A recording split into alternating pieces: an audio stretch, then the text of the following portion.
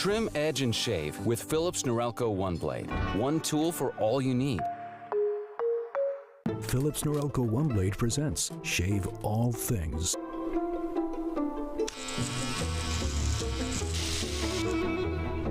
Your style made simple with Philips Norelco One Blade 360.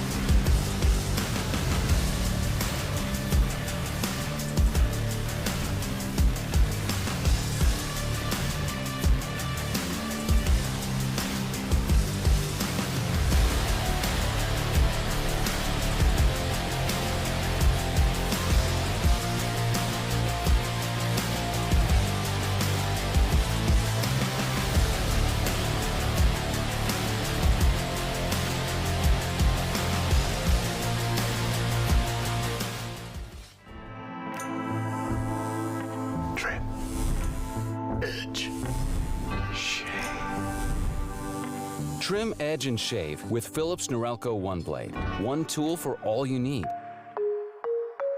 Philips Norelco One Blade presents Shave All Things.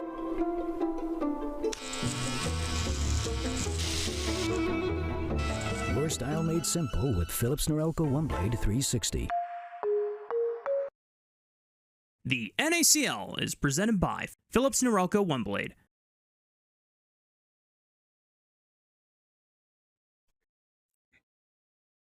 Welcome back, one and all, to NACL as we are in day 2 of playoffs, and I couldn't be more excited. I'm Mazel. I'm joined by Beatdown Boulevard. It's our first cast of the year, and it is a doozy. An elimination day and an elimination Thursday. Yeah, I can't believe feels like playoffs just started, Mazel, and that's because they did yesterday. And we're already going to say goodbye to one of our teams. Real tragedy, as they are two of our collegiate powerhouses in this league. More on that later. But, you know, the show must go on, Mazel. Show must indeed go on, as we're going to be taking a look at the bracket here to see exactly how we got here. What I'm excited for is it's our first best of 5. Which is my first best of 5 of the year, too. But as we take a look at the bracket itself here, we already find ourselves in this position as Maryville University had lost a conviction and Winthrop had fallen to CCG, and now we get the collegiate bout once again. Yes, we do. It's going to be an exciting one. We just saw them play a couple of weeks ago. You covered it, Mazel. We're going to see them play today. And, of course, they're also playing CLOL Finals next Saturday, too. So you guys haven't had enough of Woo versus Moo. It's not going to end with today. I don't know how they're going to like the moo part, but I'm here for it. You know? Okay. Cows represent. Yeah. That being said, yeah, it's an important, pivotal matchup. It's our first best of 5. It's obviously a lot of weight on the shoulders of these players. I mean, Maryville University shocked to even find themselves here after a slight slide in the last week of the regular season to put themselves into this position. Yeah, it's really a surprising one there to see Maryville here so early. But, I mean, Lennon, we don't have to spitball about it. I'm here. Hey, you get to talk to the man himself. Yeah, go ahead and take it away, Beat. Thank you. Goodbye, Lennon. I'll miss you. I'll see you soon.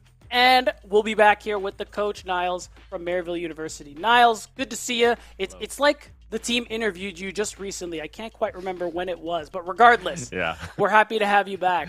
And let's get right into it. So I'll be real with you, man.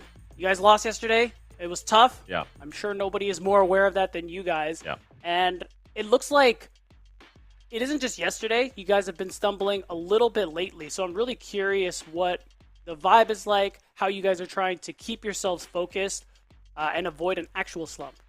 Yeah, I think yesterday was really, really strange. CMV was kind of like AFK. And I think it's one of those things where, first, in playoffs, games tend to slow down in the first place, And so, for some reason, we weren't as proactive as we needed to be, especially versus, a Kog'Maw mid. You know what I'm saying? If that champion gets items, obviously it's disgusting, but I don't think we ever should have let the game get so late, And so I think we were just really scared going into game 1 for some reason, and we just played like wusses. And, today I just told the guys, we just need to take fights. We have numbers advantage, be decisive, and hopefully we can show what we got today. Yeah. Wow, it's really interesting because when I think about this roster, how much time you guys have together, nerves don't really come into the equation for me. But yeah. It was a really weird series yesterday, to be honest. I was watching this play and I was like, we never play like this. So maybe just an off day, Well, hey, that's the beauty of double elimination bracket. Definitely. You get one Yep. of those jitters, those nerves. So now going forward, going into this matchup against Winthrop, it's got to be interesting. You guys kind of we always meet like this. And it seems like you know them better than any other team ever. I know, right? I think I was counting the series. I think this is actually the 8th series that we've played between our different competitions this spring. Wow. So we're 7-0 in all of our series versus them. I think the game score is 18 and 2 or 3. But every dog has their day, And so we're not underestimating them just because we know them so well. We don't want to be lax thinking that this is free or something because If we played like we played yesterday, then this will be a long series.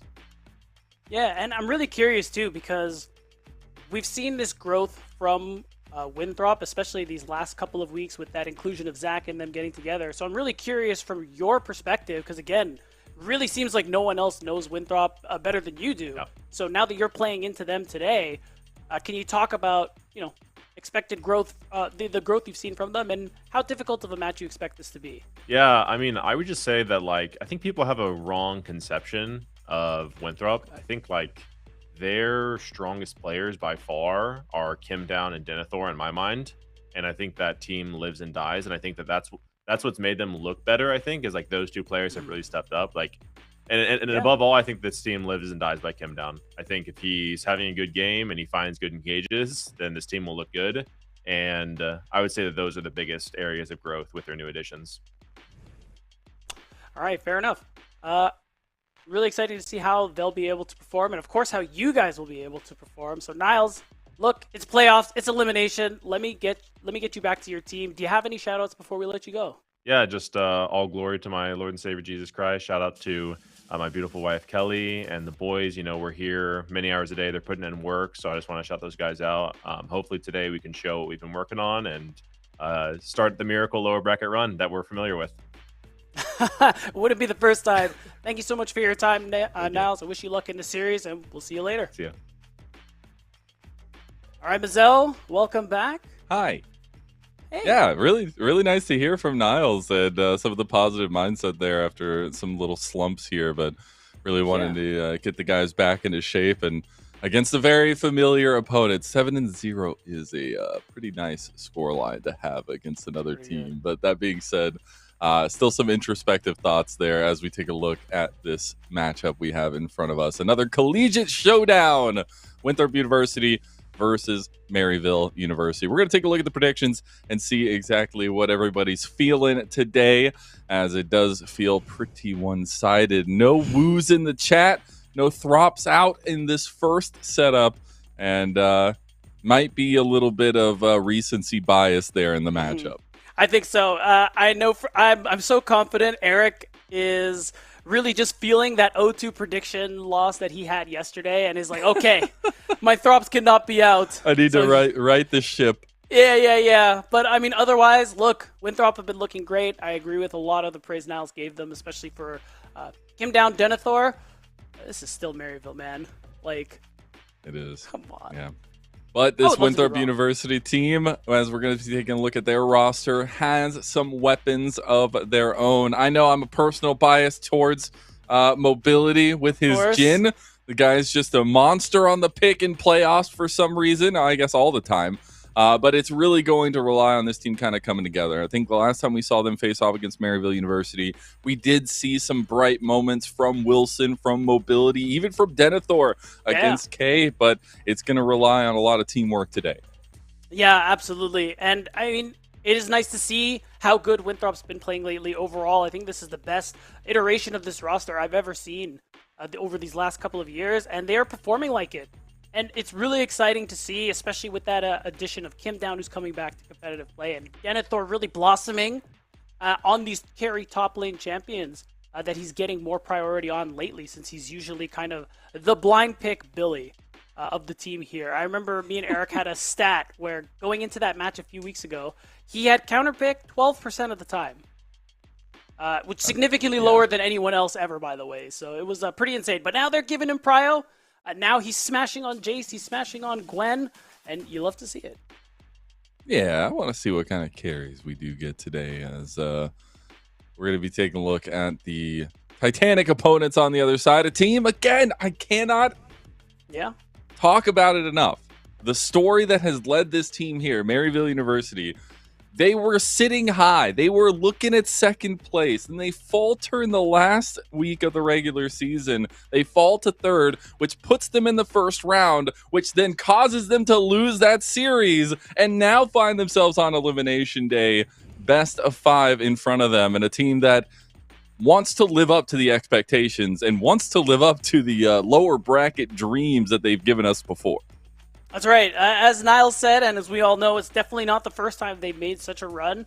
and it's looking like they're going to have to do it again. Because you said it, facing elimination, still some of the best laners, some of the best players in the league on this team, especially when you look at players like UG Spyrax, who've just been dominating the NACL for many years now, and Scary Jerry, who's really come into his own with that addition of K and Obstinatus. We've seen a lot of highs, and we've seen just a couple lows let in. And I think the thing with the lows is that they're coming at really awkward moments. Like you said, the Supernova loss. And, of course, the loss yesterday, which is what put them in this position where they're facing elimination right now. Yeah, but key factors in that push for the win for factors? both teams as we take a look at the face-to-face matchup presented by Philips Norelco OneBlade. Top lane, last time around, Denethor was actually finding some good moments in lane. Oh, yeah. Kay still able to find a lot of the difference-making moments in the later parts of the game. Another important matchup tonight.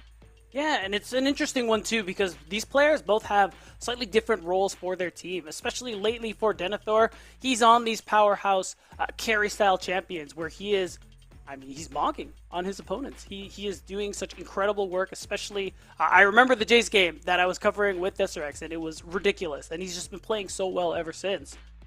And these are the champions where he can split push. He can affect the side lane, I think is where we've seen some of his best work lately. And for Kay, while he can play those champions, he can play these more carry-oriented champs, Jax, Rumble, things like that.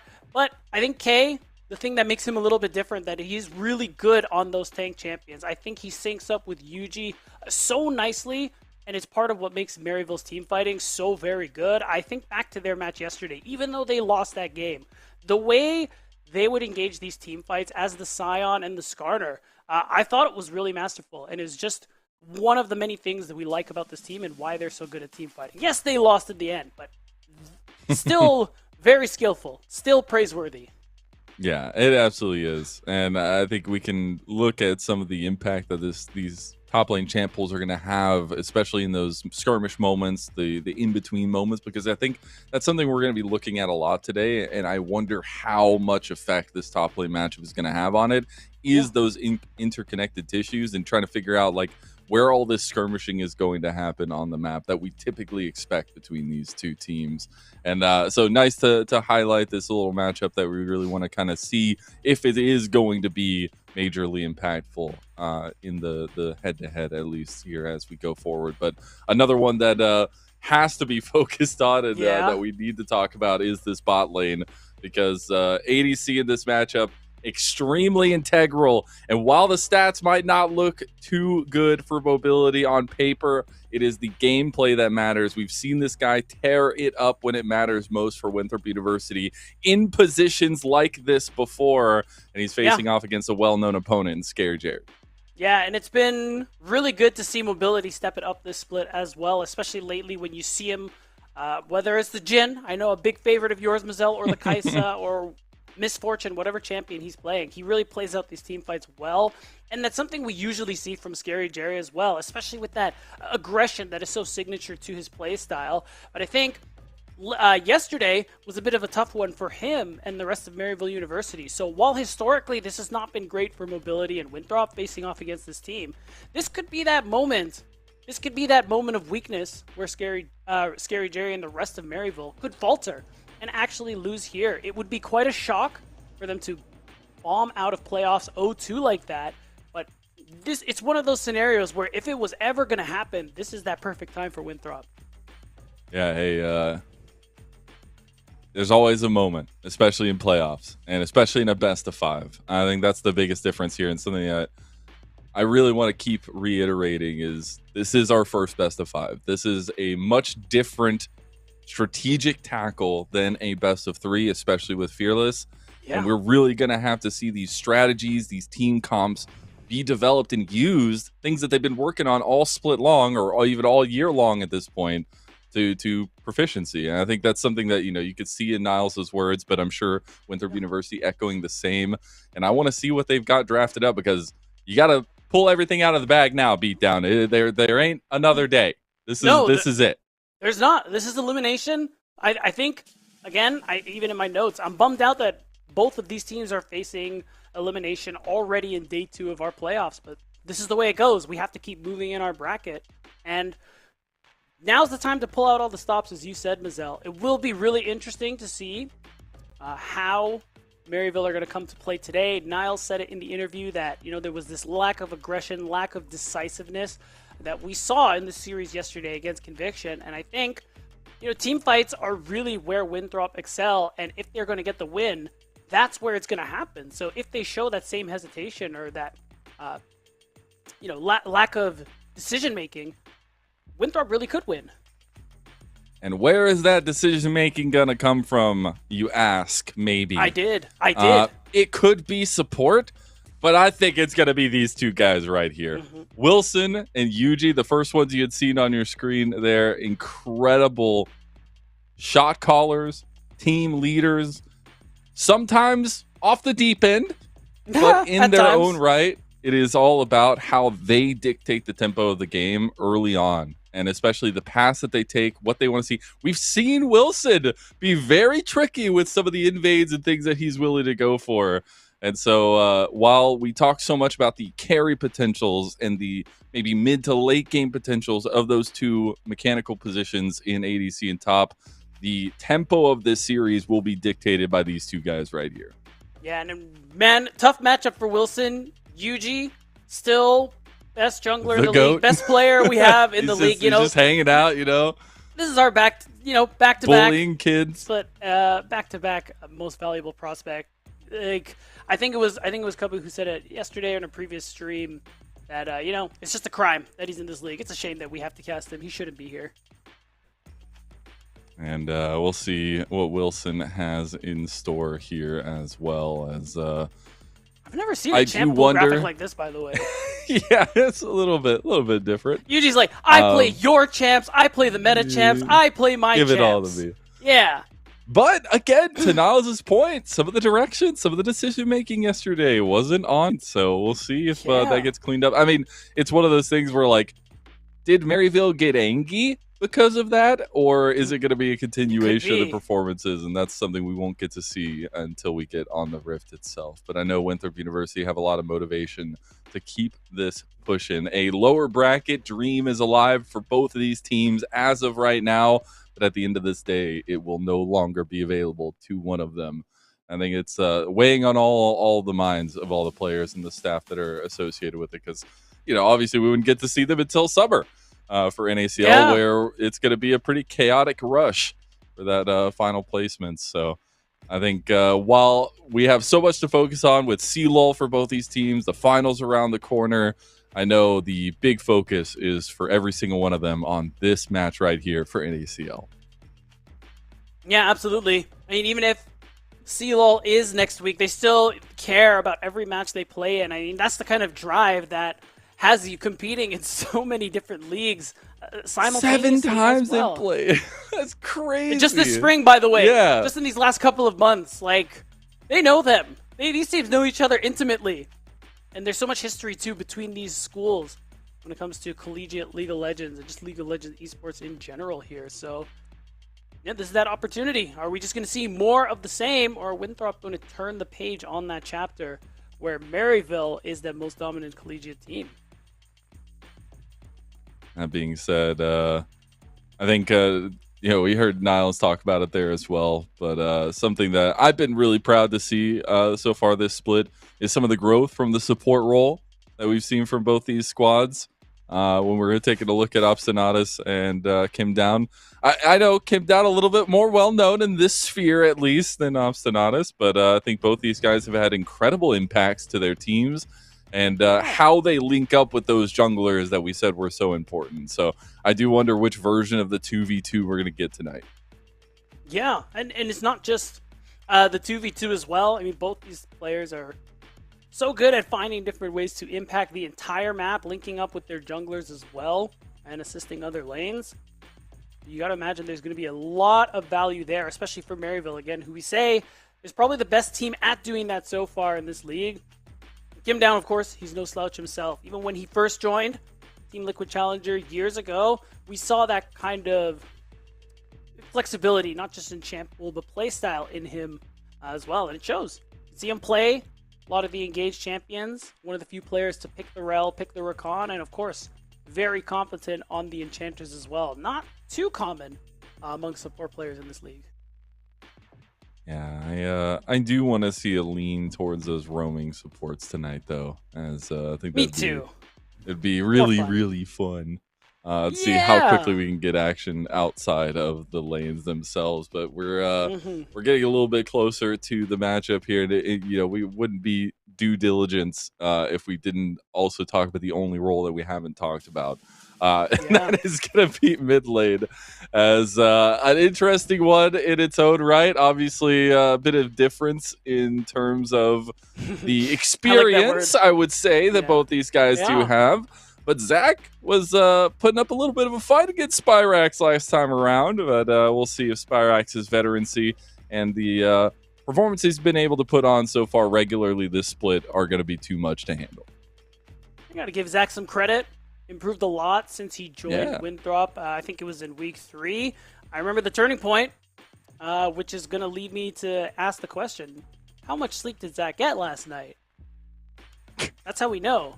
Lennon, if you don't know what I mean, the night that, I don't remember who they were playing, but it was that night Denethor had a nutty Jace game, like earth-shattering Jace game. Zach also had an incredible series, and he mentioned in the interview that he did not sleep very well.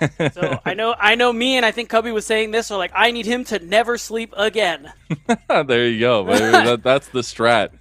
Get on it. Is that coffee? Because he didn't sleep? Lots? Maybe. It looked like water, but it could be like a new clear kind of coffee we're inventing here at Winthrop University. Yes. It's one of the many innovations is that what this it is? School is known for. Yes, of course. Totally. But hey, we take a look at the matchups here, and especially the champ pool. A little bit of differentiation between the two, but a lot of those meta picks still hanging high. Spyrax really never played Anivia. It's kind of insane to me. Doesn't seem like a Spyrax champ, but maybe it is. I mean, the thing with Spyrax is everything's a Spyrax champ. So that is true. It's really hard for me to be like, could Spyrax play that champion? The answer is he could, and I'm double checking. It is he could, correct. But does he want to? Maybe today? Maybe he's been saving it. That's maybe what everyone's was wrong watching yesterday. him. He didn't play Anivia. We didn't play Anivia. And then the whole time, it's the mind game, Mazel. All split long. They're like, he doesn't play that champion. And then Elimination Series. Yeah, Elimination Series. Probably Anivia won't make it to Game 5, but let's just pretend for my hypothetical she does. Bam, Anivia. All right, I like it. Well, let's get a little foreshadowing there for sure, but I do want to lock back into the matchups themselves, and especially, I know something that you wanted to talk about a little bit, and as we're getting a little bit closer to draft, the meta shifts that we've seen a little bit over these last couple of weeks, obviously 26-10, but being able to see the teams kind of pick the meta itself apart and see what new additions we have to it as well. What are some things that you're really looking at today? The two things for me are definitely Nasus Jungle, as we saw Dardoch find a lot of value on that one yesterday, and of course, oh my god, what was the other champion? We were literally talking. The Kog'Maw mid, yes! I can't even believe that took me a second because I was losing it in our group chat last night about Insanity's Kog'Maw build. Like, ridiculous. And I remember Mark saying that, he looked around a lot more deeply than I did, but it said that, nobody that we could see is actually running that build where he was going this, on-hit AP hybrid build with, Static Shiv, Nashor's Tooth, Dusk and Dawn. And it was incredibly effective. And you got to respect that he came up with that one. So, maybe people are going to start copying. Hey, I'm here for it. I mean, Zach had played it as well in their series. Different build. It was a little different.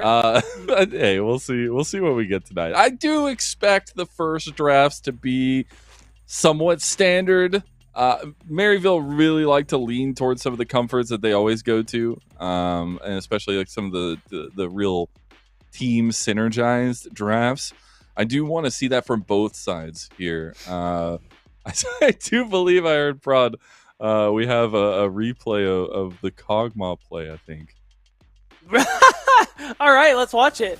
If it's the one I think it is, it is. Listen, Prod.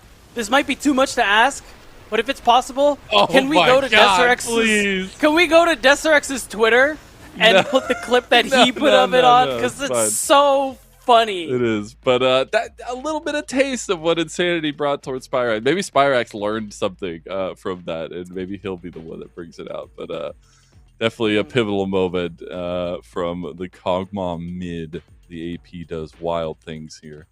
But we'll be getting here into draft, and I think it's an important moment to focus on, again, the fact that this is a do-or-die series. It's our first best of 5 in an ACL.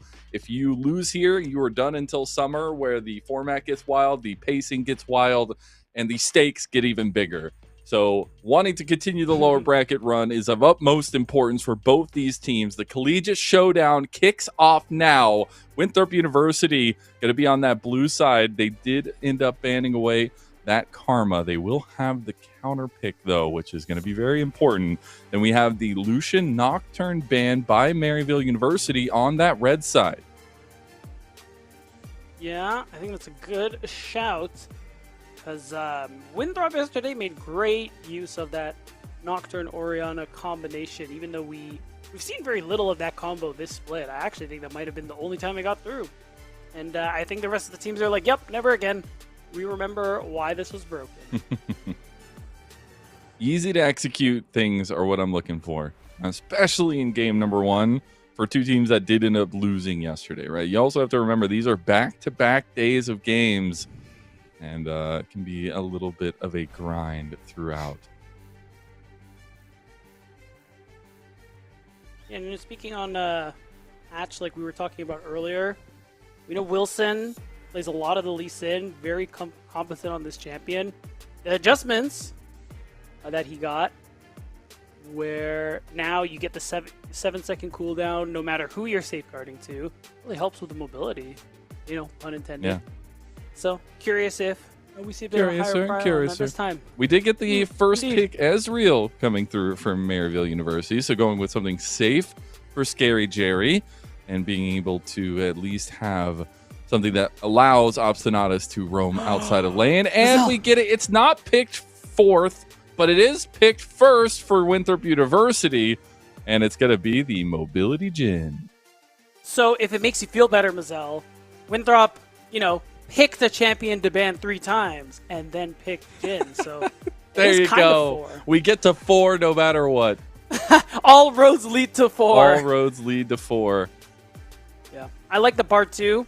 Israel Bard, pretty great popular combo. Also and, a great combo with Jhin. I love it.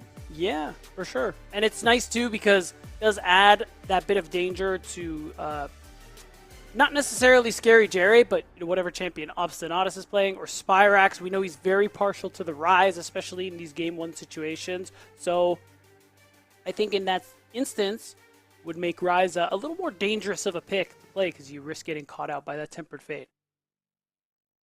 It's always a great fight starter or fight denier. Whoa, baby!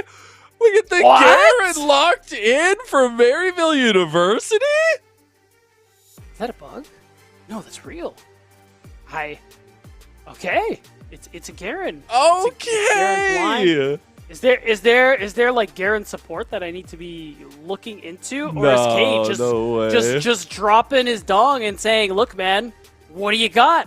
What are you got to beat me with? In a game, what? I love it, man. That's crazy. That's insane. I'm wondering what they're gonna lock in now. It does look like we are maybe having a little bit of an issue, but we'll see what they end up locking in here if it actually goes through. Okay. I knew it. Okay. I was like, there's no way we just got a blind Garen. It's actually literally that's the impossible. Most Chad thing I've ever seen. So Chad, we're gonna lose the series. It's only game Anything 1. I mean, if you are forced to blind Garen, you're on tilt the rest of the series, bro. I don't make the rules. And one of the things that tipped me off to it was I didn't see any exclamation from the Maryville University. When you lock something in like that and you did it on purpose. Yeah, somebody's smiling. There would be some laughs. There'd be something. But hopefully we'll be getting back into the draft here soon. I hope so. Maybe Prod has something. Oh my Oh, God! we actually Prod got has the clip. We got it. All right. They have the clip. This is ahead Desterex's edit. Yeah, let's go ahead and take a look at another version of that Kog'Maw play.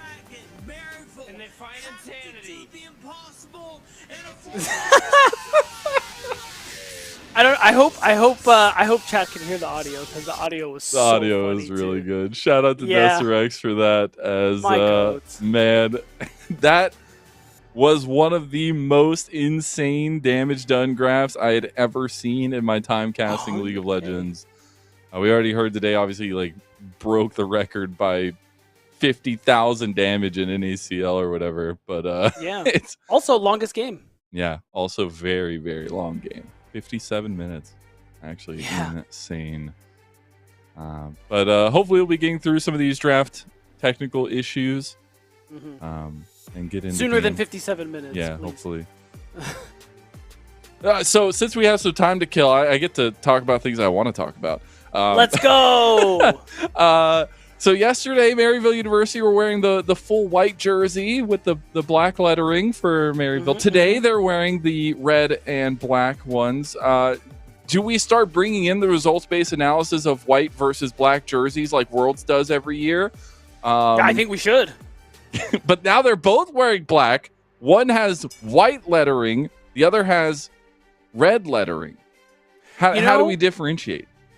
I'll tell you the real difference that we should be focusing on and why I should have changed my prediction to Winthrop University winning the series. Scary Jerry is not wearing the ruler jacket. He isn't, but he's got Therefore, the hood up. He's got like full Eminem vibes going on right now, all right? True. So maybe it's possible. Mom spaghetti, something. Mom spaghetti. I hope he's not nervous. I don't think he looks nervous. No, probably not. All right, well, we'll get to the bottom of which lettering style matters. Today we'll find out. Not gonna maybe lie, the white matters Maryville jerseys were clean. Those things were really sick. And, it's somebody's setup here today. Somebody's end to their season, so you got to wear black. True to more. Respect. Good call. They're both being respectful. And we're also respecting the death of Destiny 2, which I'm just going to throw in there as a personal bias. When you said something I want to talk about, I really thought you were going to bring up Destiny 2. I don't want to talk about that because that makes me cry, Beatdown, all right? Anyways, we're going to talk about something that's not going to make me cry, and we're going to talk about what is not the Garen pick and what is a Pantheon pick for Maryville University, as they also lock in the Nico. So some serious fight potential right now for Maryville. Oh, yeah. Big playmaking potential. Obstinatus is excellent on the champion. So already, I think you're sweating a little bit if your mobility on the Jhin. And potentially even Zach if he locks in this Rise. Something he's very comfortable and competent on too. And it's just honestly one of the most popular mid picks at the moment here. Plus, you can kind of match globals in a sense with that Realm Warp. Very true. I appreciate some of the scaling there as well, giving themselves some breathing room in the later parts of the game. Though it is a pretty earlier game-centric style right now, at least between the picks that Maryville University have gotten so far. But we're in the second phase now, and we see Spyrax's Cassio is going to be banned away by Winthrop University. We'll see what the ban prios are going to be like for Maryville. Yeah, probably more jungle-focused. I mean, at this point, Xin makes a lot of sense. If they wanted to be really rude, could even ban Wukong as well, just to force Wilson to have to pick a little further down the pecking order of junglers, if you will. So we'll see. I think Winthrop side, maybe it's a Scion ban. Like, do we just want to ban a tank just to, remove that frontline option there from K? Honestly, K might even go Rumble, if I'm being honest. So that might not be a good idea. I'd be down. I mean, I think, again, we're in game number 1. I think we're going to see a lot of the meta comforts come through. For sure. And things will start getting a little bit wilder as we get further and further into this best of 5. But hopefully seeing what this last prio is going to be from Maryville University, as they were focusing jungle. Now they'll focus on that top side and take away something comfortable for Denethor. It will be that Anivia that you're talking about as that final ban. So still mid lane I know. prio for Winthrop, and we'll see what Winthrop University want to keep for their counter pick. Yeah, it's probably going to end up being for top lane. So I'm curious what... I mean, though, historically, yeah. I mean, it makes sense. You really do want to be picking a jungler. Wukong was left up, so it feels like that natural sort of option. And you really get that engage that you were lacking this whole time. It's not ideal to, I think, I would say only have Wukong. But, you know, it's serviceable. And I know we're hovering around, but I think it's probably going to inevitably be that Rumble 4K. Oh, I was wrong. You lied, I was wrong. sir. I lied. You lied. It is the Akali locked in here. That seems It's a not little fun. bit of flexing of the muscles in this Maryville University draft number 1. We'll see what their final pick is going to be, as there is still some flexibility there. The Rumble does get locked in the end, so we will be seeing a Spirax Akali game number 1. I guess the gauntlet did finally get thrown down. Yeah, so it's going to be interesting. It's not really a fun lane into Rise necessarily, but I mean, if you can get out of lane, you have a lot of targets, a lot of squishy members who you will be able to execute with your ultimate pretty consistently. We've seen Spirax play the champ before. That makes sense overall, and with this comp where you're really trying to move forward and get in there, it does fit. And oh wait, but I actually really love this because now it's the Galio. It's the Galio top, probably. Yeah. I mean, no, honestly, I wouldn't be surprised if they switch it. Because the thing is, like, Rise is pretty good into Rumble top lane, and Galio just stomps on Akali in mid lane. But, I don't think they're going to get to... we're not going to be exciting. It's fine. It still works. It still works. We are exciting. It is still exciting. It is Circles for Winthrop University. a lot of circles. When their comp comes together, though, that thing is terrifying. The big thing is, though, is Maryville University's comp doesn't necessarily want to go all in for a fight. They're going to be looking for picks, right? They're not necessarily looking for full 5-on-5s. They can fight if they want to there, but this is a very different style presented from both teams in game number 1. Yeah, the interesting thing for me is that I think Winthrop were lacking a bit in the damage department with that Galio in the top lane. And I think this is a comp where that's going to be a little tough to deal with, because one thing you could say about Maryville's comp, a little squishy. And although, 3-4 item Jhin is going to love that, I think it's going to be a while before we get there. And I think Maryville, their comp's going to be a little more useful a lot sooner. And I think they have the mechanisms to win a lot of fights in that early to mid game, once we get like past level 6. So for Winthrop, I think there's a lot of pressure on Wilson to be able to stay active on the map, minimize some of those losses early on, so Zac and Mobility can actually get to that point where, I mean, they're just ripping through everyone on Maryville's side. That is the main goal, at least, coming through. I'm just excited we get some of the setup that we were kind of foreshadowing to in this game number 1. A lot of comfort coming around the Galio, obviously a little bit of a left turn, but something that is so powerful into a comp like this for the kind of peel back, but as well as the ability to stop some of those gains coming in. But we're in game number 1 of our first best of 5 of the year in an ACL, and it is a do or die moment between the collegiate showdown powerhouses of Maryville University and Winthrop University. It's one we know well. It is one that Maryville University has won time and time again this year. But as Niles said, every dog has its day, and Winthrop University's day could be today. It could be. It would start here. Remember, guys, best of 5. Winthrop haven't beaten Maryville in a best of 5 since CLOL 2021 finals. So this would be quite a moment in history for Winthrop. Like you said, Maryville's gotten the better of them over and over again over the years. So in an elimination match, it'd be pretty legendary for them to be able to come back here and finally turn the page on that moment in history. Already some oppression in the bot lane from Maryville University. Some of the poke is definitely going to be raining in there. Some angry bees from Mobility. We see his vibes coming out for today. Took a look at the runes there. Nothing too crazy. The Storm Raiders is kind of the quintessential pick now for the Rise. We have seen some variation on that, but do also like some of the damage potential in the runes for Maryville, as Obstinata's going to throw up the shotgun, get the base back, stopped by Kim down for the moment. He's going to get his off now, though, and Mobility's going to try to fight for his life and fight for his minions. He's just fighting for XP at this point, but unfortunately, he's going to have to let that one go. I don't really see no longer a slow push here. I think Scary Jerry Obstinata's probably going to try and crash this wave and maybe look for a recall here. Yeah, I honestly don't know why they're even hanging around. I guess just to get some poke off, ensure they can get that first plate. Yeah, there's the back.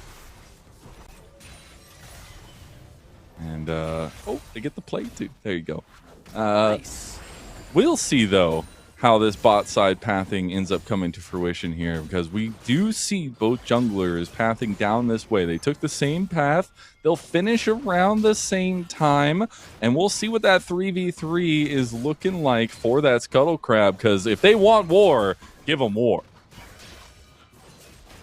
Yeah, I mean, even though Scary Jerry was able to get that recall after the crash, not really much combat power there in that tier of the goddess, but Yuji finishes that clear just fast enough that he can just get it stolen by Wilson, who had his smite charge up. That's got to feel good, but he won't have that smite, or he might have that smite for the next one. And Yuji, there's a chance he gets double crabbed here, because there's not a whole lot Spyrax can do to help. This is the exact thing you need to do to get under the skin of Maryville University. Yeah. Do not let them have early game. What? And Wilson's going to look for the kill. Oh he even my gets God. the flash from Yuji. Things are out of sort for Maryville, and the Eagles are hunting. Yeah, not ideal. Now Kim down with the roam. Spyrax in some trouble. Sure can flip. We'll get him away for now. Spyrax going to be just fine with Kim down's roam, but a massive lead for Wilson early on into this game. Yeah, double crab and first blood. This Wukong is massively accelerated, and honestly a rare mistake there from Yuji. I think that top crab, I mean, smite or no smite, was just not playable. So props to Zach and Wilson for being able to jump on him. At the end, everyone's just going to back off, go back to neutral as we slow things down a little bit. I mean, otherwise, lanes going about as well as you can expect. K getting that push topside. Still has to be careful though. Denethor can engage on that top of on the drop of a hat if Wilson shows up. I see a little bit of push prio throughout the lanes right now for Maryville, but bot lane is starting to lean in favor of Winthrop University. We'll get the second clears coming through for both junglers. Probably nothing else going to come of it, but we are going to be getting a little bit closer to those level 6 marks where Yuji will need to be the proactive one with his Grand Starfall, as he'll have that option available for him. And that is the next ticket item for Maryville, is how proactive they'll be once their comp can kind of synergize together. And can they make sure nothing happens in the window between when Wilson hits level 6 and Yuji does? Because now there's that noticeable experience gap because of the events we just saw a minute ago. So Maryville also need to be careful. Make sure Wilson's not able to take advantage of having that Cyclone up. Really powerful team fighting tool, and something that could turn a play pretty massively, especially if there is an objective skirmish. Absolutely, and I'm here for that. But again, we go back to the compositional styles, and it's something where Winthrop University, they have some wiggle room in the earlier part of the game with their bot lane if they would like to, but it's also a comp that loves to wait till they're needed for team fights, right? Wait for these big 5-on-5s like we were talking about from draft, and it's more so on the other foot for Maryville University to be that proactive side of the matchup. Yeah, and remember too, we were saying in draft that Wilson needed to be able to be very active this game, to be able to get Winthrop to a place where they can scale, they can play for the 5v5s that they want to play for Mazel. So the fact that Wilson was able to get this lead and this advantage really serves that purpose well, as now Wilson looking to get that second Scuttle Crab on the top side. Yuji has smite as well, but his smite is actually lower It does lower damage than Wilson's, but they're not going to do anything about it. Ooh, wait, Spyrax just got a kill in mid lane with Obstinatas. That's a collie, baby. Like, it's just level 6 makes all the difference. And that and the alternator was all he needed to make that one happen. Curious exactly how Looked it like went a down, flash but- play from Obstinatas, as he does not have flash up, so probably flash Tangle Barbs into the ulti from Spyrax. We'll see, hopefully, if we can get a replay of that one, but a really big sigh of relief, it feels like, for Maryville University, as Winthrop going to look for that next play. Yeah, an expectation, too, because, again, this is... Oh, yeah. I mean... There you go. I mean, it just made it easier. I think Spyrax gets that kill no matter what, but at least he's able to keep his flash and dash away. It's a really nice play. And yeah, again, this is that level 6 danger I was talking about that Maryville post. This is the moment where their comp is kind of strong. So if we want to skirmish around objectives, they most certainly can, especially now that Yuji has his ultimate ready to go. Seeing a little bit more spice on this bot side as well. As Scary Jerry getting traded heavy. He's going to get the barrier pop by Mobility. That was a really well-used barrier to block the damage of True Shot Barrage, get some force shots back, and this is why we laud Mobility on the Jhin, and we'll just pepper in the damage consistently. We will see heavy presence from Maryville University on the bot side of the map. Yuji stealing away some of the camps as well. He'll be able to poke and prod, and Dragon has been available. The Grub's coming up very shortly, too. Yeah, I mean, that just really shows you how the mid matchup has flipped. The fact that Spyrax has this pressure now makes it easy to steal away camps like that and really minimize that experience gap that Wilson earned early on. I mean, you can see it there in the HUD. That gap is gone now. So they're pretty much evened out. Maybe slightly behind in actual farm is Yuji, but at the end of the day, he's caught up. And if we talk about gold leads overall, it is in favor of Maryville, no matter how small. So now I think Winthrop are the ones who are overall in a bit of trouble. Here we go, though. Zach getting pushed on in mid. Is instantly going to go for the combo. Yuji can't get in range as Zach speeded away with his Ghost. He'll use his Realm Warp to get back over to his side of the map as he was leaning over towards Denethor. He'll go right back, and that is all she wrote for that setup here as Wilson going to go up and start up the Dragon. It'll be a late Dragon for both teams. Yeah, that confirmation there from Spyrax means it's pretty easy for Yuji to go ahead and pick up these grubs. I think that will be, honestly, to their benefit, because a soul for Winthrop is still going to be very late in coming, but if MU get all 3 grubs, I think K and even Spyrax going to be able to side lane pretty effectively, so any alone time they get with turrets is just going to be that much more monumental. It is indeed. As we're going to take a look here at this play from Winthrop. They're going to go for the cycle and play. Deadly Flourish does not connect, but Obstinatas will die nonetheless. Wilson gets another one on the board here. His second kill of the game. That's right. I don't think it's a dive angle per se, but it's probably more that, yeah, Wilson's just going to be able to take a camp. And you can see Yuji doing the same thing on the other side of the map, so... He was able to get the grubs, too. So he's able to get all 3 grubs and steal away most of Wilson's blue side of the jungle. Won't be going for any more, but could be looking for a dive. Oh, nice equalizer. Gonna push Denethor out towards Yuji. Now he gets the bad news. There's nobody coming to save him here as Kim Down's running down the lane, but his top laner dies anyways. It's going to be Yuji getting his first kill of the game. I mean, great recognition. Yuji knowing, yeah, I could take his wolves, or I could dive their top laner. Really putting Denethor behind. K's already so far ahead in this matchup. Now Denethor just lost a massive wave as well. Yeah, he's playing a tank. So it's definitely not as bad as it would be in other matchups. But still, that's just how much less tanky he's going to be and how much less damage he's going to be able to absorb going forward. So we're starting to see some of those proactive plays from Maryville University. I gotta say, Wilson's done a really good job of rebuffing some of that and keeping up some of this advantage that he carved out in the earlier part of the game. We are also on first item spikes here. Trinity Force just got locked in for Wilson. Massive spike for the Wukong. Do have first items coming up for Maryville University as well, though, and a lot more finished already as Mobility did go for the boots first. Oh, you can already see that electrocute proc, how much damage Spyrax is able to do. And again, this is that threat. That's why Wilson's hovering. Spyrax, very much a problem at this state of the game. And you'll see it when we get to team fights as well. Mobility Kim down, certainly in danger when we're fighting around these objectives.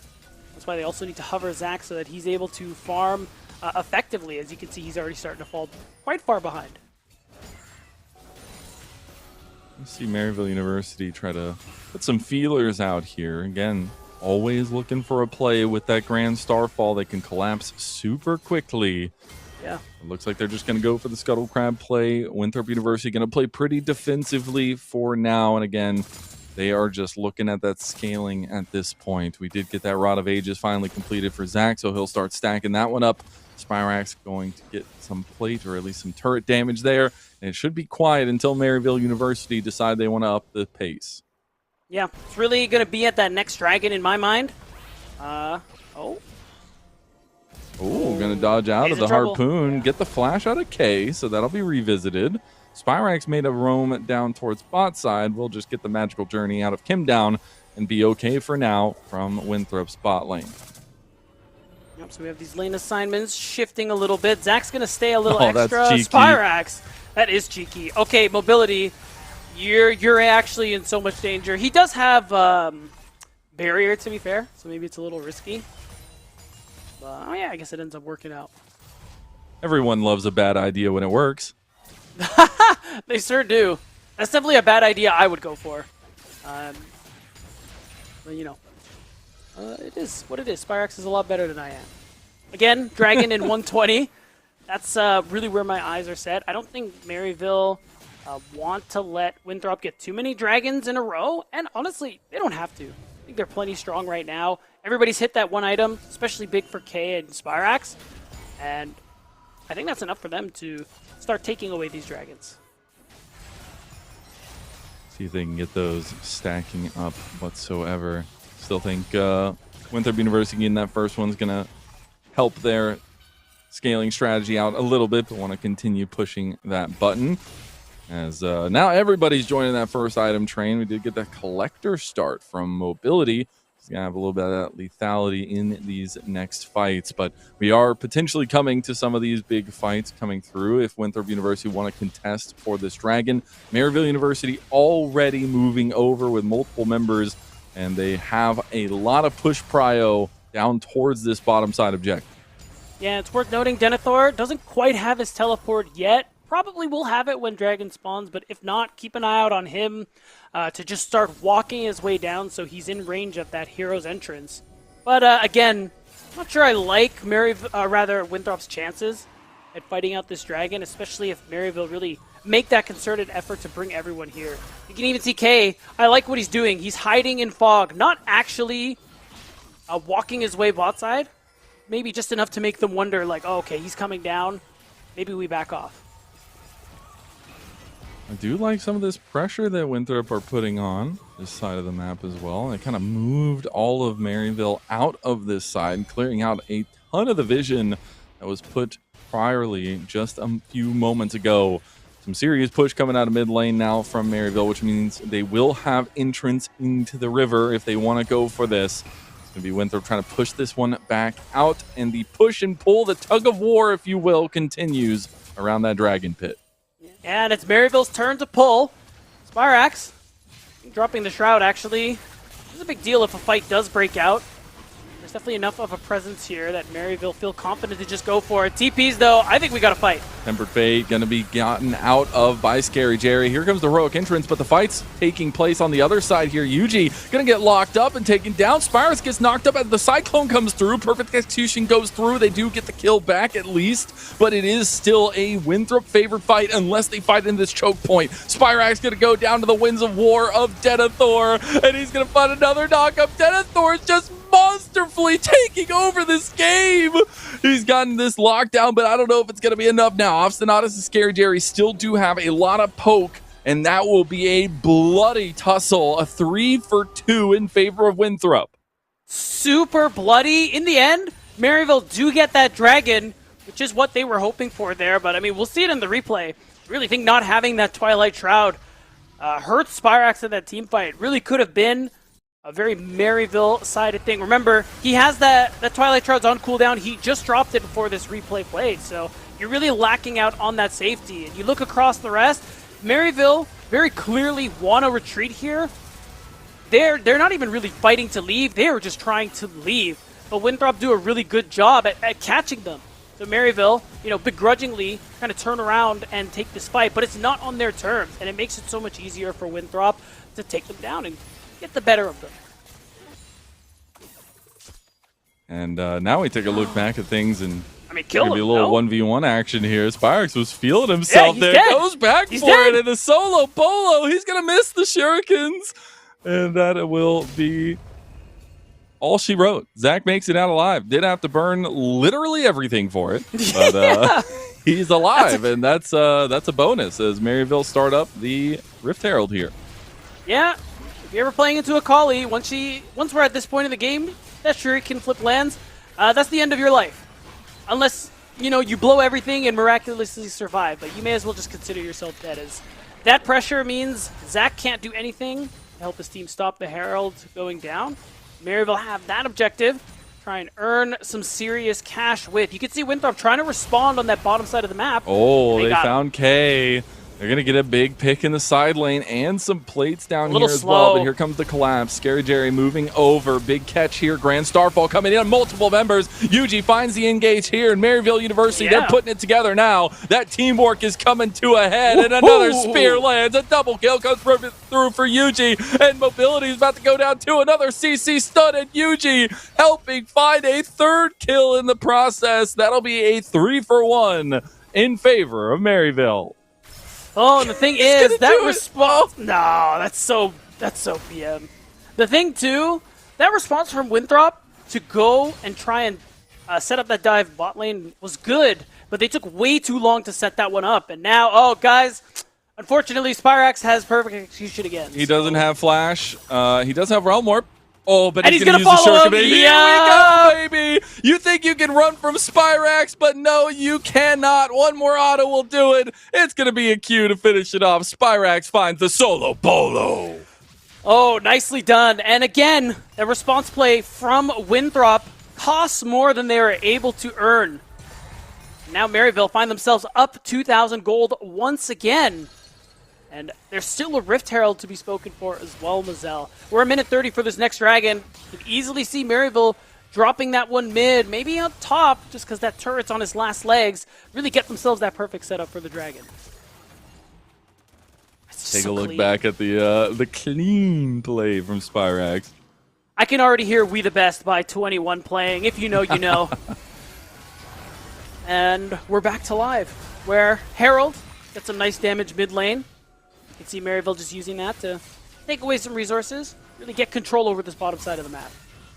We've seen a pretty quiet setup so far from the bot lane, but it's still a pretty hefty lead developed by Scary Jerry just in terms of the CS differential. And now we're seeing Maryville University push their luck here and push their tempo as they're going to go for an engage with Obstinatus. Here comes the curtain call from the side. You got to be really careful. Mobility does a lot of damage. Obstinatus goes down. Maryville do find the picks they were looking for, and now Winthrop are going to try to find exit. Magical Journey into the double Cosmic Binding, but it only connects onto one, and now a double kill comes through for Spyrax. Missing the Shuriken flip, so he won't be able to get a triple, but it is Maryville exerting dominance onto the map. 4,000 gold up 20 minutes in. Yeah, and they just keep pushing the pace of this game, and really Winthrop now are the ones getting punished for kind of overextending a little bit. That side of the jungle, it's not yours, but we are seeing that decisiveness that Coach Niles said he wanted to see more of from the team. They had numbers, they had the strength, they sent it, no hesitation. And not only do they have the gold, they get their second Drake. If you can't be productive, be persistent. And that's what Maryville University are doing. They weren't super productive in the earlier part of the game, but now with that persistency, they have definitely been able to shine through and put themselves in a position that they know quite well in being ahead in the earlier part of the game. Though Spyrax going to have to flash away from the combo of Winthrop. It will be a flash they're going to want back. True Shot Barrage goes in, but the barrier does save the day here for Mobility. Scary Jerry putting on the heat mid lane, though. He is.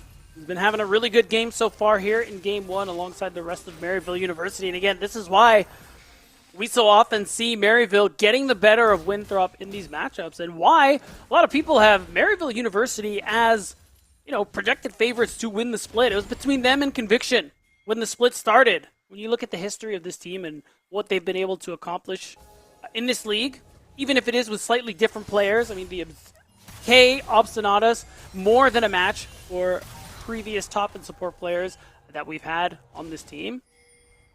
It really shows in how well they played throughout the split. The loss to Conviction, bit of a shock to us, though they did play well. But now, we're going to take a look at the precision play presented by Philips Norelco One Blade, and Spyrax doing his dirty work on Zach. It really just do be that easy. Like right under the banner too. Thank you, Norelco. He planned it. And whoa! Big shutdown. We just lost 2 kills there. Apparently, Spyrax and Yuji had combined for a topside kill, but then Scary Jerry got caught out in mid. All right, Winthrop, really good of them to be able to keep going, looking for plays. They really need to, because even though they do have some pretty fair scaling on their side, I mean, being down 4 to 5 gold really doesn't help with that. So now they don't really have too much that they can play for yet. I mean, they're not really close to a Dragon Soul. They take Baron kind of slowly, so I wouldn't say sneaking a Baron is in the cards for them as well. It's really just trying to, buy time for your team, not lose too much on the map, in hopes that we can see a third item come through for Zach and Mobility. The problem is in this position, though, and you're seeing it by how Maryville are deploying on the map. They are just moving with Obstinatus and Yuji. Because the lanes are in the state that they are, right? If you want to catch those waves high, there's always going to be a response from Yuji with Grand Starfall. And now that he's getting pretty far ahead, he does have a decent amount of combo kill potential with the Pantheon. So it is something you really have to be careful of for Winthrop. You cannot be getting caught in the side lanes, as that just continues to propel Maryville's chances of winning. Now 5,000 gold up, and we take a look at the replays here. I mean, yeah, they just caught Jerry really nicely. It really shows how strong he is, that he's able to chunk a lot of these members like this, but at the end of it, he goes down, and we see the response play, or rather the simultaneous play that was happening in topside. Denethor going down. Tanky, but not too tanky there. It's going to be even more kills. I mean, you got to look at Spyrax, dude. He locked in the Akali. We were like, gauntlet thrown down.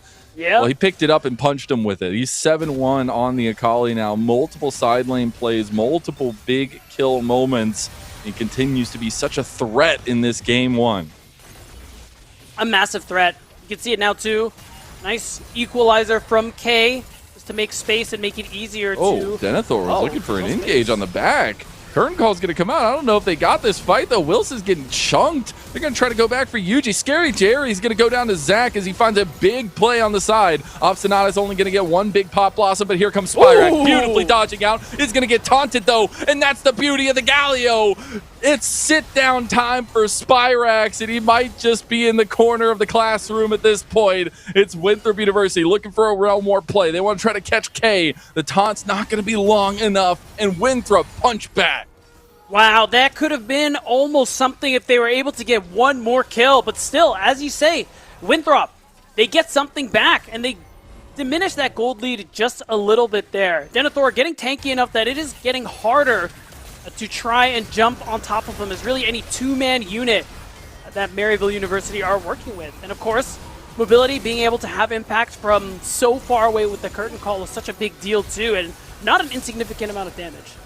That's been 2 very split fights for Maryville. You saw in the last replays that the play was top lane and Scary Jerry gets picked. And that one, Scary Jerry away from the team gets taken down by Zach with his flash. And that actualizer will do serious damage now as we are getting closer and closer to this next dragon. We're also getting closer and closer to that scaling proposition for Winthrop University. This fight, a big trendsetter in the future of this game. Yeah, and it's worth noting Zach has that third item. Actualizer. He has become rather a very strong Mobility, getting close to that infinity edge. So we're really getting to that promise, as you said, Mazel. Not in time for this third dragon, but Winthrop, they don't want Soul Point to go away so easily. They are around, but I don't think they can do anything. It's just gone, though. Too much control from Maryville. They don't want to toss the game for what could be a soul point. So they still have that 5-minute timer to fight for the soul. It is an infernal soul, so things get even more dicey if you do let that one go. But 2 Infernal Dragons, Maryville will be very happy with. Trying to reassert some control on the map is Winthrop. They're going to go for some Scuttle Crab play and potentially try to get into this mid lane turret that only has a smidgen of health left. But the clear should be enough, and we'll return to a neutral state. Yeah. We can see Maryville, though, already getting a push out onto these side waves. I think Kay's just going to get, you know, some fun damage down. Not much is actually really going to come through from that. But it does open that opportunity up for Maryville to, again, maybe look for a play in that mid lane since they have these side lanes pushed in. Now we're at the stage where really one good team fight for either team is going to be able to get you a Baron. And for Maryville, could be that nail in the coffin. And for Winthrop, could be the beginning of something. Kay thought there was something happening against him. He backed off, and then he just stayed around and then backed off again into the play. As Wilson is going to find that kill. Yuji is going to look for his own on a mobility, but the flash gets him away. True Shot Barrage will go wide as well. Instant plays from both teams in that neutral state, but one works out way better than the other. Winthrop University continue to chunk this lead, Beat. They do. And now, no time for Baron yet. It's just going to have to be recalling to see if they can collect this wave. That bottom tier 1 turret being up. They got to respond to that one very soon. Really, again, it's just going to be a lot of fishing like this, Mazel. Winthrop, they want to find something on someone so that they can try and make a turn onto this Baron, or at least collect more gold in preparation for this next dragon, because they let that last one go. This is Infernal Soul for MU. Again, nail in the coffin here in Game 1. So Winthrop, you know they're going to be trying to fight tooth and nail for whatever scrap they can find to make that fight easier. Gonna give Winthrop some time to grow, some time to continue scaling. There are some big flashes down, but most of them should be available by the time the dragon comes up. The only one that's going to be a bit dicey is mobilities, which is a big one indeed. Yeah. But we do have 3 items completed on both sides for carries. I think that's going to be a big spike for both of them, especially Scary Jerry starting to come online and be that scaling factor for Maryville. That lead, though, it was like 5,000 gold. It's been down to 2.5, but Maryville going to try to make it a little bit bigger now. And unfortunately, Kim Down looks like he's going to pay the ultimate price here. Yuji goes on a rampage on the Pantheon. Yeah, pick potential on MU's comp. Nothing to sneeze at. We're seeing a teleport. I guess they just know Maryville is certainly going to be going for this Baron. I mean, they could walk away right now and it would be a free TP, but without Kim Down, they feel strong enough to do it. No I don't know if I agree with them. Spyrax was waiting for a potential flank play. Look here. at Obstinatus. Curtain call is coming out. Obstinatus was looking for the play. He's a minion in the jungle. Here comes the Grand Starfall. Here comes the full combo. And I thought we were playing Street Fighter for a moment. Denethor is going to be the next target here. But unfortunately, Mobility was the first one to go down. Now they're going to try to chase into the side lane. It was a bit of a split play for Maryville as Kay was putting pressure on the top side of that fight. But now it's going to be the backs complete. Oh, Wilson. Huh? I thought he had it. The back did. BM from Yuji. Oh, no. Wilson's just going to go down, try to get the kill on a Kay, but Kay will get the kill instead. And a big play for Maryville puts them right back into the driver's seat. I'm confused. Was that a stalling? I swear he would have finished that back. Well, regardless, he goes down, which is another free kill over to Maryville, which, of course, Winthrop not too excited about, especially a minute before this dragon. Basically, less than 30 seconds before dragon spawns, that's when Wilson will come up. So Winthrop are not going to be able to have a good position for this soul fight. And this is critical because MU are about to get their Infernal Soul, and this is going to be game-defining. So now, Winthrop, in a 4v5, they have to get set up as best they can and hope they don't lose anyone else in the process.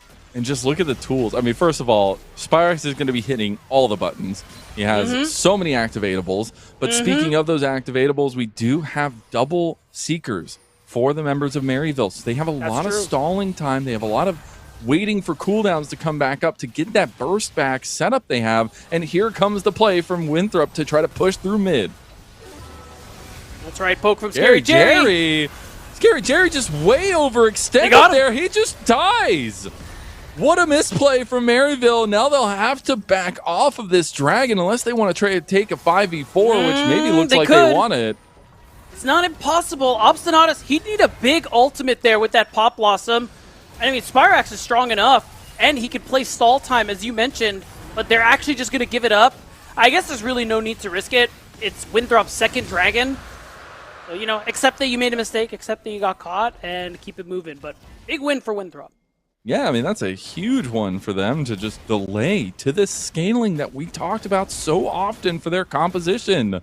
Yeah. That's a beautiful pickup play by Winthrop University. Now getting back reset onto the map is the next ticket, as we will see Maryville try to redeploy and get some vision out towards this top side of the map. But a little bit of that momentum has been quelled. Just a little. Again, Dragons that big win. Catching Scary Jerry like that, also huge. The question is, can they do it again, Mazel? 4 minutes till the next Dragon. We talk about scaling. I think it's fair to say Winthrop have scaled, especially once those first 4th items come through for Zach and Mobility. They're very strong, and they do a lot in these team fights, especially with how well Mobility has been positioning. So it's really just about getting the fight that you want, getting the engage, either from Kim Down's ultimate, Wilson finding an engage, or even Denethor. But now it's possible. Anything is possible, they say, as you can see a lot of missing pings coming through for Winthrop on the top side. Like, are they going to do it? They do have a little bit of vision that way, but just wondering if that play is going to come to fruition here. Maryville have fought tooth and nail for this lead they've had in game number 1. But just like yesterday, there has been some slips and falls, and Winthrop trying to take advantage of that. They will end up getting the belt out of Obstinatus, as they did try to make a Tempered Fate play onto him. That did not come out aces for Winthrop, so they'll move back into the map. They themselves looking for some of those picks that we were labeling for Maryville. And now as things slow down a little bit, you're seeing some bush plays, again, especially from Spyrax. Level 18, 3.5 items. He is pretty strong and can 1v1 almost anybody, except maybe Denethor, who's level 18 as well. But otherwise, that is really where a lot of his strength is going to lie, especially with that Seeker's arm guard. Otherwise, Maryville, same story. They're going to push out these side lanes, see if they can get a play into mid lane. And if Winthrop slip up, that's Baron. It is indeed. But we do have that 4th item for Zach and Mobility. Yep. We still have about 2.5 minutes. Ooh. Grand Starfall mid lane. They're going to get the flash out of Mobility. Mobility is going to try to make an exit. Yuji does have GA, so he can play with his life here. 4-man Pop Blossom, and here comes Spyrax. Look at the back line. Zach's going to get the shield coming through, but Winthrop University are throwing up the white flag. But Spyrax says, no, you're not allowed. Taunt coming through. Curtain call ready to go. One more shot will do it on Spyrax, but he mistimes it. Ooh. It's the clone that blocks it from Obstinatus, and Obstinatus making a massive play to keep Maryville University on top and topped up. 5 alive for Maryville, 2 dead for Winthrop. 2 for nothing. Maryville played that on the knife's edge. Unfortunately for them, health bars are a little low, they need to back. But we have teleports. It's looking like they are willing to commit them. This is the best chance they've had all game, so they're going to take the Baron. They are indeed. They do it pretty quickly with Scary Jerry doing serious sustained damage. No response from the Throps. And the Baron secured for all 5 for Maryville. The lead continuing to balloon, and now a very tough proposition for Winthrop. They've got a minute and a half to think of a strategy for this dragon fight, or Infernal Dragon goes the way of Maryville.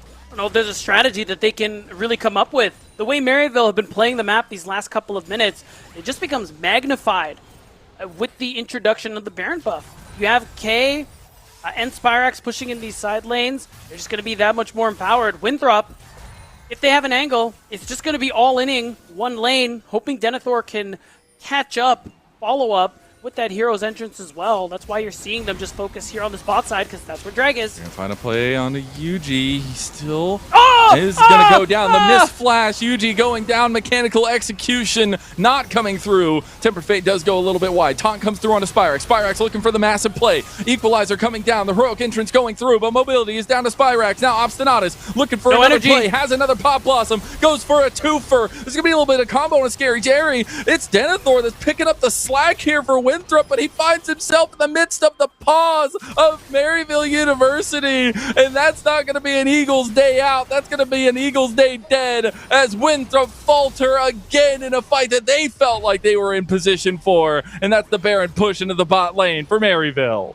Best angle they could find, but Winthrop couldn't close it out. And now this Baron, they're going to take that tier 2, and not only that, they are perfectly set up for this next dragon. Only hope is that Wilson is able to steal it somehow, but it is deeply, truly unlikely. Maryville are the only ones in the pit. I mean, they do have Smite. Yeah, They're right. not even going to contest it, as a Grand Starfall is always there for UG. So Infernal Soul going over to Maryville. An over 7,000 lead developed for them after some rocky moments in that midst. But it is still a capitalization and a really fine execution, barring the name of the ultimate from Spyrax. That's right. And Infernal Soul has been obtained. So now members like K, Spyrax, everybody, top to bottom, gonna get that extra burst of damage. So much so that Kim down almost died. Sorry, Nice. Spyrax, I caster cursed you, and You did. walk away from that. Mobility finds the shutdown kill, and that's a big shutdown. That was a lot of gold going over to Winthrop as they now push out towards mid lane. A bit of an overextension from Maryville. We've seen it a couple times so far, game number 1. Yeah, big earning potential too. Not just the shutdown, but now key side laner for Maryville is out. Easy for you to push both mid and bot to attack these tier 2s. These are also objective bounties.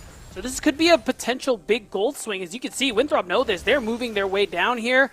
K has the equalizer. I think he just needs to eat that next wave. Potentially this one, jeez. Just to make sure they can save this turret.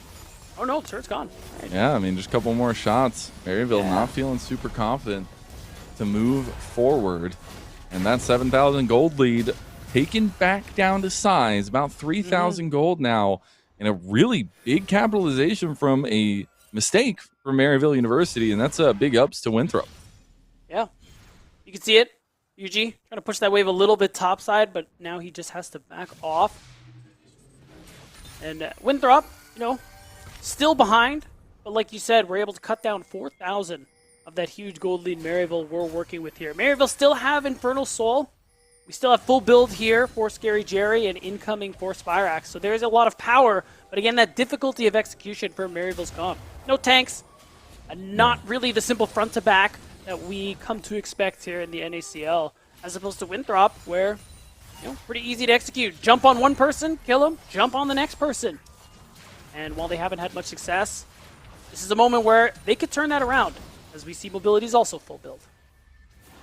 And big thing here is we're so far into the game that one team fight wipe is game ending for both teams. Like, there is so much potential to be able to barrel down these mid lanes and just be able to finish the game quickly after an ace. So neither team really wants to lose a full fight. And maybe losing members here or there will be the big thing to think about. But those full item builds starting to come online. That's where we said we potentially favored Winthrop University. There's still a lot of scaling on the side of Maryville. But this is where Winthrop were planning their win condition around. But it's still Maryville looking for options on the map. That just gives more time for Winthrop to make their plans. It is a no side lane play situation here for Maryville, which has been their bread and butter so far in this game. And right now, If Denethor extends, I honestly don't think Yuji's here, so yeah.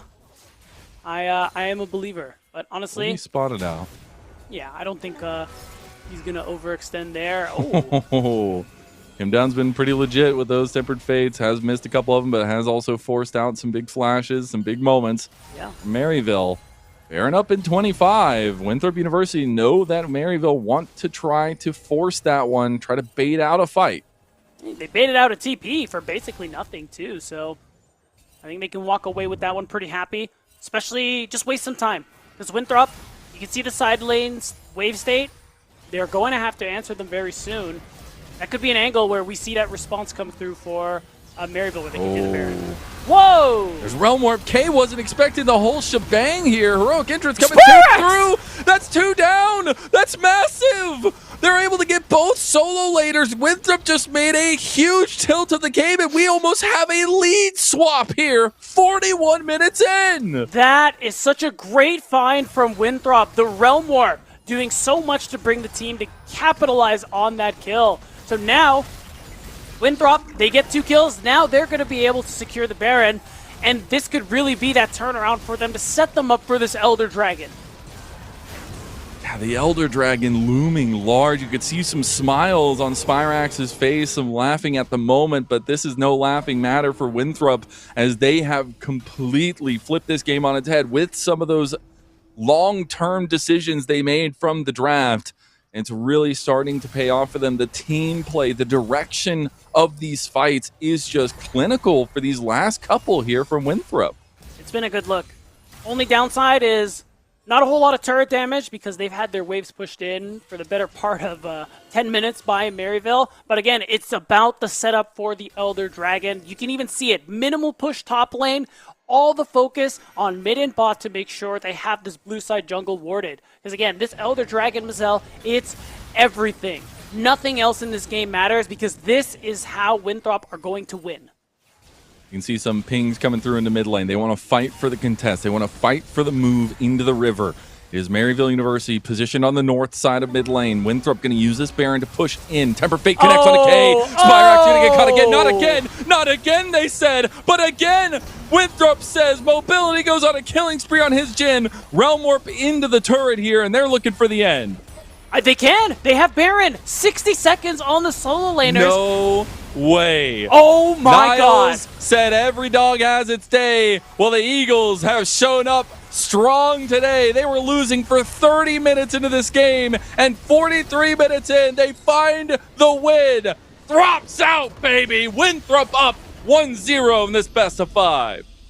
You can see the fist pump coming through from Zach. It's got to feel good after such a stressful and loss-inducing game, considering how far behind they were for so long, Mazel. But again, their comp as time went on just became so much more easier to play. And they ended up executing well when the moment presented itself. And the fact that it's Spyrax and K get caught 2 times in a row. Really big decisions being made by Winthrop there. And I know that's something Niles wanted to highlight for Maryville is trying to clean up the decision making, but it's Winthrop that are making all the right ones this time around. We'll see what Maryville have in store for us for game number 2, or if Winthrop put us to match point. We'll see you on the other side of this break. The NACL is presented by Philips Norelco OneBlade.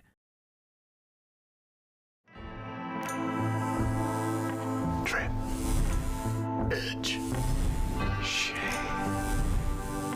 Trim, edge, and shave with Philips Norelco OneBlade. One tool for all you need.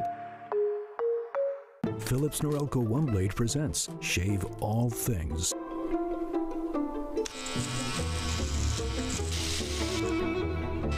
Your style made simple with Philips Norelco OneBlade 360.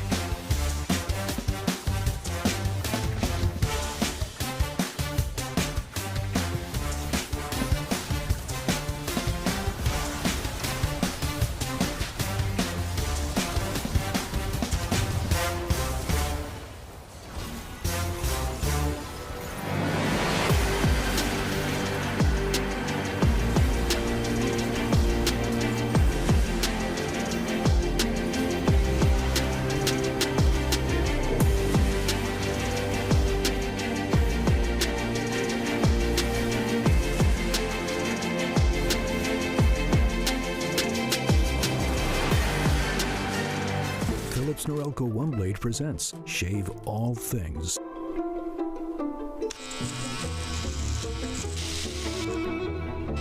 Your style made simple with Philips Norelco One Blade 360. Philips Norelco One Blade presents Shave All Things.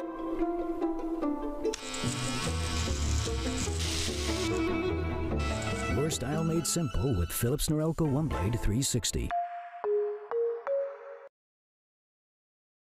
The NACL is presented by Philips Norelco One Blade.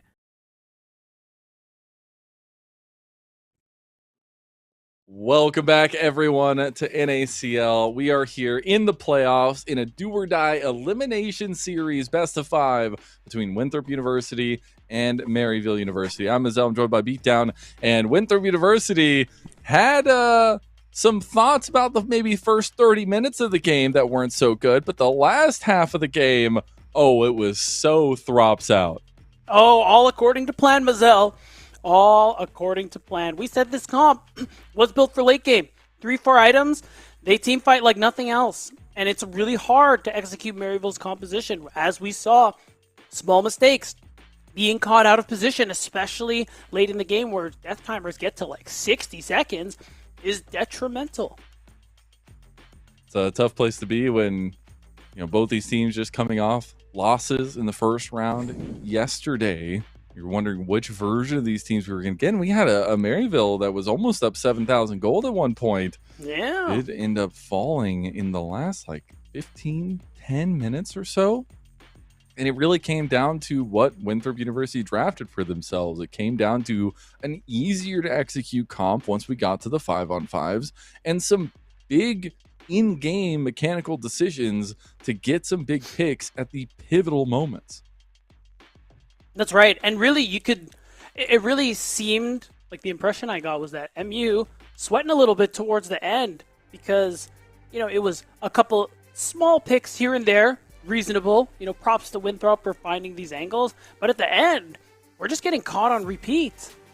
And it's really what led to the loss of game 1 in the end. Getting picked off back-to-back in back-to-back engagements from K and Spirax, which was not a good look to finish off that game.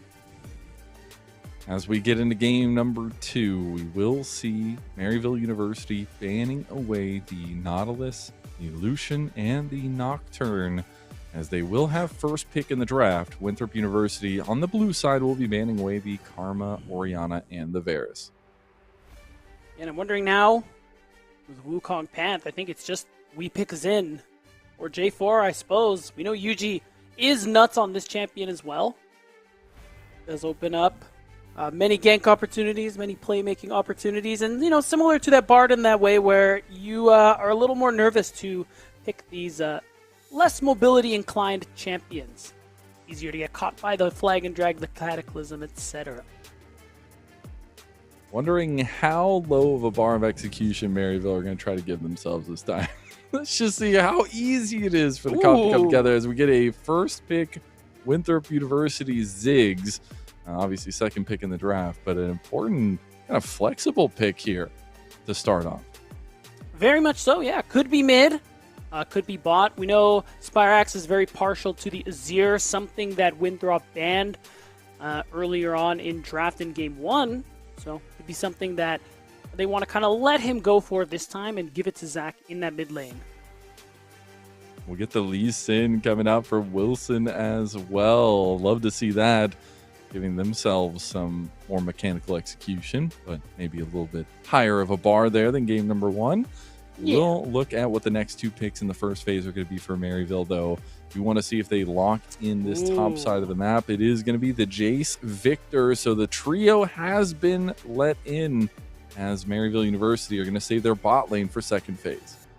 Yeah, and again, you have this really strong top pick at the moment in the Jace. And, I mean, we've seen it. Feels like that natural answer is for Denethor to play the Scion, but it's tough. We've seen many a top laner go down quite a lot as a result, and you really allow that Jace to get ahead, have a super amount of impact, which is why we're playing Vayne instead. Get you.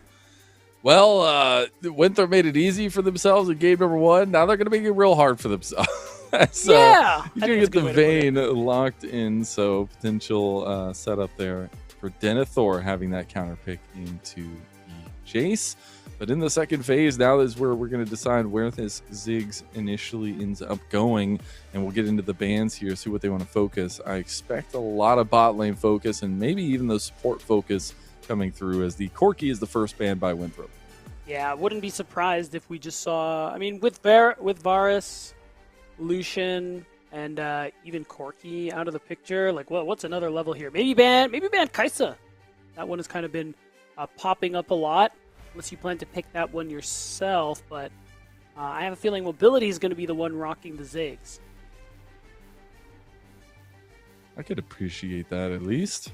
A little bit of change Sivir. up in the bot lane 2v2. That makes sense. The Annie is going to be big focus, at least for the team fight setup, that they didn't really want to give over to Winthrop. But taking away some of those scaling hyper carries there from Scary Jerry as well. Yeah, and I like it. And Kim Down's route. Yeah, just two big, easy to execute engaged champions. You remove Annie, you remove Rel. So I think we're leading Kim down. If he wants to go that route, I think he needs to go that route into something like... You know, my initial thought was Rakan because he's played it before, but I'm really wondering if we're going to see something like the Alistar. Just because, you know, you got a lot of damage MU are rocking with. I think that extra bit of... tankiness, damage reduction from that Unbreakable will actually do a lot for them, especially with your team currently lacking a front line. So now I'm really believing in the Alistar. I appreciate that. Cassio locked in for Zach. So a lot of sustained damage now coming through from Winthrop's side, and mobility will be on that Ziggs. And see what the answer is going to be for Scary Jerry. Typically wants something that can give some fight back, keep that range. Wouldn't mind something with a little bit more longevity as well. It is the Ashe, so some Ashe utility coming Seraphine. out from Scary Jerry, and there's the combo coming through from Maryville. Yeah, and the crazy thing too is the one issue that I mean, people, myself included, have had with Ashe Seraphine is that you're sacrificing a little bit of damage those later stages of the game when you're playing with something like Ashe, which usually sucks when your opponents have a lot of tanks. Well, I'm looking. I see no tanks, and I still don't see them. I actually like this better than the Alistar look because you have a lot of squishies on the side of Maryville University. So, Kim down. He's looking to play this one fast and lose, and he's playing for Executes Mazel. He's playing a kill. It's just crazy, man. The Like, what? complete flip from game 1 draft to game 2 draft. We had the confident, let's see what you got draft from Maryville University for game number 1. This time around, we're just going full damage, full kill, all pedal to the metal for Winthrop. And on the other side, a very strong team fight comp. Yeah, and the crazy thing, when is the last time? I don't even remember the last time we saw Pyke. I don't even know if I don't feel like we're appreciating how insane this is. Like, when is the last time someone has played this champion? And Kim Down, of all people, like, we praised him for his flexibility. And we said, look, man, this guy, he can do it all. He's the ideal support. He can play Enchanters. He can play Engage. Now we're going to find out if he can play Assassin. I'm here for it because it definitely just ups the ante in the earlier part of the game. You have to remember with this comp, like, they have some serious scaling. They have weapons in the late game, and this Pyke going to try to be the bridge as we get into game number 2 of our best of 5, the first best of 5 of NACL 2026. Winthrop University up 1-0 over Maryville University. Yeah, and I just want to say, this is a career first for Kim Down. He's looking at Game of Legends. He has not played this champion in a competitive match ever. Really exciting stuff here. So Winthrop's comp, it's a lot of volatility, Mazel. I already thought so when I saw the Vayne into Jace in the top lane, but they're just all inning on it this time with that Pyke support, which I respect deeply. And it means that in terms of, I think, how we execute these compositions, things have kind of flipped. Game 1, Maryville had that harder to play comp, and we saw some of the value even though they lost. Now it's Winthrop. We have a bit more difficult of a comp to execute, where Maryville's is pretty straightforward. I do wonder how much Kim Down's been watching some LCK. We've had it played a couple times there in LCK, most notably recently by Carria, obviously. Of course. We've seen some Pyke play in terms of trying to upset what the Enchanters like to do in that bot lane. But we'll have to keep a really close eye on this bot lane 2v2. You do wonder, with the roaming power that we saw in game number 1 from both these supports, what Kim Down can get on the map here. It will be the opposite side starts for both junglers. We will see them pathing opposite ways, with obviously Yuji pathing down towards this bot side. We could see Wilson go with some funky pathing with the level 3 mark for the Lee Sin. But we'll wait to see if that happens. I remember we talked about it too. He's doing it. This is the patch where, Lee Sin looking a little better, a little more mobile. They're going to go in preemptively here. Kim Down gets the skewer. Obstinata is going to be locked down. You got the knockback from the satchel. Level 2, by the way, for mobility. So he knew what he needed. It was no E. It was a W. And Scary Jerry forced to flash. Wilson, he wanted to follow, but he won't find much. Here comes Yuji to fight back a little bit. He's going to lose this fight potentially to the Lee Sin. You got to remember how much power a level 3 Lee Sin has. Kim Down joining as well just makes it Winthrop's day on bot side. And I got to tell you, that's a high-value gank if I ever saw one, Mazel. All sums used by bot, and you still get first blood onto mobility. Just perfectly executed into a great back for the bot lane of Winthrop University. And there you go. Winthrop needed to keep it volatile, and they've already done that from the beginning. We're going to get a little 1v1 action on the top side, too. Feeling spicy with some of the things that are going on elsewhere. They want to get fighting. They want to get antsy. But I love this start from Winthrop University, not only in this series, but this game specifically. They just pulled out all the big guns, and so far they have reaped some of the benefits. It is still Maryville who have a stable core in this one, something that we need to think about. As now it's going to be Yuji's turn to get some action on the map potentially, as we're going to see the trade of the Scuttles. Obviously, he is very early in this clear, or at least where he's supposed to be. Wilson's going to be a bit late since he did make that bot lane play. Yeah, but the gamble more than paid off. And considering the time Yuji spent as well, it actually kind of limited the opportunity for that gap to widen. Big thing, though, is Yuji, of course, is going to be able to steal that respawn Raptors, which pretty big deal there. Nice deny from Wilson, so at least he's going to be able to get something back. So can we also just talk about that really quick? I was going to talk about the Satchel play that he just did, but dude, level 2 Satchel is Chad for mobility there. I love that. As we take another look at mid lane, Spyrex going to slap away engage from Wilson, but I love that utility in the moment from mobility. Yeah.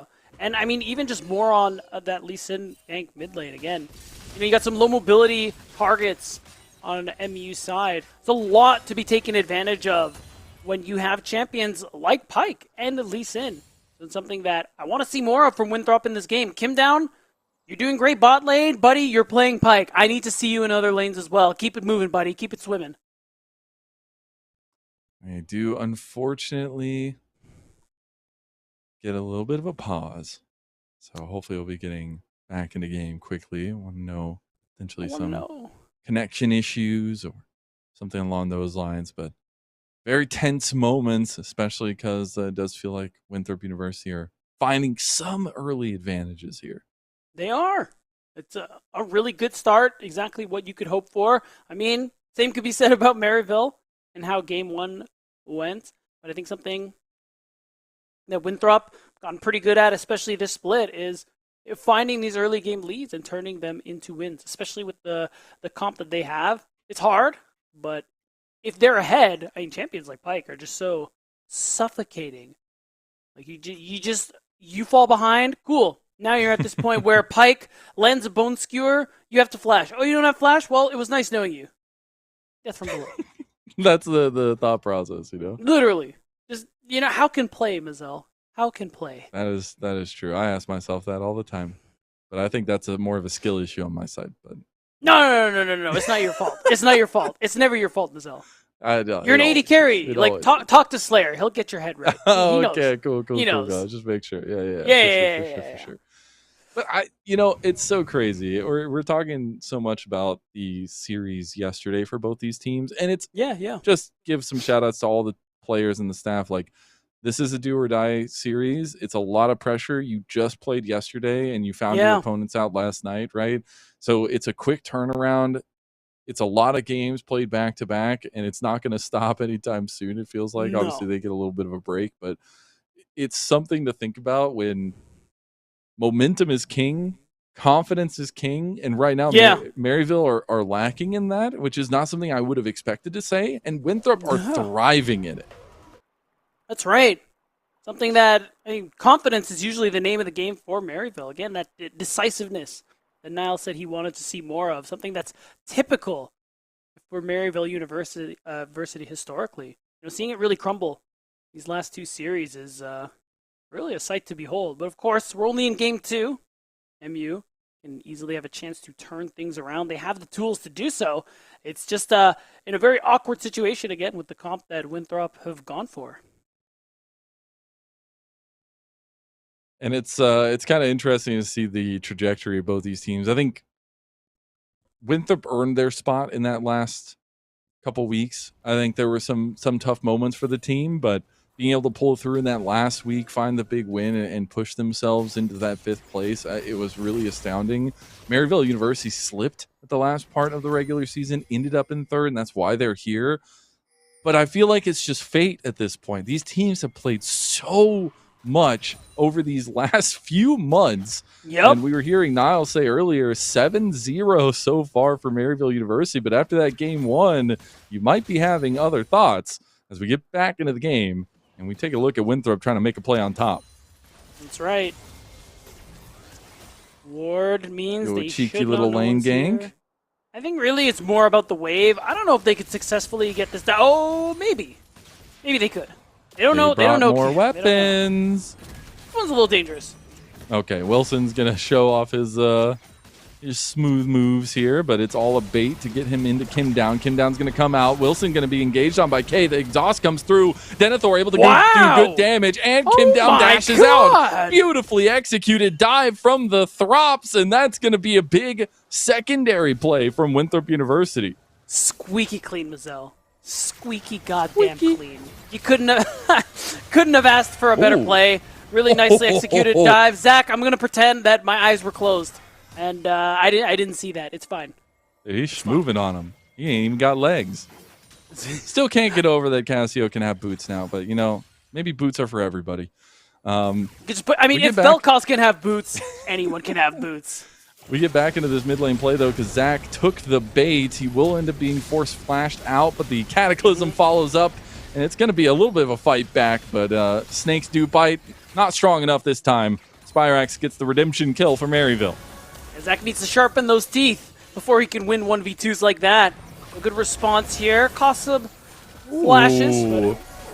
A move from Scary Jerry there. Now you got the speed coming through. Ghost popped. You know what he's looking for. He's going to go around the bombs and mobility. He's going to try to move out of this one, but it's not going to be enough. Obstinatus takes the kill as a really nicely timed satchel charge, but still does not matter. Maryville University find blood early. They do. Nice find there onto mobility. Cost him his flash. Yeah, Obstinatus had to trade for it, but at the end of the day, it was a 1-for-nothing. They were trying to bait out. Yeah, Kim Down was baiting in Maryville's bot lane. Wilson finding kills here would be so big, but the encore comes through as Obstinatus was the first one to hit 6. Didn't matter. He's going to be singing a song to his death. That's a beautiful kick because he leveled up from the kills, and they're going to give the kill to mobility. What team play we are seeing from this Winthrop University team today. It is so impressive. Dude, Wilson is Mr. Worldwide this game. He is affecting every lane, every part of the map. You can see it. Of the 5 kills Winthrop have, he's part of 4 of them. Yuji, on the other hand, is that one play mid that we just saw, but otherwise, Wilson is certainly having way more impact on the map these first 10 minutes.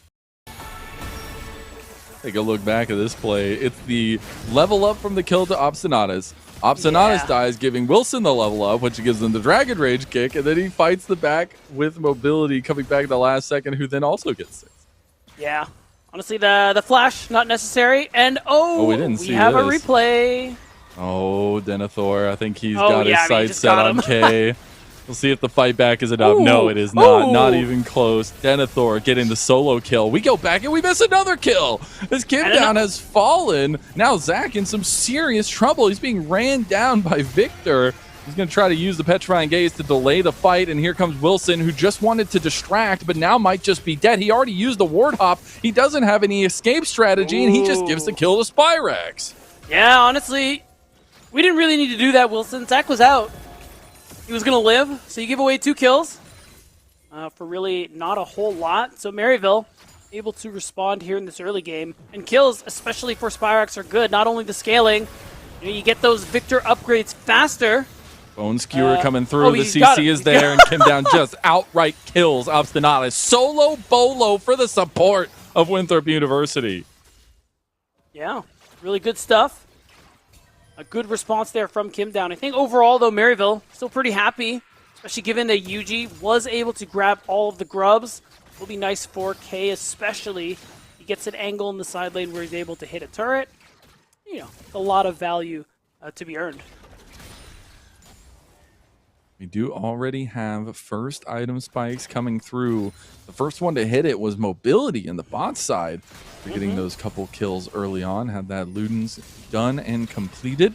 We will have a catch-up here for Maryville University as their mid-jungle duo will end up having their first item spikes here. So we're entering a space where UG can be a bit more proactive to kind of fight back some of the fires that Wilson is starting.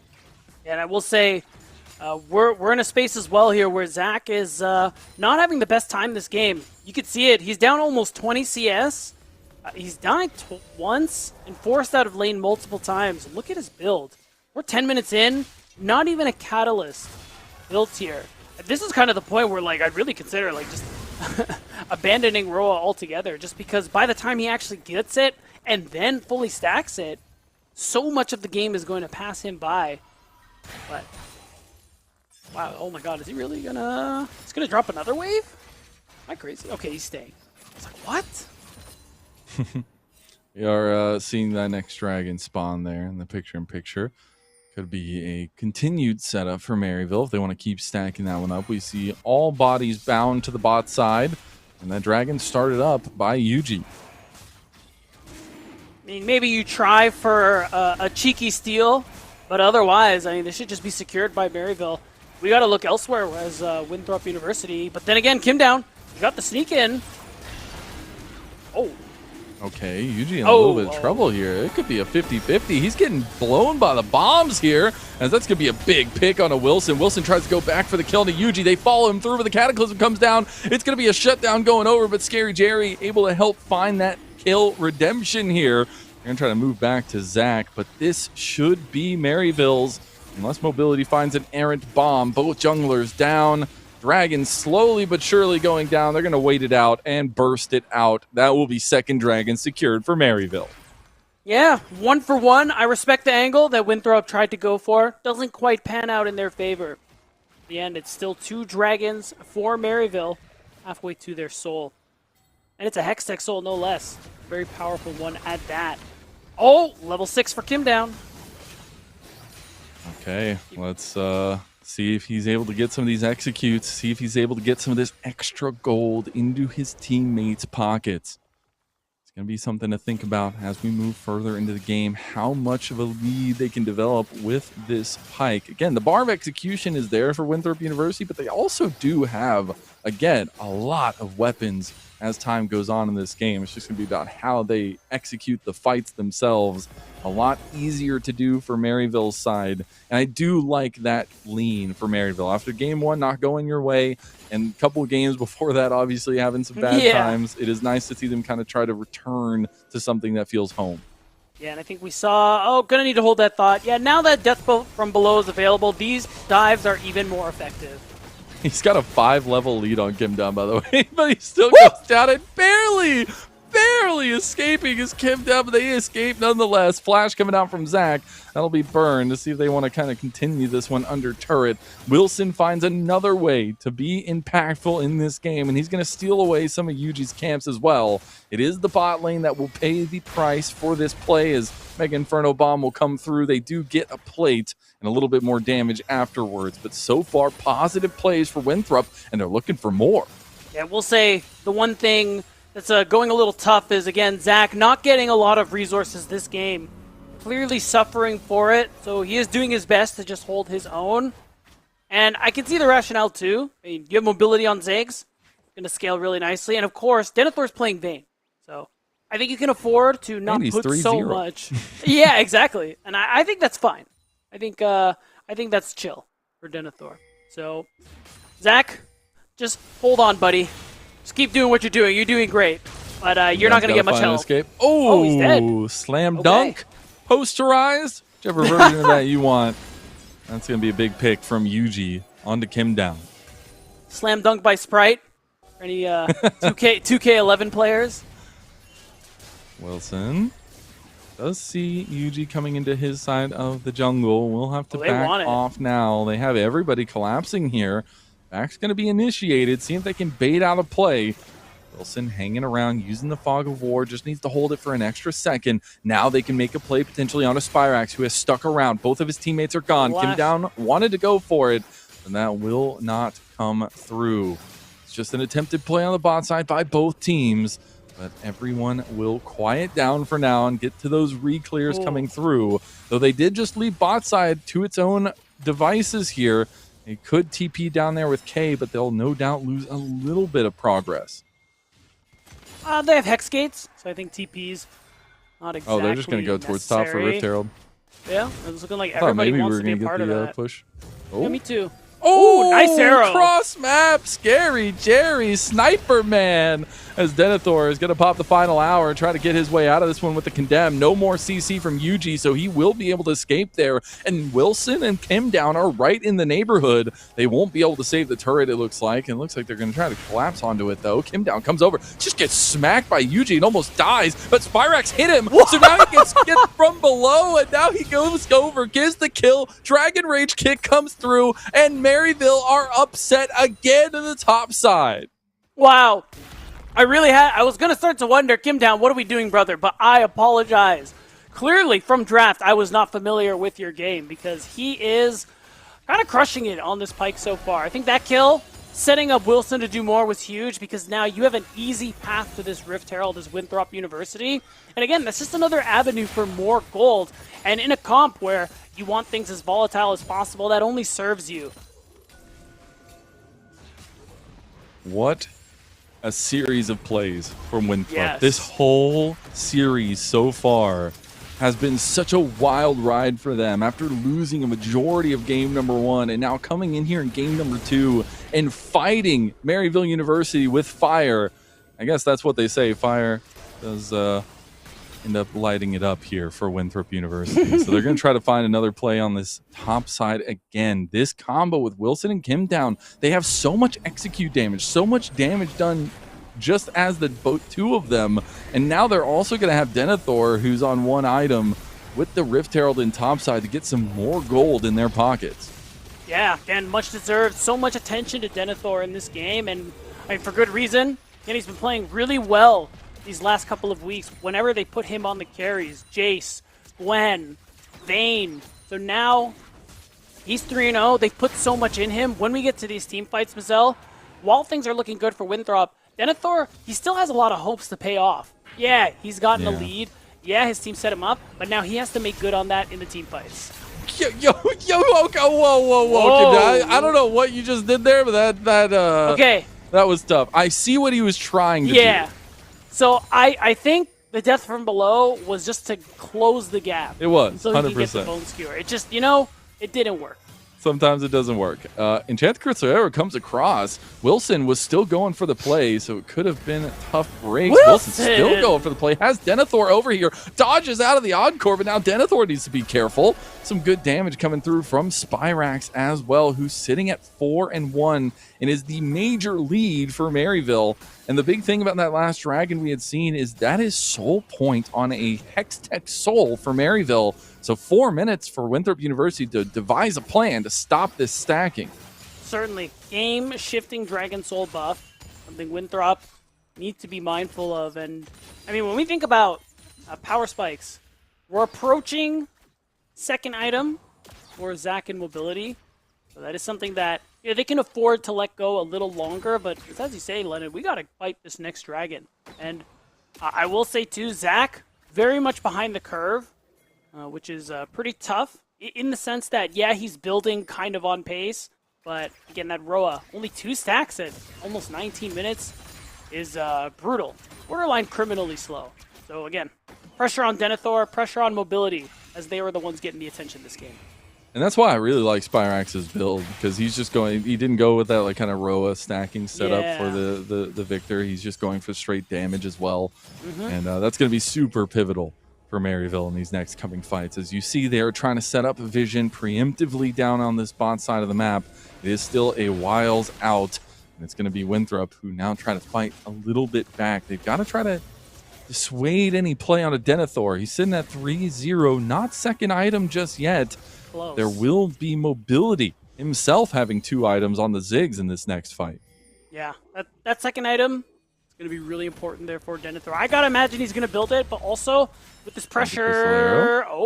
Trying to go on a Denethor. Oh, it hits him! Oh, what? They're going to lock him down. Scary Jerry called the American Sniper. My God. What a back-to-back setup from him. Look at the smiles on his face. That's got to feel so good, but also, like, brother, your teammates saw it. Surely they warned. I don't know. That is unfortunate. He dashed. I saw in the minimap he dashed, but he had already gotten hit by it. So Zach and a TP down here on the bot side. Spyrax is just going to eliminate Kim Down, who is so far behind on levels. And Zach just TP'd to his doom. Maryville University take the mistake from Winthrop, and they turn it twofold in their favor. And we're seeing that downside of Pike. You are so squishy, especially under-leveled, as you rightfully point out, Mazel. Kim Down, I mean, the more he goes down and the more gold the carries of MU get, I mean, the more often we're going to see exactly this, where he's just going to be exploded before he can even fully charge his Bone Skewer. So it really is going to be that element of surprise he has to rely on. He needs a spell shield like yesterday. He needs XP, brother. That too, but like, let's be realistic. Let's be realistic. He's not getting much XP. He's not going to get XP. No. Oh man, that's a tough place to be in, because you want to feel like you're active. You want to be the one setting these plays up for the team, but you also need to get that catch up coming through. We'll see if he's able to do so. Another arrow going through. Denethor's like, bro, stop. Like, leave me alone. Man. But nothing gonna hit, so for now it will be quiet. About a minute till that dragon spawns though, and you know everyone's attention is gonna be down to the spot side. If for some reason something doesn't go right for Maryville, they can just be okay with backing off, but it does give some scaling time for Winthrop. Yeah, time. I mean, in a lot of ways you benefit from time as well, but I think getting the soul now is certainly going to make things easier for you. Make it more likely. And if you find picks on the Denethor, that's going to be making it easy for you too. TP's coming in. Denethor's got to run. He's got the final hour there. Spyrax going to look for the kill onto him though. Pops the Arcane Storm and the Ticks will do it. Spyrax grows the Storm, and that wizard came from the moon. That's going to be Wilson looking for the play on the side here, but he's not going to find anything. And it should be Maryville able to swiftly secure this soul. And Zach now also getting potentially caught. Okay, he's going to be fine. Yeah, there's an angle for Winthrop. It's just really hard. Mobility, and he needs to poke. Bone Skewer needs to land.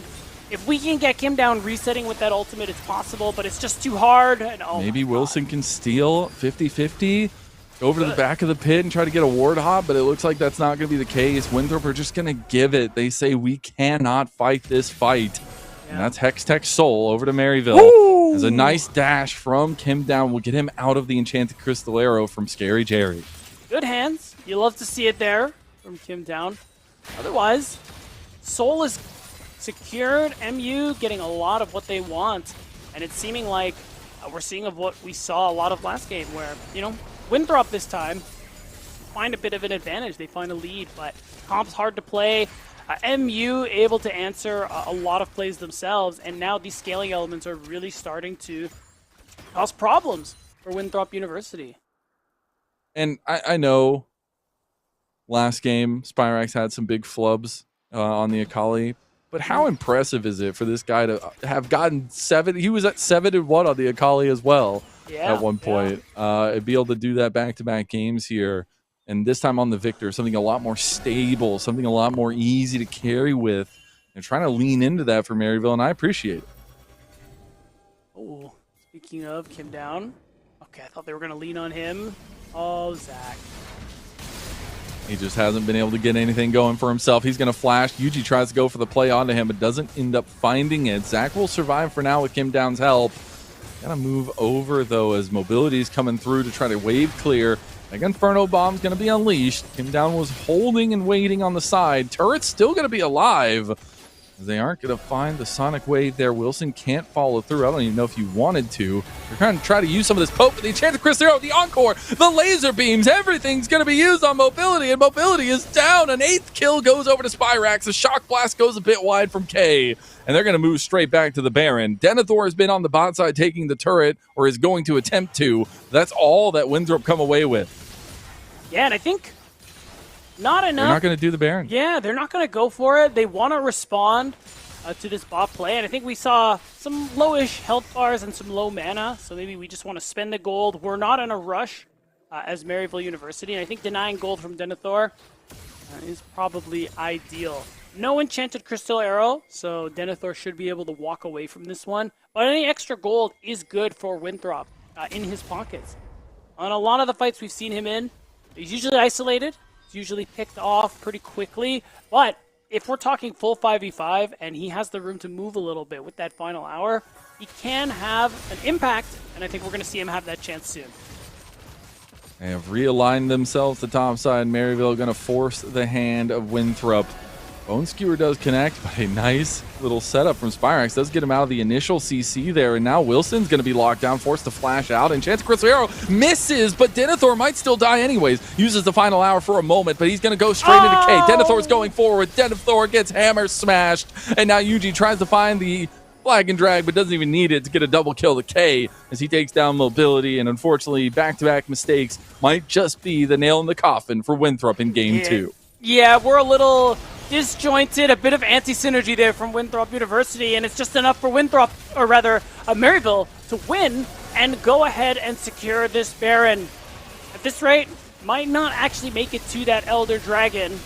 Still 2.5 minutes away. So a big buff for Maryville University, and a big chance for them to equalize this series. Really good motivation for Maryville University in this game number 2.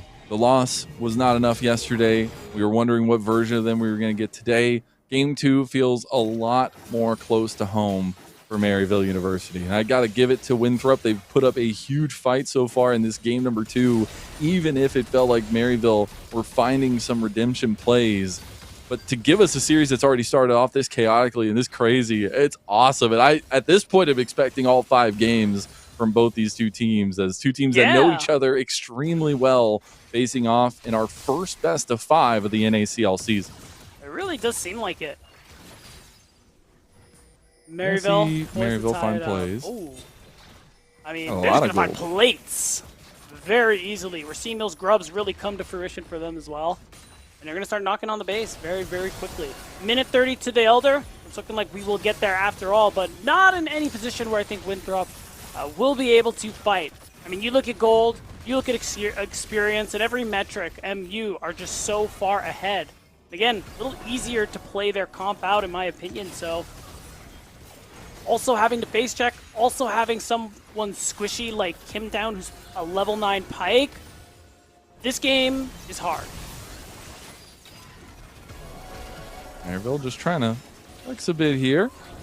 See if they can find anybody picked out, but Kim Down's going to look for his own pick. Spyrax getting caught out, but does go golden, buying so much time. And Wilson dashes into the Arcane Storm, gives him the redeeming proc on it, and that won't be enough to follow through on a second kill, but they're going to find it on bot side as Zach falters and falls. TP coming back into the play from Spyrax. This should be the end of game 2. That's it. 2 down, almost 40 seconds for both. And Baron is still in their pockets for a minute, Mazel. Maryville looking like they want to even it out. They find the pick on mobility here too. Enough damage coming through. Potentially Satchel's going to get him to safety, but the safety is just weathering the storm of this game number 2.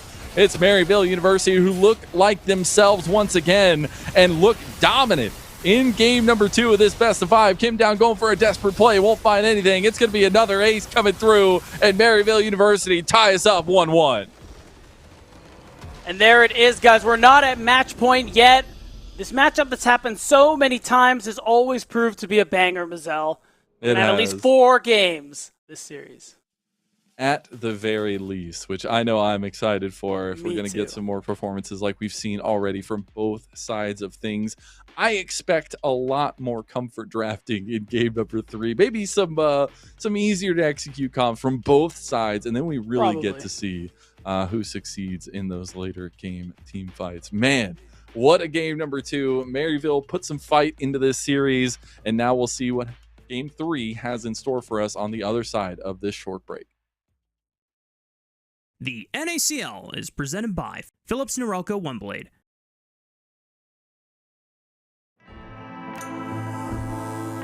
Trim, edge, shave. Trim, edge, and shave with Philips Norelco OneBlade. One tool for all you need. Philips Norelco OneBlade presents Shave All Things.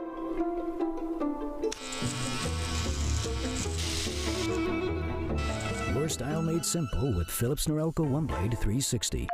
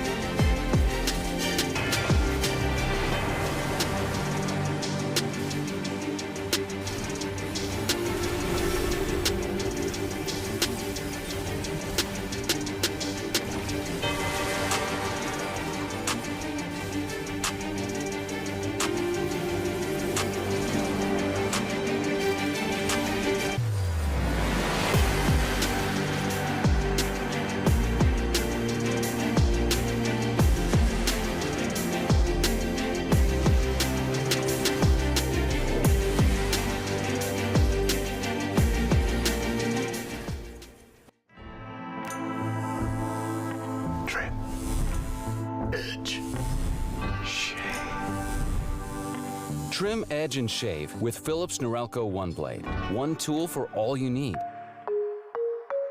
Philips Norelco One Blade presents Shave All Things.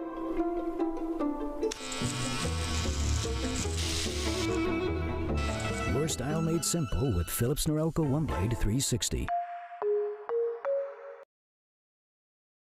The NACL is presented by Philips Norelco One Blade.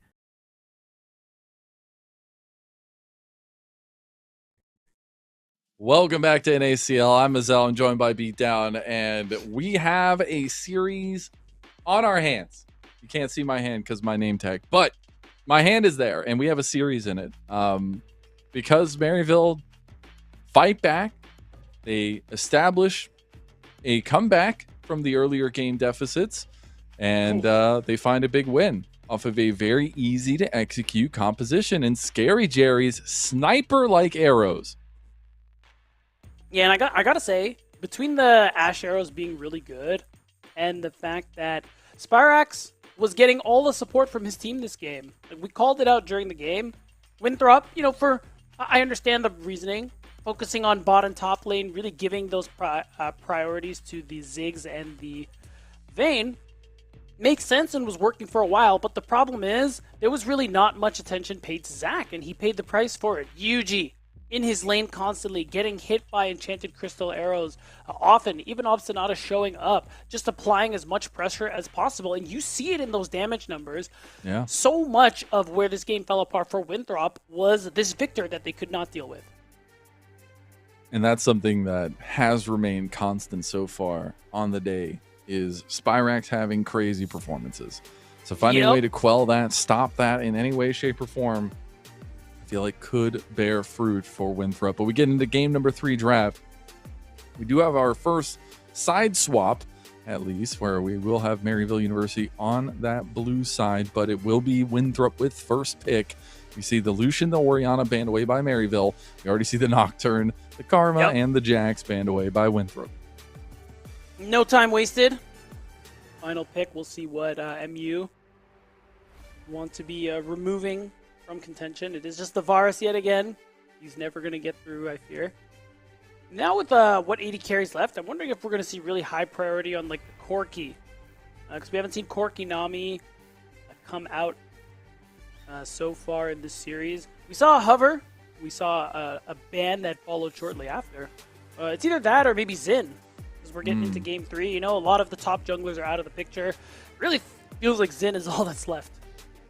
At least in terms of the S tier.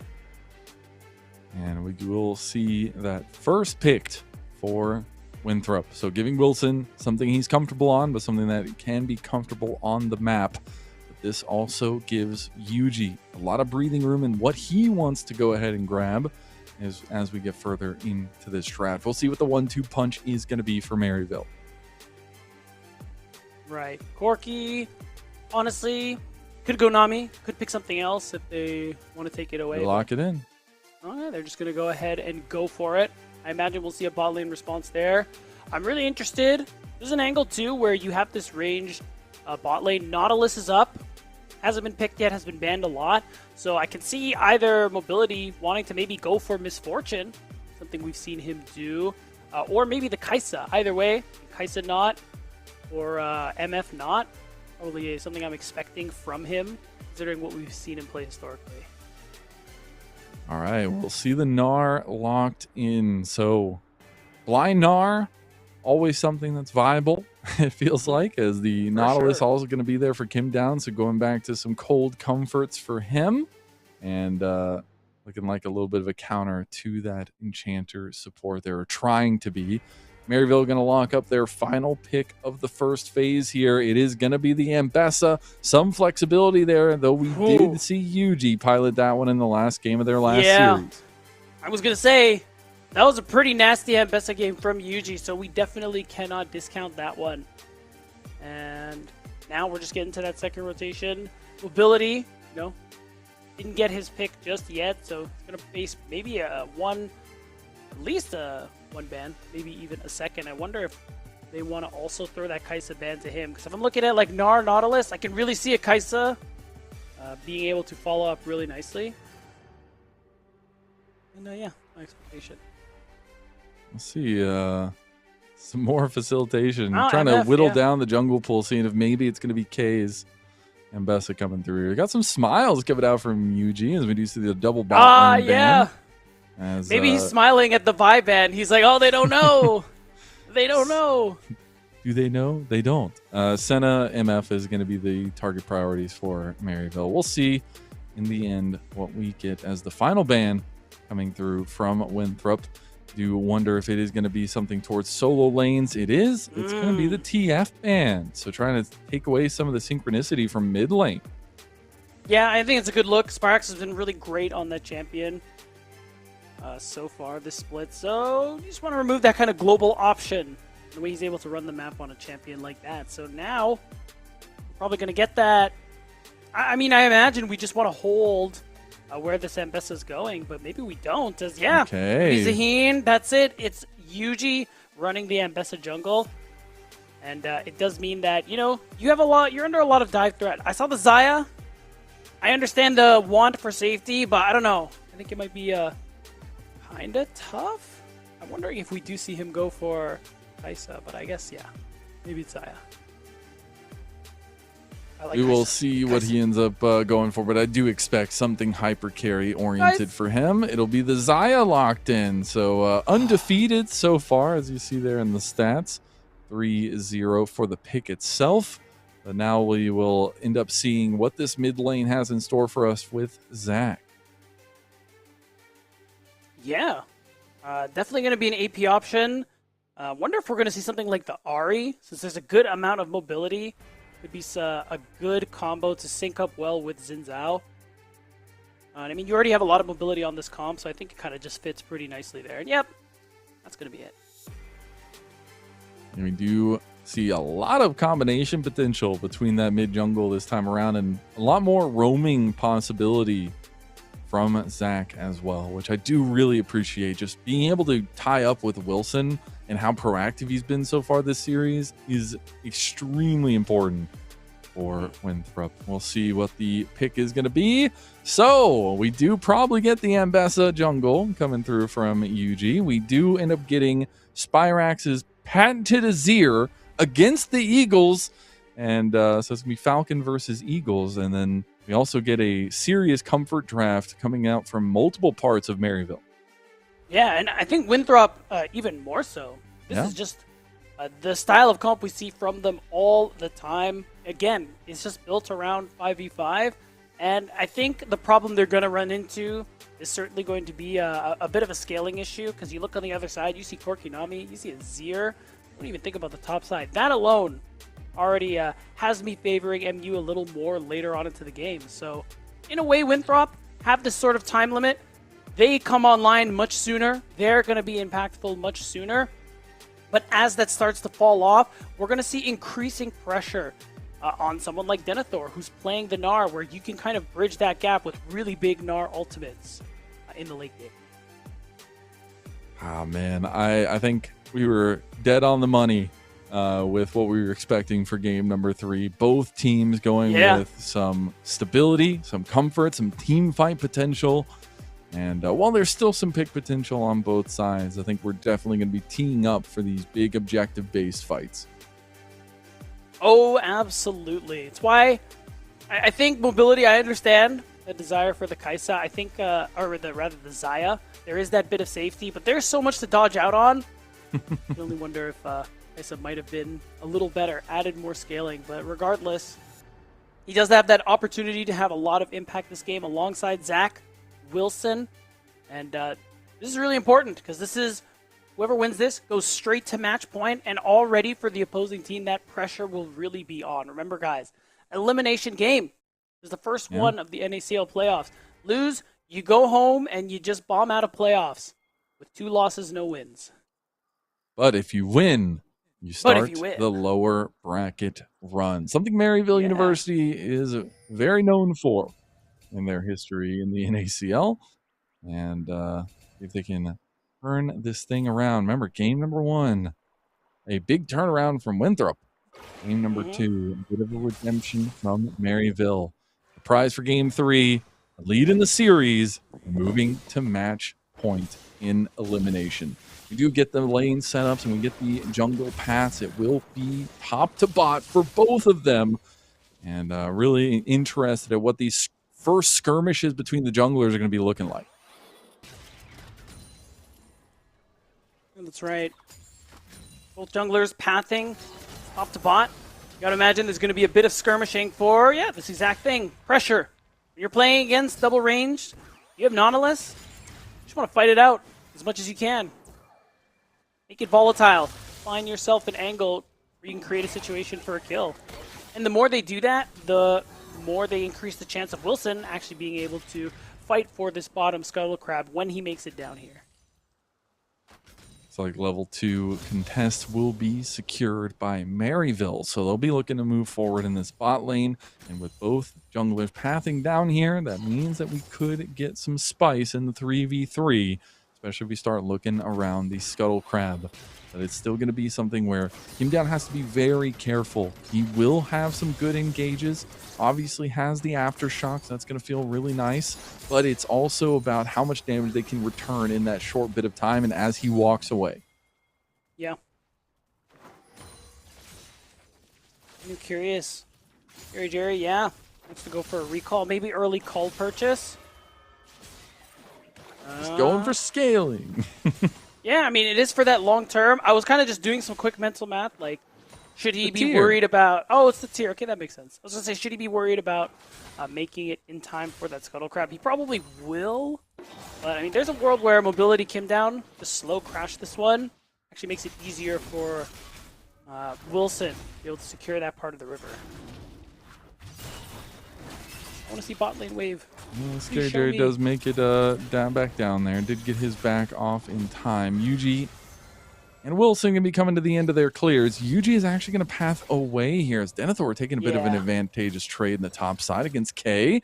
Using some of this range. Going to have Meganar coming up as well. K's got to be really careful. But look who's darting over this side of the map, as it will be the Scuttle focus for now for Yuji, but he can be up here to make a play. We're going to play on bot side, trying to go for the flash feather call, but that's not enough so far to take down Scary Jerry. Wilson is hovering like a beast in the night. Will they overextend, and can they find the engage? There's the engage, there's the double CC, but it's mobility not in range, and Kimdown was of the turret. Mobility going to fight forward. Wilson thinking about going in. Wind becomes lightning at the ready. Mobility forced to pop his barrier as well. All summoners down, but they're going to go in anyways. CC chain a double bubble, and now you're in trouble as Obstinatus will go down to Wilson. They're going to try to Scary Jerry this thing out as Yuji makes his way here after his back. He has a pickaxe, which is doom for Wilson if he gets caught. Oh Wilson, my God, that's a greedy back. Wilson, you gotta run. Yuji's gonna run him down here, and Scary Jerry's gonna be there just to watch. Yuji coming up with a big kill. Honestly, Obstinatus gets all the praise. 2 crazy bubbles in a row are what turned that fight around. That could have easily been a 2-0, but instead it's a 1-2 in favor of Maryville. And that's why he's in the conversation for one of the best supports in the league. Now he does take a disadvantage trade against Kimdown in the mid lane as both supports looking for their first roams. Will be a little bit of push prio fought for in the mid lane right now, and second clears coming through from both junglers. That's right. Otherwise, it's worth noting too, Wilson a little further behind the curve on tempo because of the extra time spent.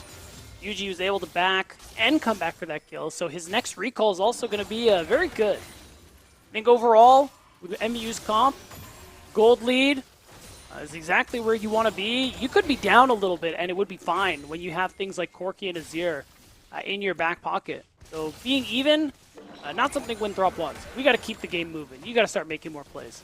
Yeah, you definitely want some of the position prio when you're coming into these objective setups or even around the map macro. As right now, push is all in favor of Maryville across the board. And we are going to be potentially pinging out and looking over at this dragon. We've had some pretty late dragon starts in this series so far. Last game, it was a bit quicker by Maryville, and they were able to get the soul again. But it's also a position where maybe Winthrop want to try to contest this for some of that proactivity like you were talking about. Yeah, And right now you can see it. Scary Jerry, Obstinatus, trying to get as much vision as they can, pressuring him down. By extension, Winthrop away from this first dragon, and I think it's fine. It's tough, because Winthrop, actually, I think, when you're a team that worries about getting outscaled, of course, Dragon Soul, something you very much want to get your hands on, but you don't quite have that push in the bottom lane to make it happen. Okay. An attempted all-in on the top side. Damn. I actually think that was pretty nicely done, because now Denethor gets his ult. He for sure kills. Okay, okay. Denethor gonna sidestep. Oh. He's feeling it. He's got the range. It is. And there is no more Grim Deliverance there from Zahen, so they'll be fine for now. There's some movement up there from Maryville, but they will be giving over the dragon to Winthrop, as they're gonna get the first dragon of this game, number 3.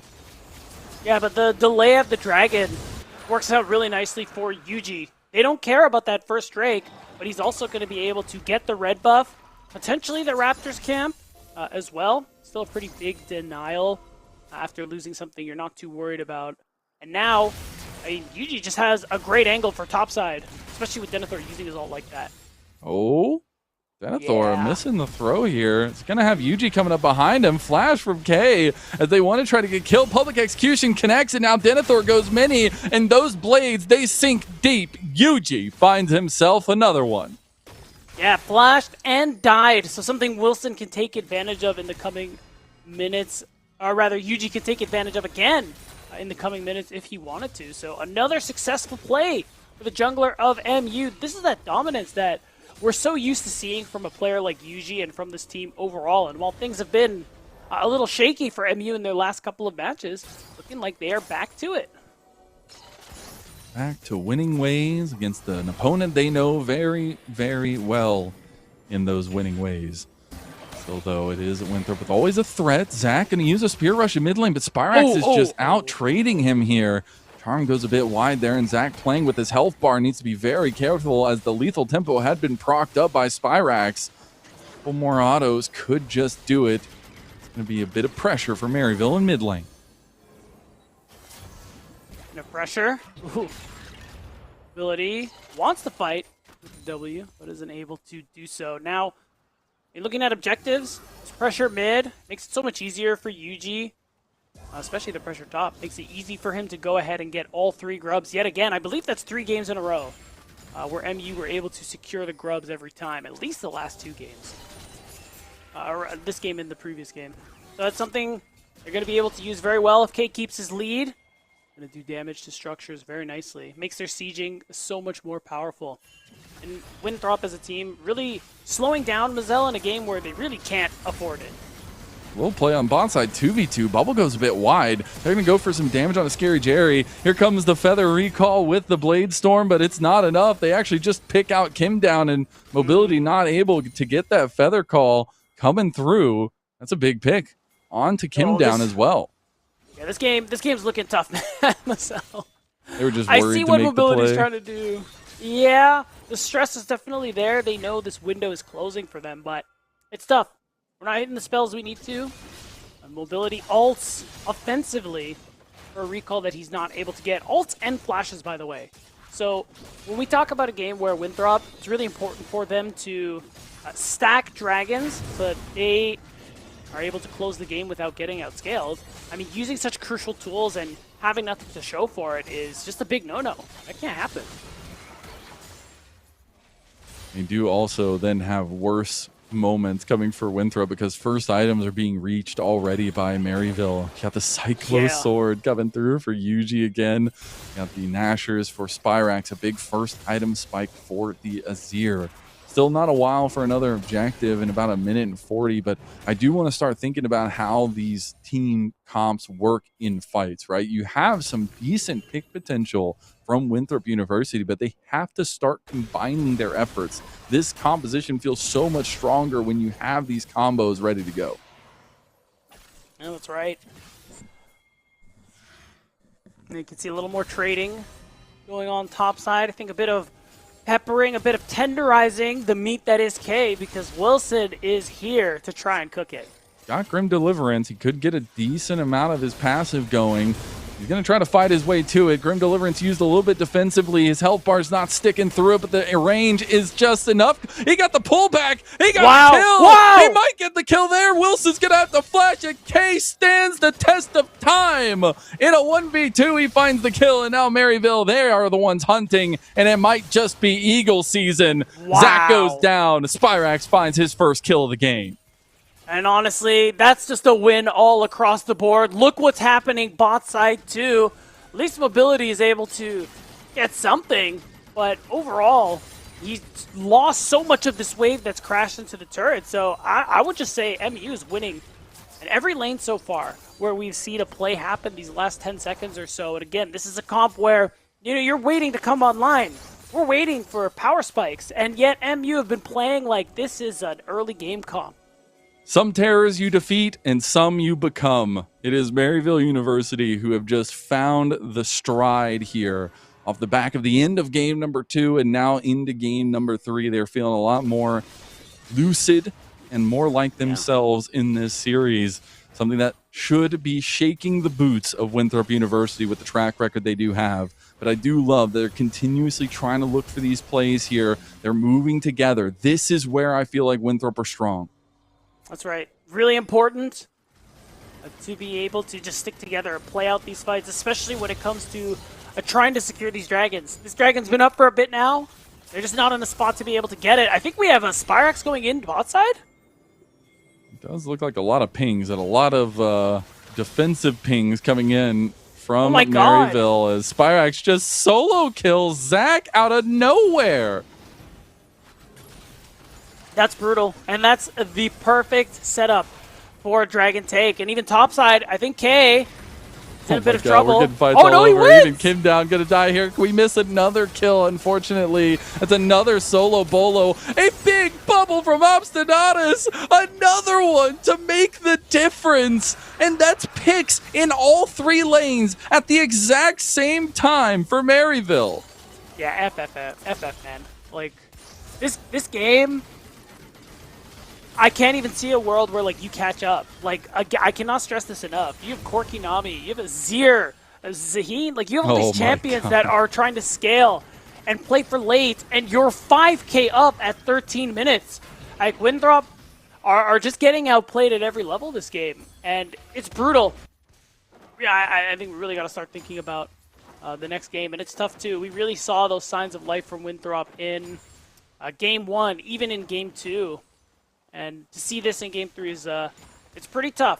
It won't be the end for them if they do lose here.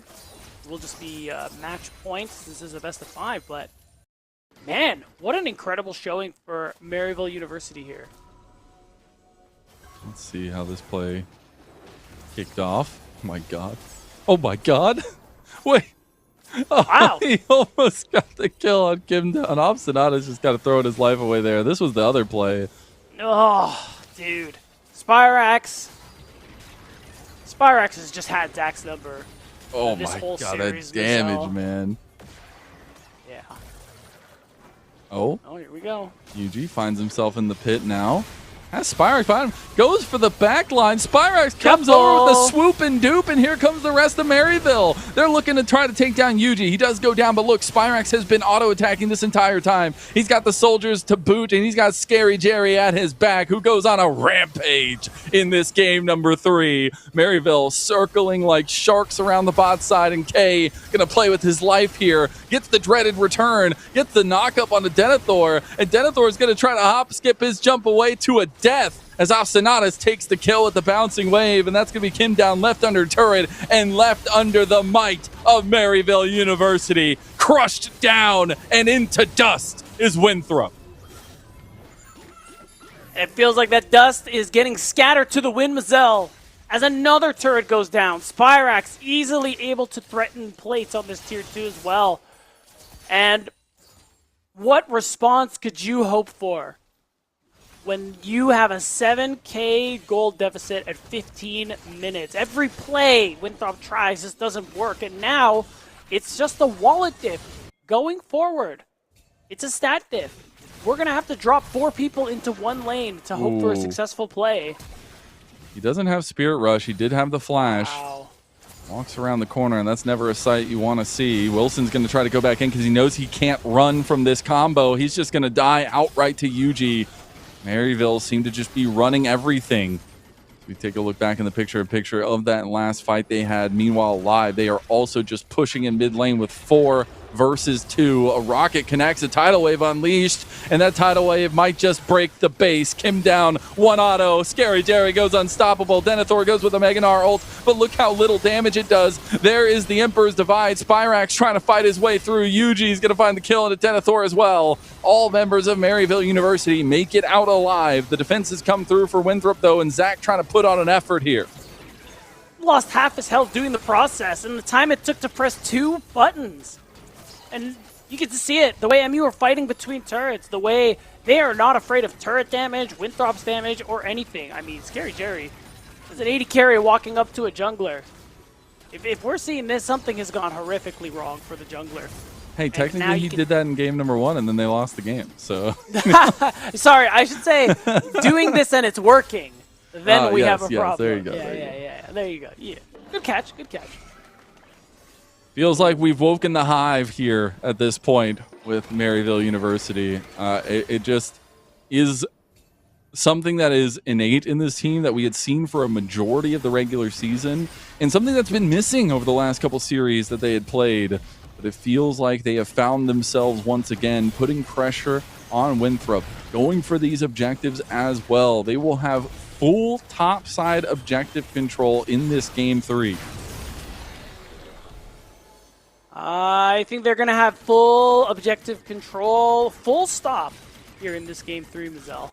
Now we have 20 seconds till this next dragon. See the way Spyrax is holding it down on the bottom side.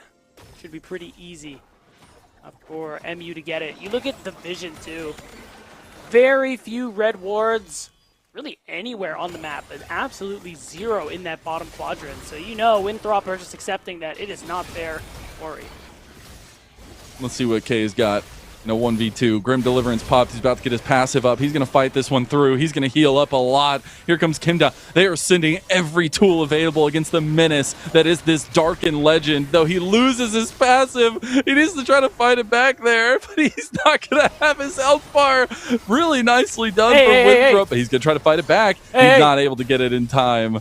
That's going to be a big shutdown going over. Meanwhile, we got base push after base push. Mid lane being battered down by Maryville. It's also bot lane paying the price here for the topside play. Dragon going down. That'll be second Dragon going to Maryville as well. And this is what I'm talking about, Lennon. You see this kind of deficit? Winthrop have to throw 4 people to get 1 successful play, and even then it takes so long, and everything lost in the interim means that it is just absolutely not worth it. Multiple turrets, Herald doing so much damage, and the Dragon, MU have this lead. Up to 10,000 gold, we haven't even crested 20 minutes. Tough position to be in as the Saints Mountain seems to be climbing here. It is a really tough place to be in with the track record between these two teams, but we know that Winthrop has some of the fight in them, right? They find themselves in these positions. They find a way to fight out of it. We think back, obviously, to that spring split last year. It's a team that has mostly stuck together and is trying to figure out what those next steps have. They got to be careful, though, in this series because those next steps could either be a lower bracket run or a see you in summer friend situation. Yeah. So here we go with another setup for Winthrop around the top side. TP is going to come in. Zach loses all of his health bar just to trade onto Spyrax, who loses nothing. That's 2.5 items on the Azir, and he wants to go for the play. He has flash. He could just make the play, but now he's getting caught by the charm. Zach is going to barely escape with his life. Denethor tries to round the corner, but can't do it in time. It's going to be Maryville get the push onto the turret. Spyrax in some trouble now. He's going to go golden. Tidal wave coming across. He's going to get the heal, and there's the Emperor's Divide. Look at Spyrax dash it away from this one. He goes forward, but it's Yuji that takes the kills there. All the distraction in the world can't keep you from the left and right hands of Maryville University. Yuji and Spyrax combining for a Wonder Star game here in game number 3. And we can just rip the Baron at this point, Mazel. You have so much DPS, and you are so ahead of the curve. You have nothing to fear. Every play is essentially a winning one. But you see it, Winthrop, they have to try. Zach and Denethor are in the area, but they are so weak by comparison.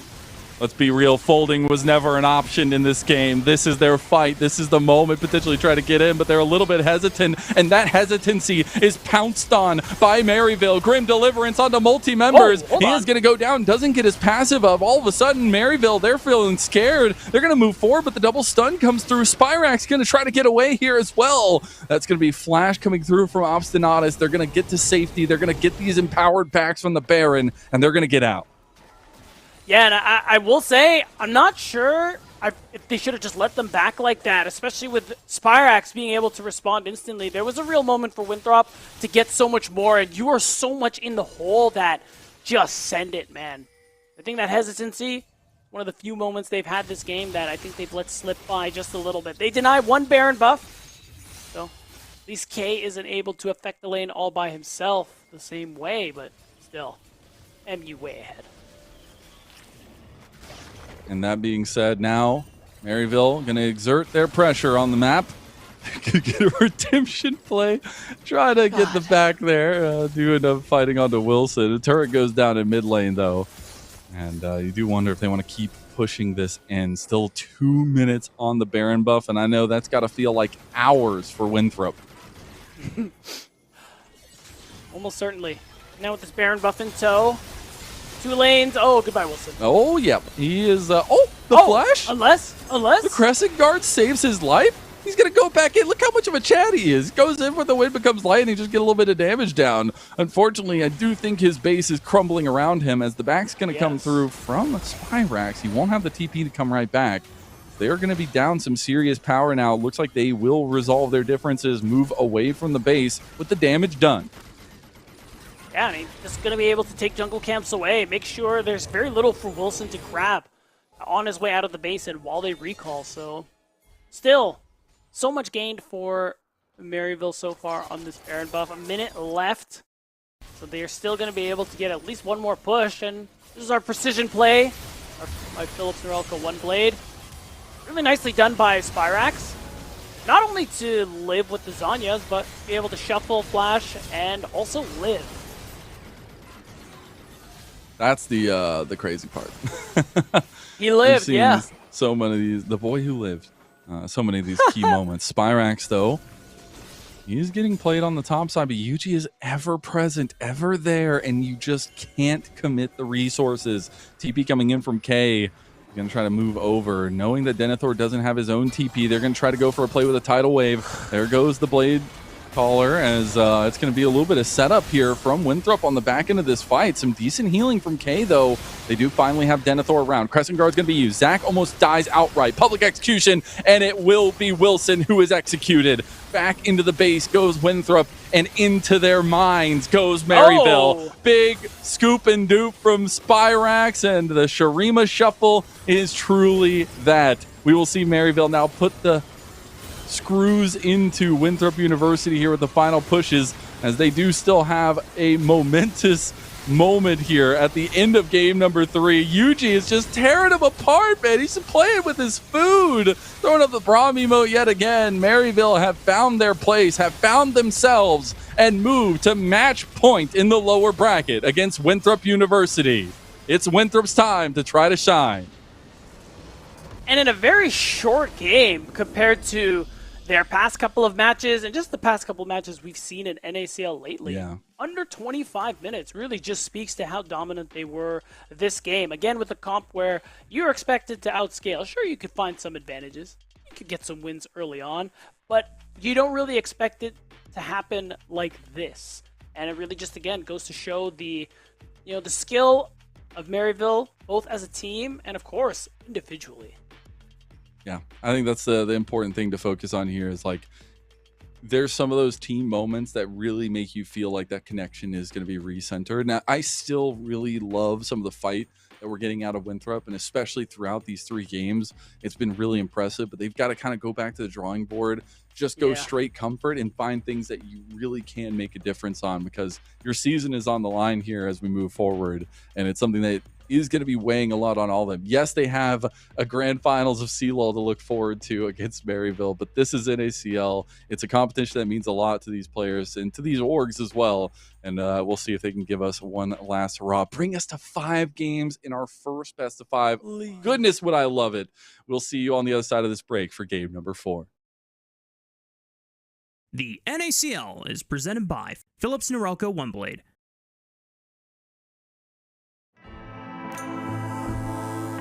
Trim. Edge. Shave. Trim, edge, and shave with Philips Norelco One Blade. One tool for all you need. Philips Norelco One Blade presents Shave All Things.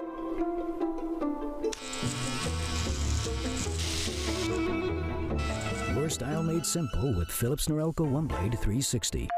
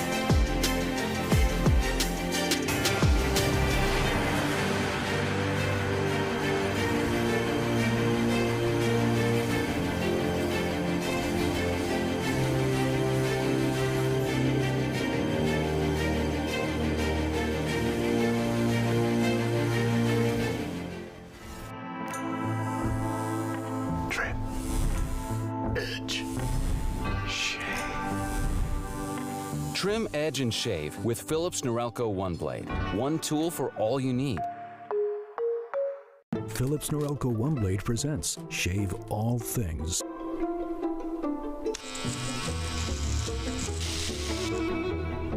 Your style made simple with Philips Norelco One Blade 360. The NACL is presented by Philips Norelco One Blade.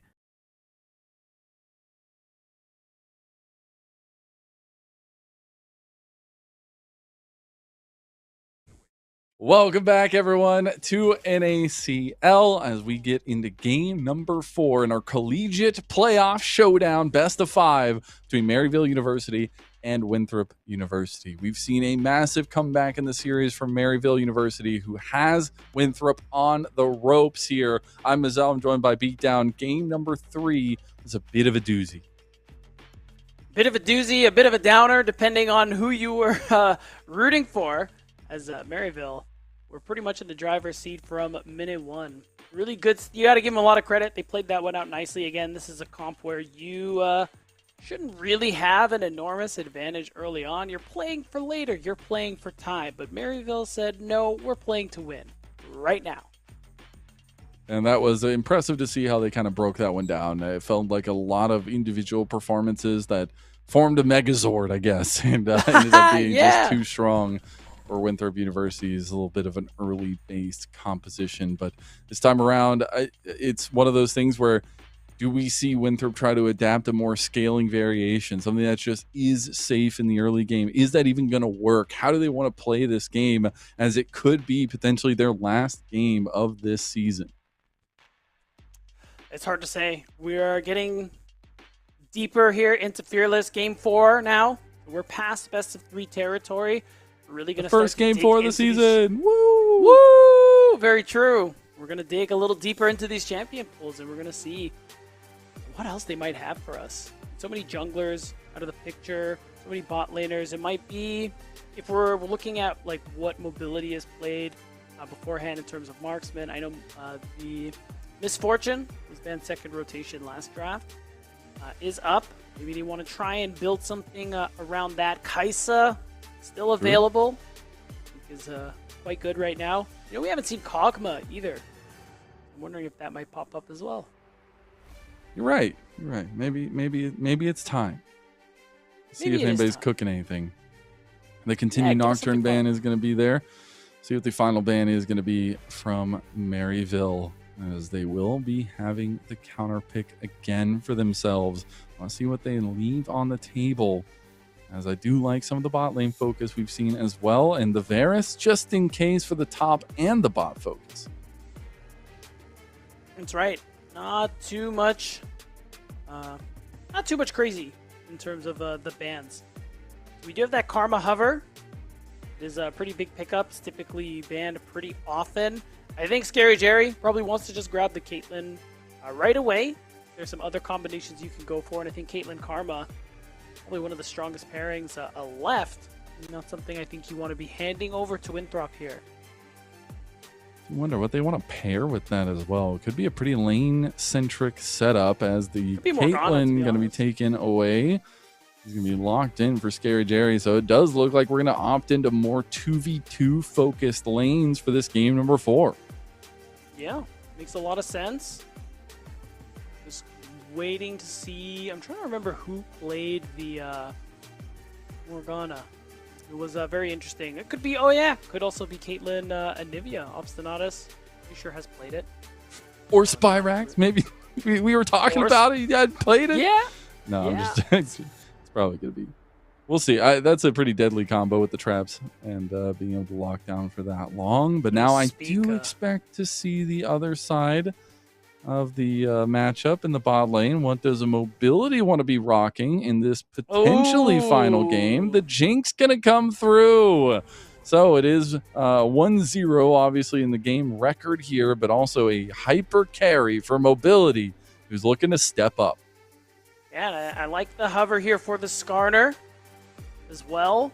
Definitely needs some pretty beefy front line, and of course setup, just because of the fact that you have Karma in the bottom lane, so you need to engage. something easy to be working with here. So wouldn't be surprised if that hover is locked in. And yeah, mobility really looking to go big.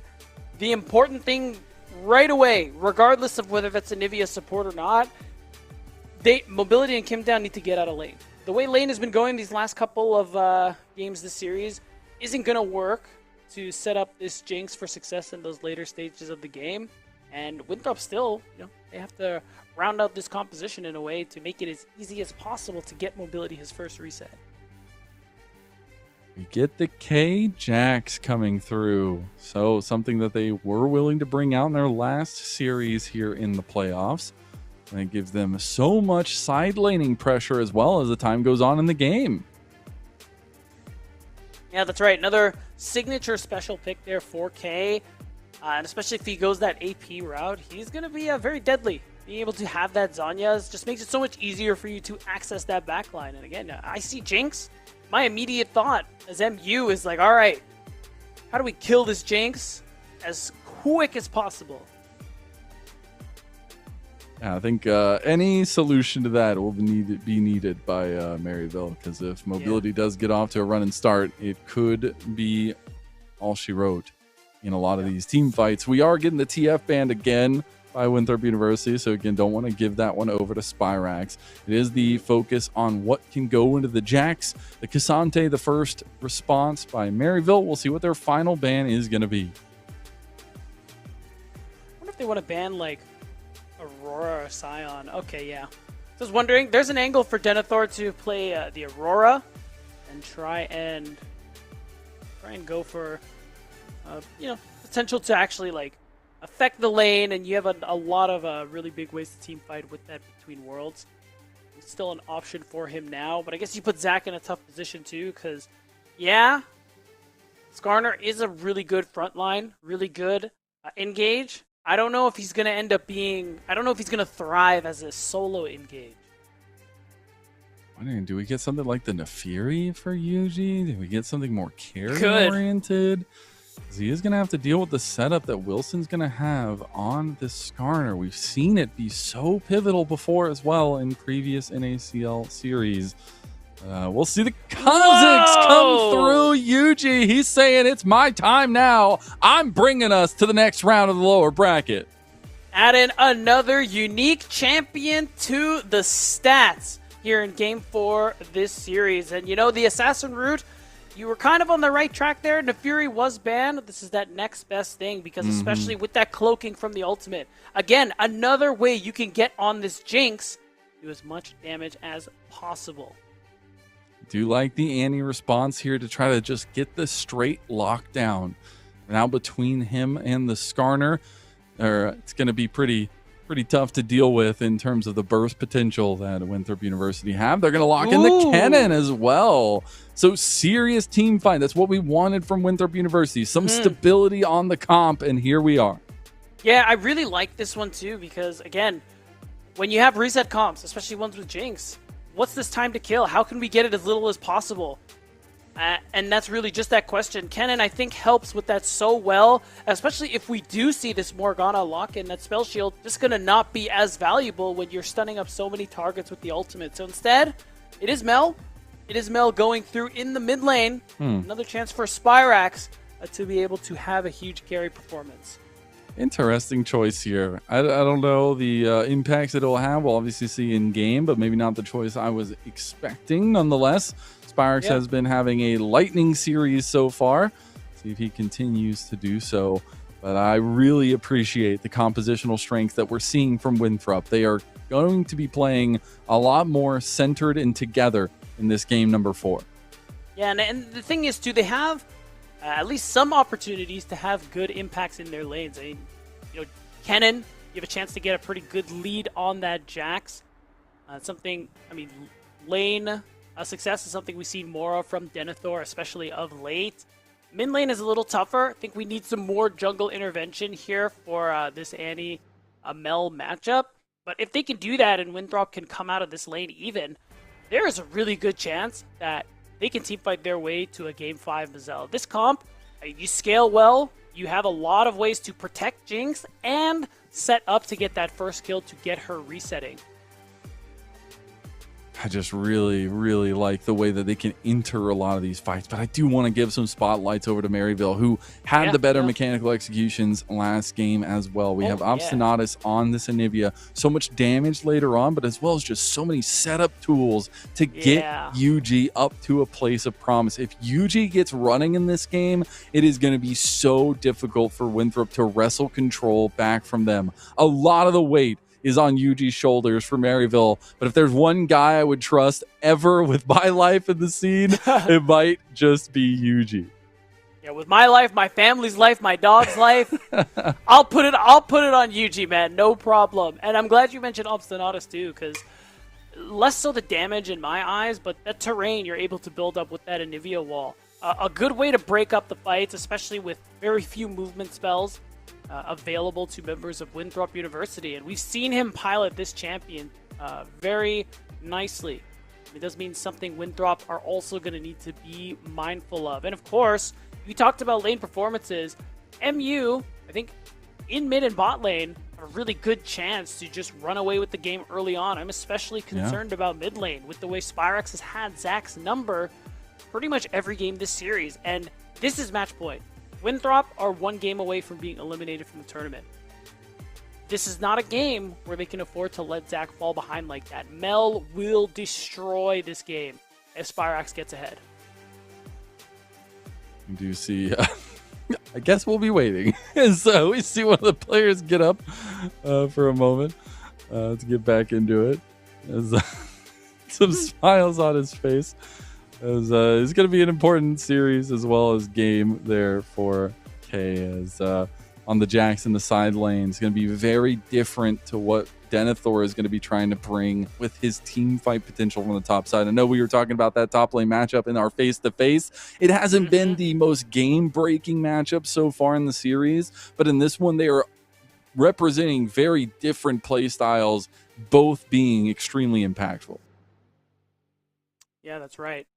And I think especially now, again, we don't see Kennen very much in the NACL, especially these last few splits. So Denethor bringing it out now, it makes sense. It fits. And this is that opportunity again. We've seen monster games from Denethor this split. And now, lives on the line in this tournament. He's trying to show it to us one more time, Mazel.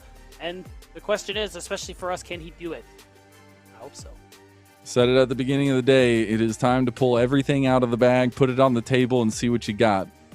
This will be the second competitive Kennen for Denethor, obviously barring the solo queue and scrims and things if they've done that. But I think yes, it's hard to set up, but once you get set up and once you can enter these fights and be that big ulti, like I feel like the execution bar is kind of low there. Yeah, you just run at them and hit your ult and you make magic happen. I think that's what Winthrop University need at this point. Again, a storied matchup in not only at this point the collegiate space, but also the NACL space over these last couple of years. Obviously, Maryville University had been representing with other names, but being able to be Maryville University finally after earning their spot in and now facing off against Winthrop, I think it's a tale as old as time in the scene. It's one that Maryville has more often than not, especially this year, been the benefactor of. 7-0 in their series scores so far, but this best of 5 could change at the tip of a hat in game number 4 to try to keep Winthrop's hopes alive. Could be that moment. Yeah, remember last time Winthrop beat Maryville University in a best of 5 we're approaching 5 years now, the 2021 CLOL finals. Last time they won a best of 3 was 2023 HughFest. So safe to say, over the years, MU have been Winthrop's father. Very consistently, very present, and accounted for.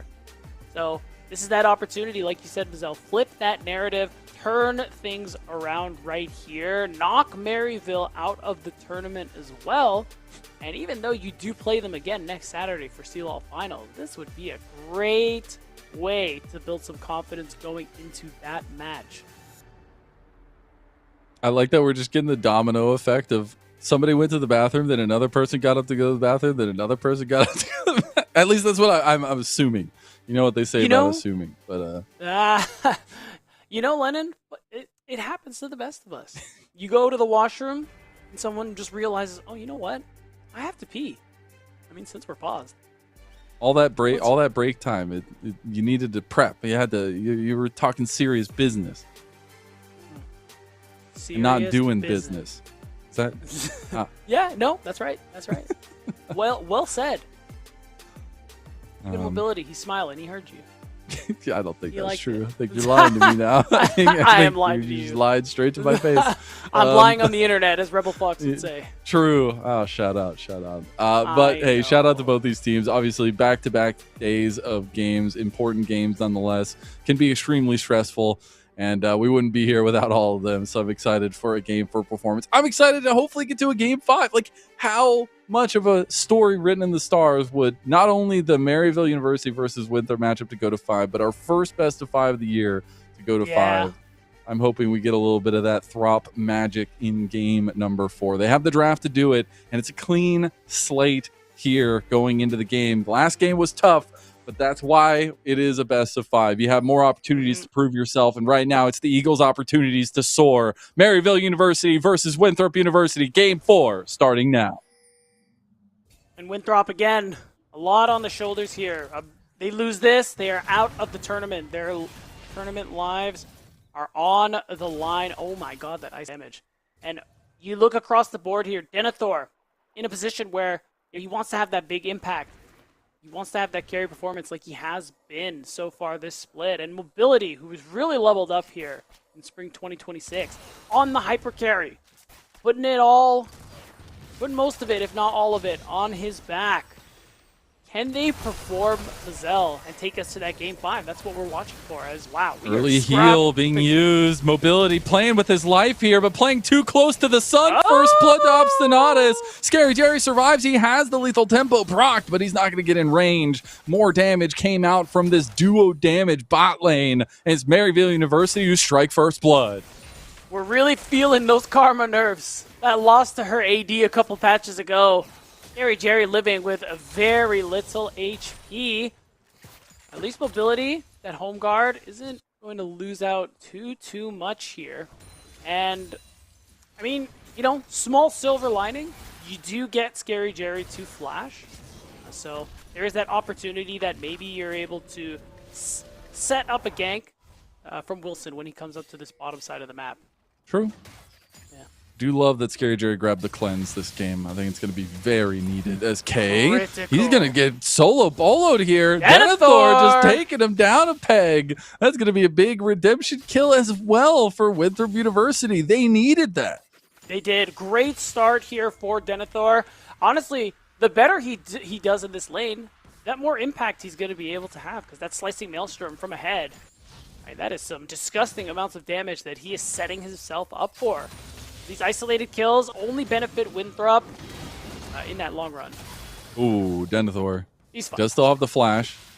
He'll able to get some good damage back on the K, who just TP'd back. So the health advantage will absolutely be there for Denethor when he decides to come back to lane as well. Don't forget the stat advantage. 16 CS and a kill. Gonna be able to... Okay, Boots. she's going for boots and a longsword. And a longsword. There you go. There you go. Good stuff. So we'll see how that one... We're going to see a 3v3 developing on bot side now, yeah. though. Wilson gets the initial fight, but he's got to be careful now. Yuji gets trapped up here, but look, it's duo traps here. It's Mobility versus Scary Jerry. Traps galore. Yuji now trying to find a return playing into this situation. Zach's moving over. He has the CC. Scary Jerry stepping up with the lethal tempo, but it looks like everything will calm down here. It was so close to being a bit dicey. We did not have any flashes burned there, so still aggressive plays on the horizon. Yeah, but it worked out pretty nicely for Winthrop. Took a lot, but they were able to get Wilson that Scuttle Crab. Thing is, he had to skip his blue buff to make this one happen, so he's slightly behind and away. And you know what the response is when you're behind something Mazel? else. Double down. Why not? He can go through the wall. He can make his way over. They need to push this wave out just a tiny little bit. Wilson says, I'm coming home, Ace, as he's looking for the play on a Scary Jerry and Obstinatus, but they go forward. They say the best defense is a good offense, and they're going to look for a kill on the Kim down. It's Obstinatus who's going to go into egg form, but it's going to be another shot from Scary Jerry. Not enough to get Kim down. They protect the dive. They get the kill, and now Obstinatus back at full health looking to continue sieging. Excellent call there from Obstinatus and Scary Jerry. And it's brutal. because it was well played, not punished for it, and so much is lost by mobility in the process. And of course, Wilson spending the time means he loses out on those respawn Krugs. This Kha'Zix is getting ahead step by step. And that is going to be a serious problem because we said it in draft. That's Flash play from Zach. He wants the solo kill on the Spyrax. Q. Oh, I don't think he's got enough. 1 Q, a fadeaway to get the kill. He gets the solo, but now he should just go down to Yuji. He's going to try to go forward. He's going to bait the edge, but can't do it. Yuji is going to get the kill there, and giving Kha'Zix kills feels pretty bad. Yeah, not ideal. Far from it, but props to Zach. Having a bit of a struggle against Spyrax this series, but able to find that solo bolo. Remember, I said this game can't afford to let this Andy fall behind. More specifically, can't afford to let Spyrax get ahead, or he will carry on this game as he's carried on so many before. He has, and Zach finally getting his punch back in this series, it feels like, and I need to continue that here. As Maryville playing really well off of this wave state in the bot lane. Dragon has spawned. We'll see if they want to go for an early Dragon. You know how fast Kha'Zix can take it with the isolation damage. See if he can get over there. The push is still there, and this is going to be the second time in the early game that we see both junglers positioned towards the bot side of the map. Yeah. Though this time, it's not such a big deal for Winthrop to lose this Dragon. The real downside is just how terribly this bot lane has been going. I mean, Mobility and Kim Down really tried to make this as volatile as possible and fought a lot, but really they don't have much to show for it. Oh, 50-50 onto the Dragon. Yuji goes outside the pit now. Kim Down very low, but not going to go down. Wilson just going to smite it away. And now Yuji going to leave his team here. He was thinking about backing. Scary Jerry gets taken down by Mobility. He gets excited. And Spyrax is going to get ran down by the rest of Winthrop. All of a sudden, Winthrop shows some serious life. The flash forward from Mobility. You gotta be kidding me. Like, Winthrop, that's it. They're back in it. Any concern I had has literally evaporated. Oh, Jinx falls behind in lane. It's fine. We'll just give her 2 kills. And just like that, Mobility is up 200 gold. I kind of want to see that a replay, Mazel, just to see exactly where this kind of fell apart here. Yuji clearly backed off as if he wasn't able to contest it. Maybe he didn't quite have Smite back up, but still, they lost so much more than they should have. They did indeed. Now they're going to look for a little bit of a top lane setup here for Wilson to get back out onto the map. It is going to be this play that we're going to be taking a look at. Okay, so I guess it's just the pinch because Spyrax was getting pressured away. Zach had the angle to walk down, and there was no help from the smell. So, plus it was a good Ishtal impact, preventing Scary Jerry from actually flashing the wall. He wasn't close enough. So, honestly, just well played from Winthrop. They did. Now they're going to get a play here. Yuji looking for the kill on a Wilson. Wow. He will make it out alive there. He'll be fine for now, but it's still Yuji that's taken away so much of his base and so much of his jungle. He has so much stats, too. 2 long swords, serrated Dirk. Of course, Wilson's losing all his health. He just has a Giant's belt. So, these 1v1s are going to be tough. Wilson, I still think, is doing a pretty good job pretty much keeping up in farm. Now has access to that level 6 as well, the Impale. Another big team fight tool. Unfortunately, though, for Winthrop, won't be used around this Grubs, as Yuji is getting what must be his favorite objective in the game for the 3rd or 4th time in a row. Having that kind of push prio with the Grubs is going to feel really, really good. Also, just giving XP and more gold over to Yuji, going to feel really good as well. You have to remember, we talked so much about how Winthrop want to win these fights, and it's when they have these big 5-on-5s. It is the opposite for Maryville as they move forward in this game. That's right.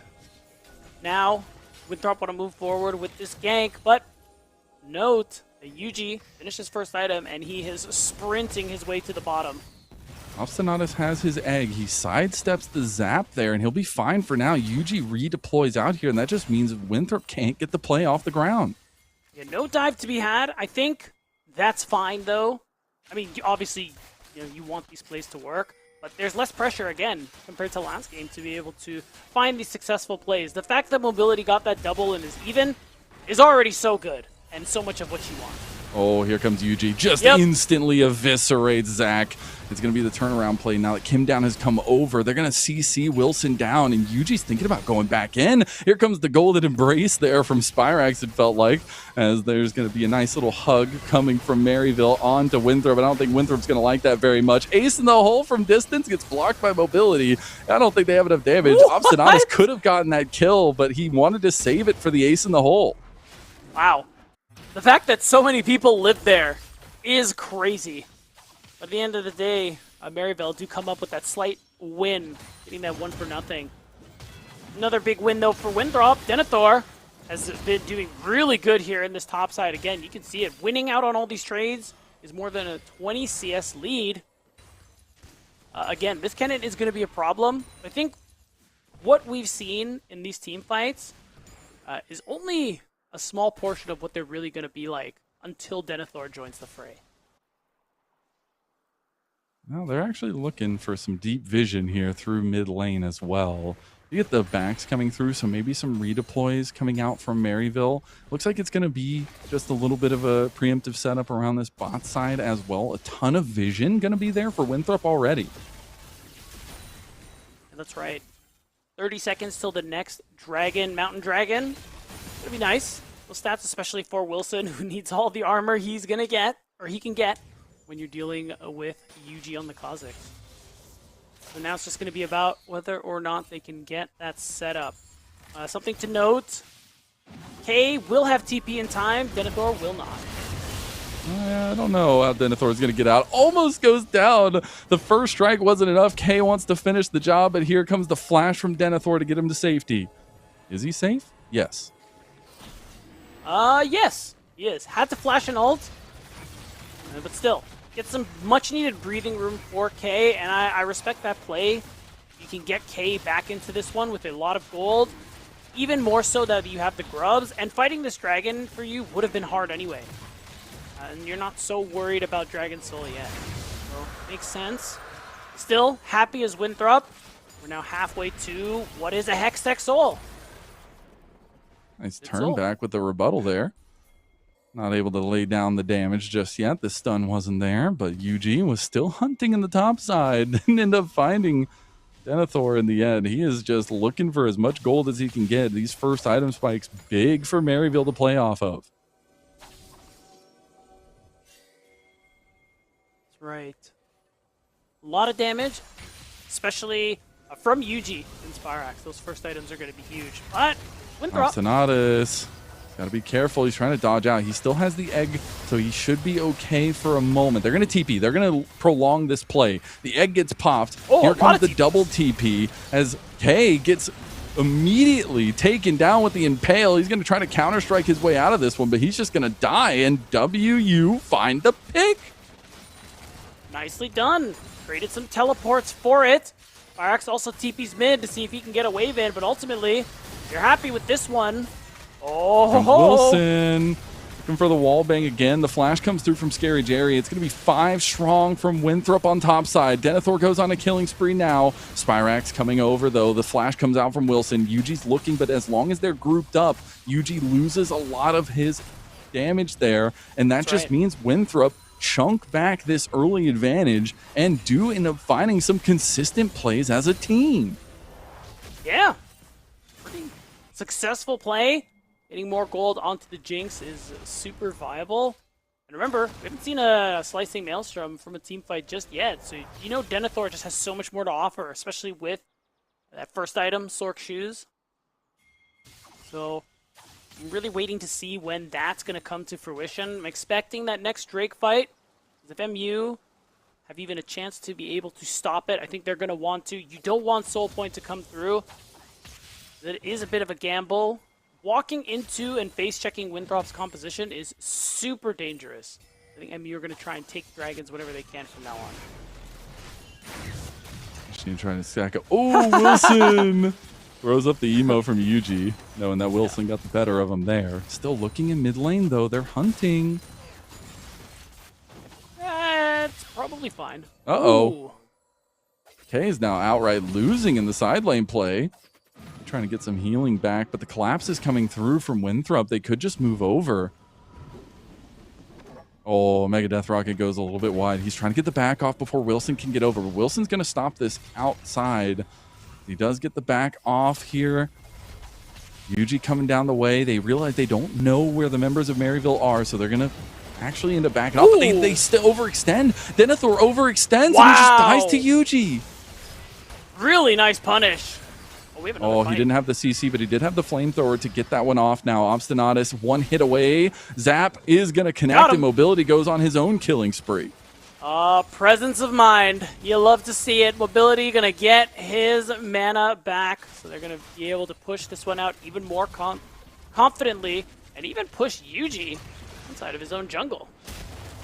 I like this play again. The together play. Oh, he's locked down now. Yuji's going to flash. Bit troublesome for Maryville University. You're starting to see the strength of the comp together of Winthrop, the thing we talked about so much coming into this game 4. Yeah, this Death Ball is deadly, Lizelle. Winthrop University still have a lot to be playing for, a lot to work with when it comes to these objective fights. But they are going to let go of this Rift Herald, want that more of a focus on the bottom side. We're a minute from this Hextech Drake, their soul point. They just want to be able to focus and make sure that they can get that. It will be a sacrifice, because they're clearly leaving Zach to his own devices on the top side, and that tier 1 turret, certainly not long for this world. That Rift Herald play looming large for Maryville here. They could get a lot of gold off of some of this standing gold that is left outside of Winthrop's base. There will be that turret going down. So that's first turret of the game for Maryville. It was a lot more further in the way of getting this lead out in front of Winthrop. Now it is a big individual lead for Yuji. The thing fighting back is Mobility, who has gotten 3 kills in a row now on the Jinx. That's the thing. When we look at where the gold is distributed, I'm really liking Winthrop's chances just a little bit more. Gold lead for Jinx in this context, super important, Lennon. And also, just the fact that, yeah, Yuji has a lead, but Wilson, he still has his value. He's playing Skarner. As long as he's able to get his spells off, as long as Karma can protect his Jinx, I mean, it doesn't really matter. Yuji, he's going to have to play it really nicely if he actually wants to secure the kill. It's going to be so tough to find an entrance as time goes on in this game. We do have the Dusk and Dawn, that completion for K. We got the Rift Herald play in the mid lane, which should take the turret. Let's go over. They're going to collapse on top side, so they're just playing away from the Winthrop play. They will be on a bit of a timer now with the Hextech Soul looming, but it is going to be some extra side lane gold to K, and that's what we set up for Maryville from the beginning. K grabbed this Jax to make sure that they could push in the side lane. And this is something Winthrop University or rather, Maryville University, excuse me, have been good at so consistently, is that, yeah, even when they lose something, they know exactly how they can make it back on other parts of the map, even when they lose objectives. They're really good at taking gold elsewhere to really ease the sting of that loss, and you can see it. Again, the gap between Denethor and K is closing even further. The gap between Yuji and Wilson is widening, and they are setting themselves up as best as possible for that soul fight in 4 minutes time, because that's the thing they can't afford to let Winthrop have. Yeah, very true. As we're seeing the play attempted down here on the bot side. Wilson ever waiting with a big impale for the team fight setup. Spyrax overextending a bit. Denethor is thinking about going forward. Not going to find the angle he was looking for here. It is just Maryville trying to find picks wherever they can. So far, to no avail, though, towards the bot side of the map. Yeah. Right now, Maryville has pretty much all these lanes pushed in. They have an opportunity almost killed to Mobility, apparently. They did get his flash.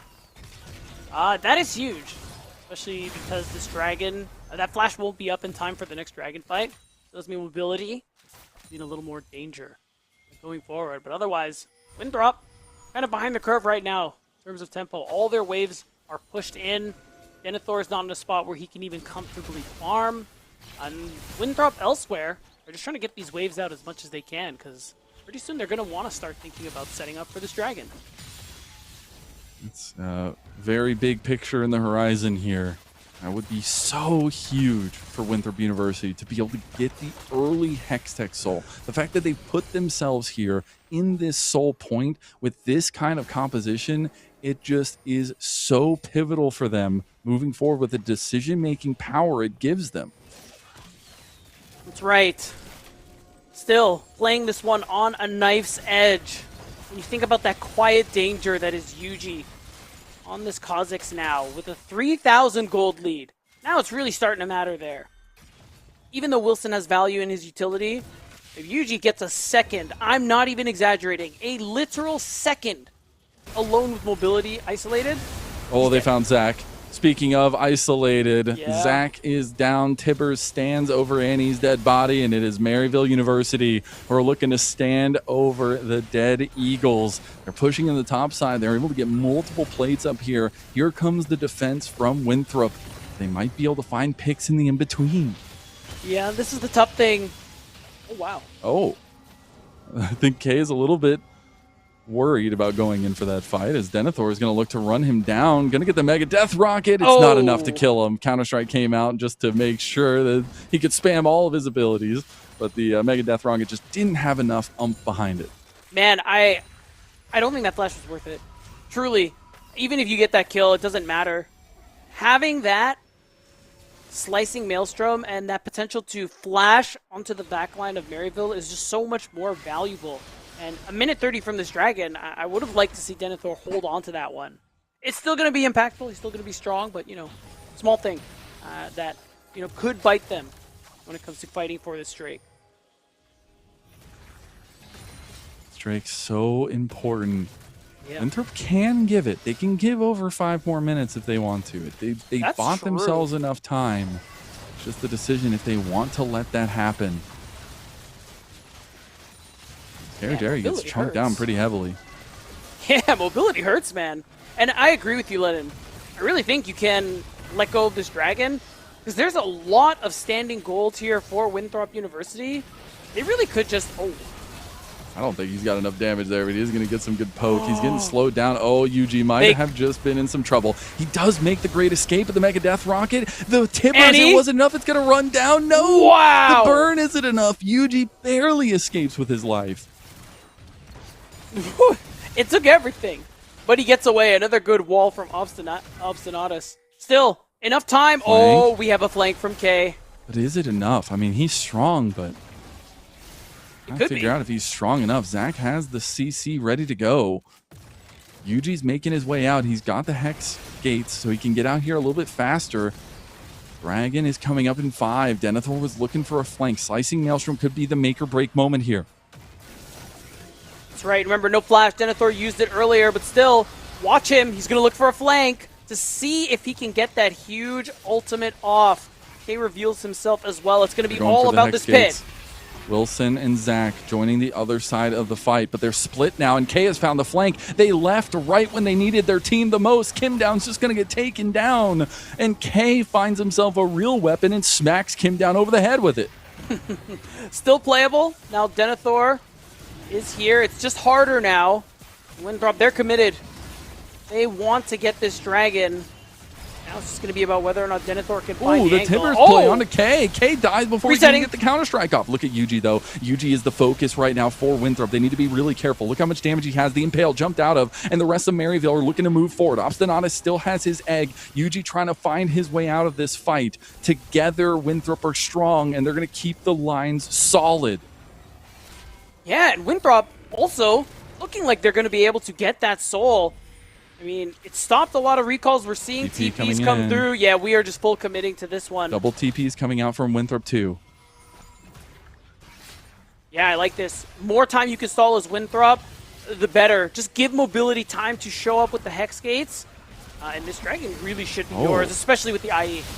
Yuji just backed again. Another missopportune moment for the back, and Zach's now looking for the CC chain. Spyrax just going to die outright. Maryville caught again with miscommunication, and that might just give the soul to Winthrop. Yeah, surprising mix-up. I mean, there's still the chance that Yuji's able to steal. He doesn't have access to that ultimate. Okay, Probably going through, won't he's have going to it. walk straight onto Zach. Wilson's going to try to go through the fight, but he can't do it. Zach is now dead. Yuji, a beautiful distraction tool as K has come and joined.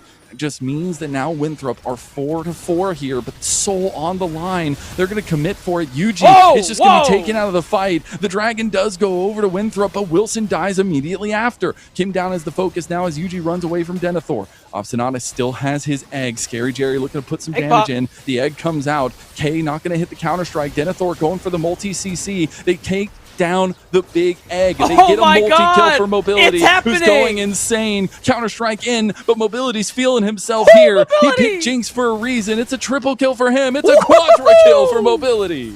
And there it is. Winthrop really pulling ahead here in this game. This, make no mistake, Lennon, going for this Dragon was risky. And if it didn't pay off, we'd be talking about what they could have done different. But what did you say in game 1, Mazel? We love bad plans that work. And this one worked for Winthrop University. A quadra kill for Jinx means Mobility is now a certified problem. And we've seen multiple fights now where it feels like a disconnected mass for Maryville University. They're struggling to find how they start or end these fights. And it's Winthrop who have a solid plan and easy to execute comp, and it's reigning supreme again. It is. And this is what Winthrop do. They play for the death ball. Oh, he's so dead. Oh, that was a great wall. I mean, he's still dead. He might still be in trouble. He's still dead. Yep. Can't He's stop. just caught in the side lane, gets trying to ward, but just gets completely found out and taken down. We just do the Baron, no? As Winthrop University? Yeah, okay, get your plate if you want to. I guess they don't want to. They used some ultimates. I guess they're not going to be rushing this one just yet.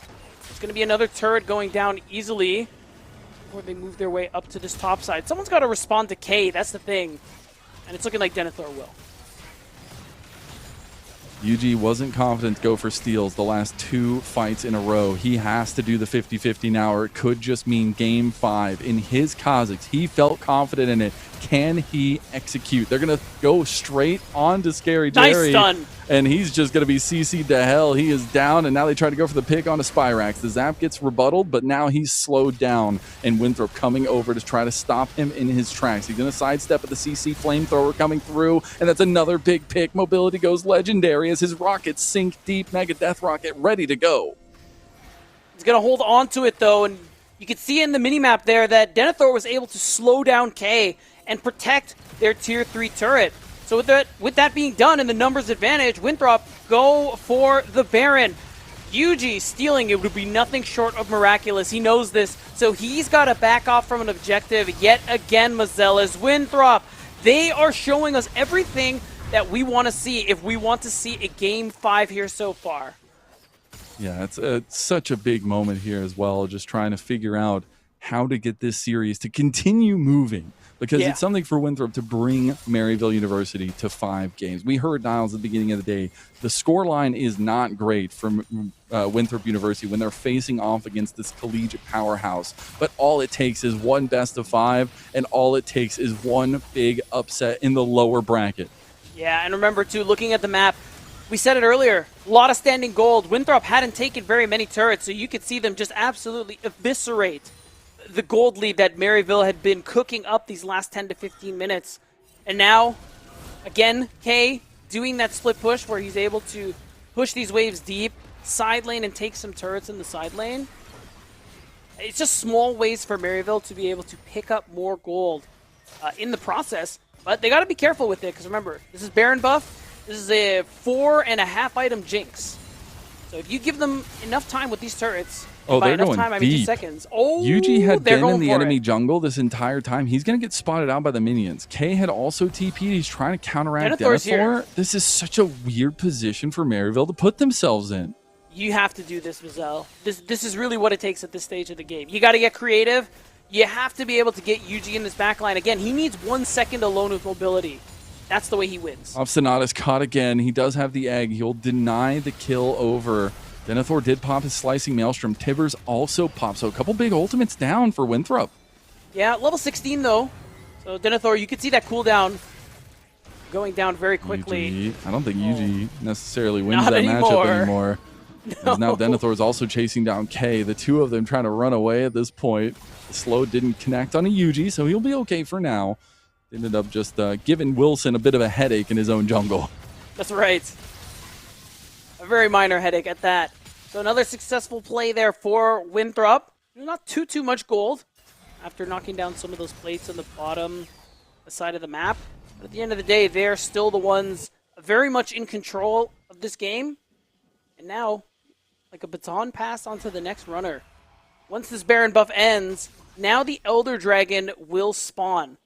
And this is what we talk about, Mazel. This is that great decider where this game could be flipped on its head. And such a huge moment here. I got to give all the praise to Mobility for our precision play presented by Philips Norelco One Blade.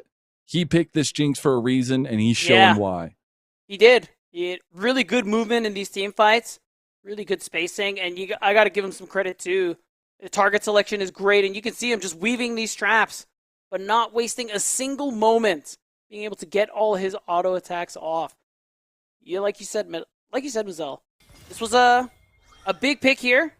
A lot of pressure on his shoulders when you pick something like the Jinx, and he's been delivering. Elder fight. 5 strong from Maryville on the southern part of the Dragon Pit. It's going to be the Scuttle Crab secured by Winthrop. They started up the Elder, but now it's going to be Maryville who have to take over prime position. They're going to get the catch on a Spyrax. He flashes early. Kay's coming around the corner. He's not spotted out.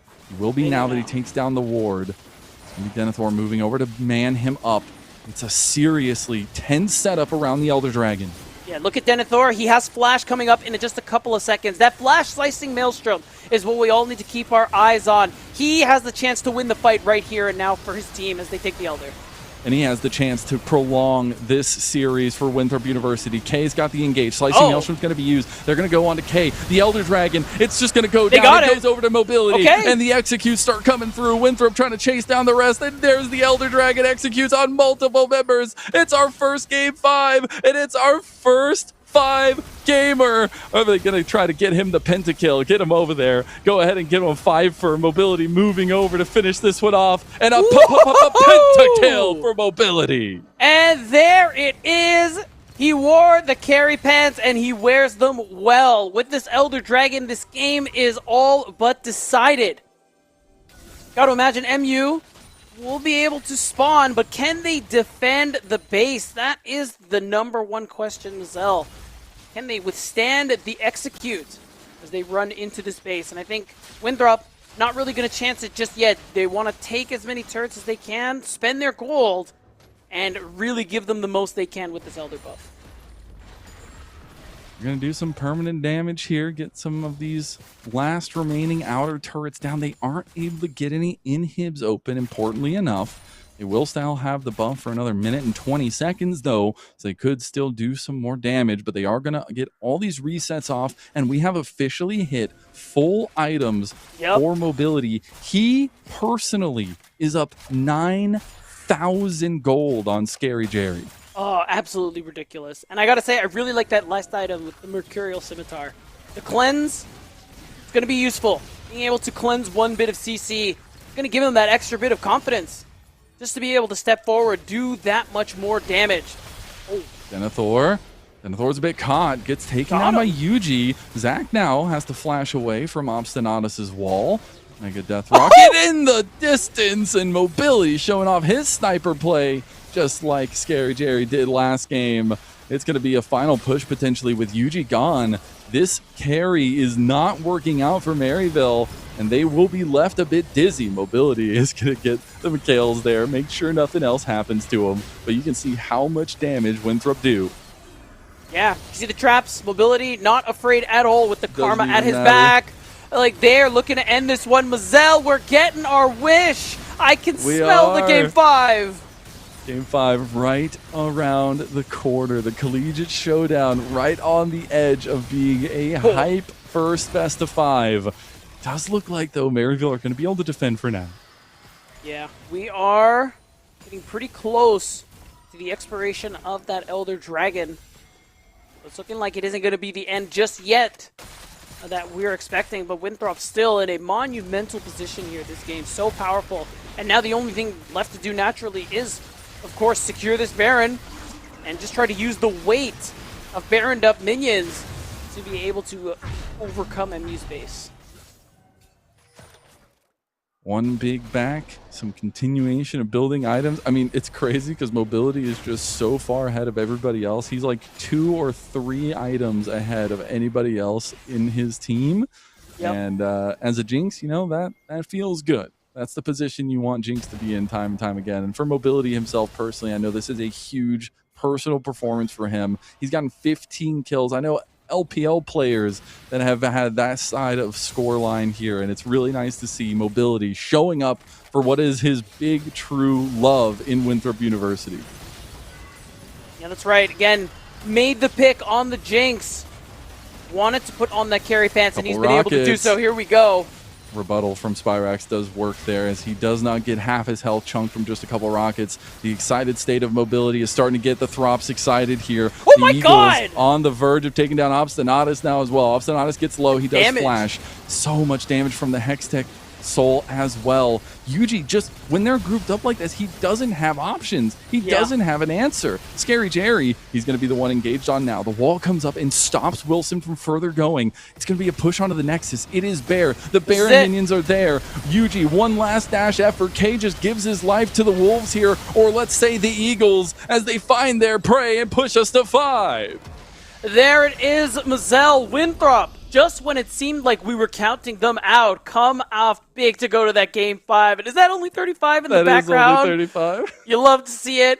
Cheering on his former team, who pulled out a huge victory here to keep themselves alive in the series. What a game for Winthrop University. My God. Mobility just putting the team on his back, though.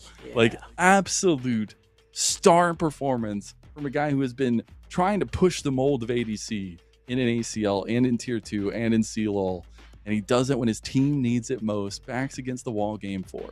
Yeah, and I got to say, give some credit to Mobility and Kim Down, even though early game did not start out well for them. They turned it around. And props to Zach, much better showing this time around on the Annie. I think he really was an enormous part of their early game success that turned into this win. Was indeed, and now we get our first game 5 of the year in sir. an ACL. That means we'll see you on the other side of the break, and we'll see you after Silver Scrapes. The NACL is presented by Philips Norelco OneBlade.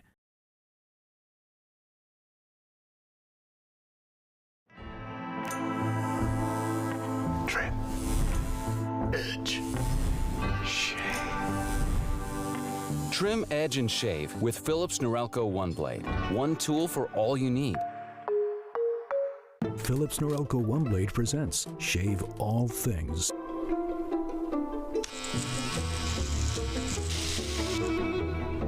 Your style made simple with Philips Norelco OneBlade 360.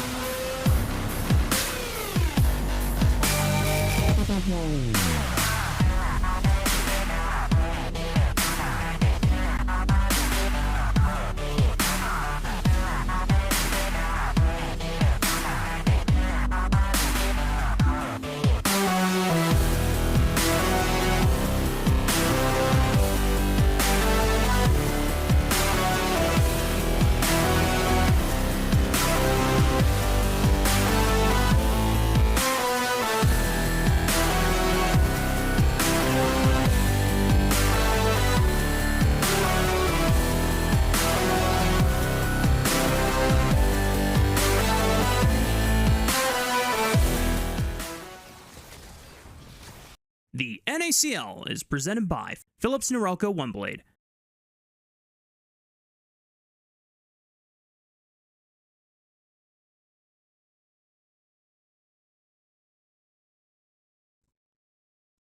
It's our first best of 5. You know it had to go the distance. We are going to Game 5 between Maryville University and Winthrop University. I'm Mazel, and joined by Beatdown, and I'm just so happy we've made it here, my friend. We did it. Our first cast of the year, Mazel. First best of 5 of the year, going to Game 5. Coincidence? Couldn't have asked for more. Absolutely. I think not. Oh. Oh. But will I lie? Absolutely. Okay, but, synergy's still in process. But there you go, though. There's the brass tacks of game number 4. Very strong performance from Mobility. Yes, some integral moments from the utility on the team, but it was Mobility who carried the Winthrop flag forward. Yeah, I mean, I still stand by. It was more of a relay, and Zach and Wilson did really good in that early game to baton pass it to Mobility, who just ran the rest of the way. It was some good stuff. A little longer than game 3, but still, I mean, really good stuff. I think top to bottom for members of Winthrop University, and it really seemed like after what game 3 was like, MU were just gonna run away with this one and we call it a day. But no, partially some mistakes from Maryville University at some key moments, but also just overall good gameplay, especially from the bot lane when we got past 20 minutes. Very true, and we get to a point that I truly love, and that is a Game 5 fearless draft. So many champions, 50 at the end of bans, going to be taken away. It is a pivotal Game 5. Maryville will be on the first pick side of things, on red side, and Winthrop University will be having that counter pick from the blue side. We'll be getting back into the picks and bans here soon, but anything you're really looking out for here, Beatdown, as we go into 5? I mean, this is always the tough part for me in best of 5s. I got to remember what champions are even left. Because we're down, what is it? We're going to be down 50 champs by the end of this pick ban phase. The Nocturne. Oh, Nocturne! Insta. Banned all series. That planned response clearly from Winthrop University. Likely going to grab that TF, instantly. So it's something they've banned away all series long, expectant of it being towards Spyrax, but they're going to take it themselves. A couple openings coming through with things that we've seen banned away all series long here, Beat. Yeah, and really the thing for me now is what's left there for Wilson. Considering like what he's played previously, I think it's a little early to be Okay, no. They're just gonna send it. What was that, Wilson? Yeah, I don't know. That was odd. See, okay, this is why I'm like a little concerned about a Trundle pick like this early. So now you have, whoa, oh my god! Forget everything I was gonna say. My immediate concern was like, okay, how are you really going to get on this backline with Trundle? I mean, yeah, you kind of have the pillar, but it's not the same. But the Camille, completely different story. Hextech Ultimatum.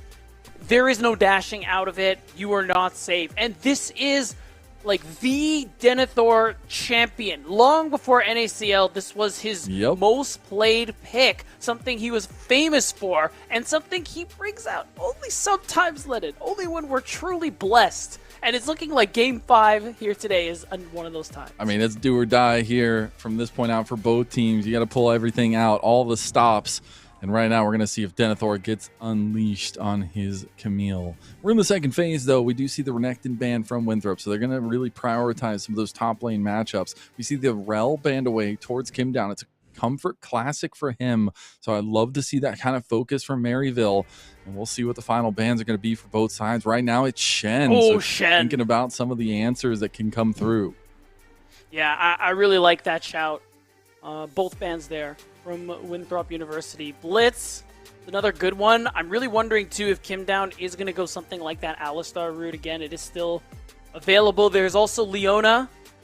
Either way, a lot of dive. I think given the fear and other CC that's there, I think that Unbreakable Will really is going to come in handy. But I don't know. We'll see. You don't know. I've decided. I like Alistar more. But we'll see if Kim Down agrees with me. I kind of appreciate the Blitzcrank ban. Just, maybe there's some spice coming through. But the Aphelios, another big late game hyper carry coming through for mobility. Is it Thresh? I wonder. Saving support for the very end, which I respect. And now, I wonder how that one will go. I've never seen the matchup. We'll see. A lot of options there for K.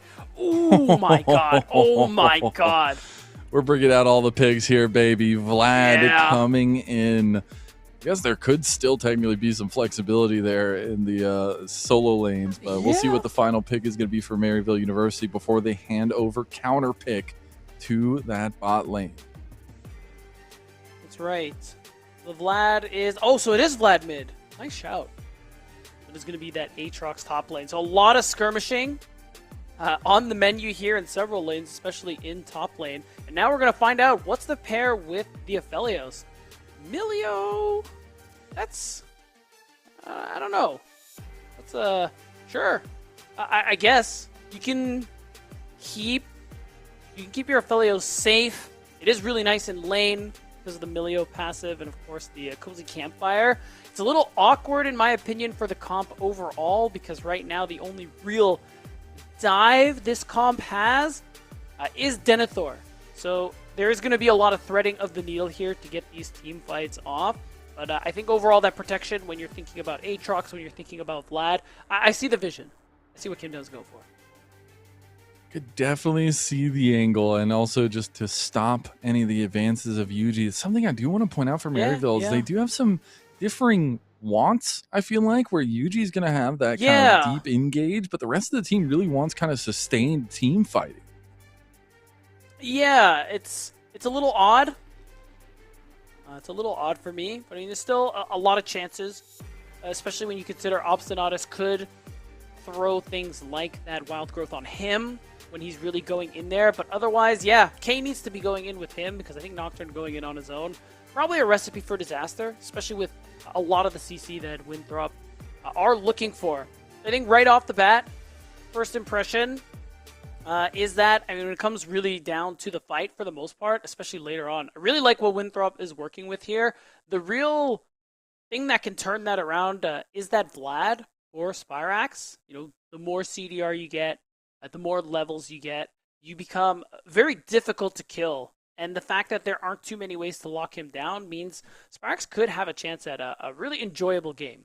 We're getting into Game 5 now. The first Game 5 of 2026 NACL. It's Winthrop University versus Maryville University. Lives on the line. That's right. Tournament lives. Remember, guys, it's been years in the history of collegiate NACL, whatever tournament. It's been years since Winthrop had been able to win a best of 3 against Maryville University. It's been 3 years, and even longer since they won a best of 5 against them. 2021 CLOL Finals was the day. So this is that opportunity here in Game 5 for Winthrop. Try and change the narrative. Just give us the beginnings of a changed narrative here, or will Maryville show us business as usual? Either way, loser goes home today and are out of the NACL playoffs.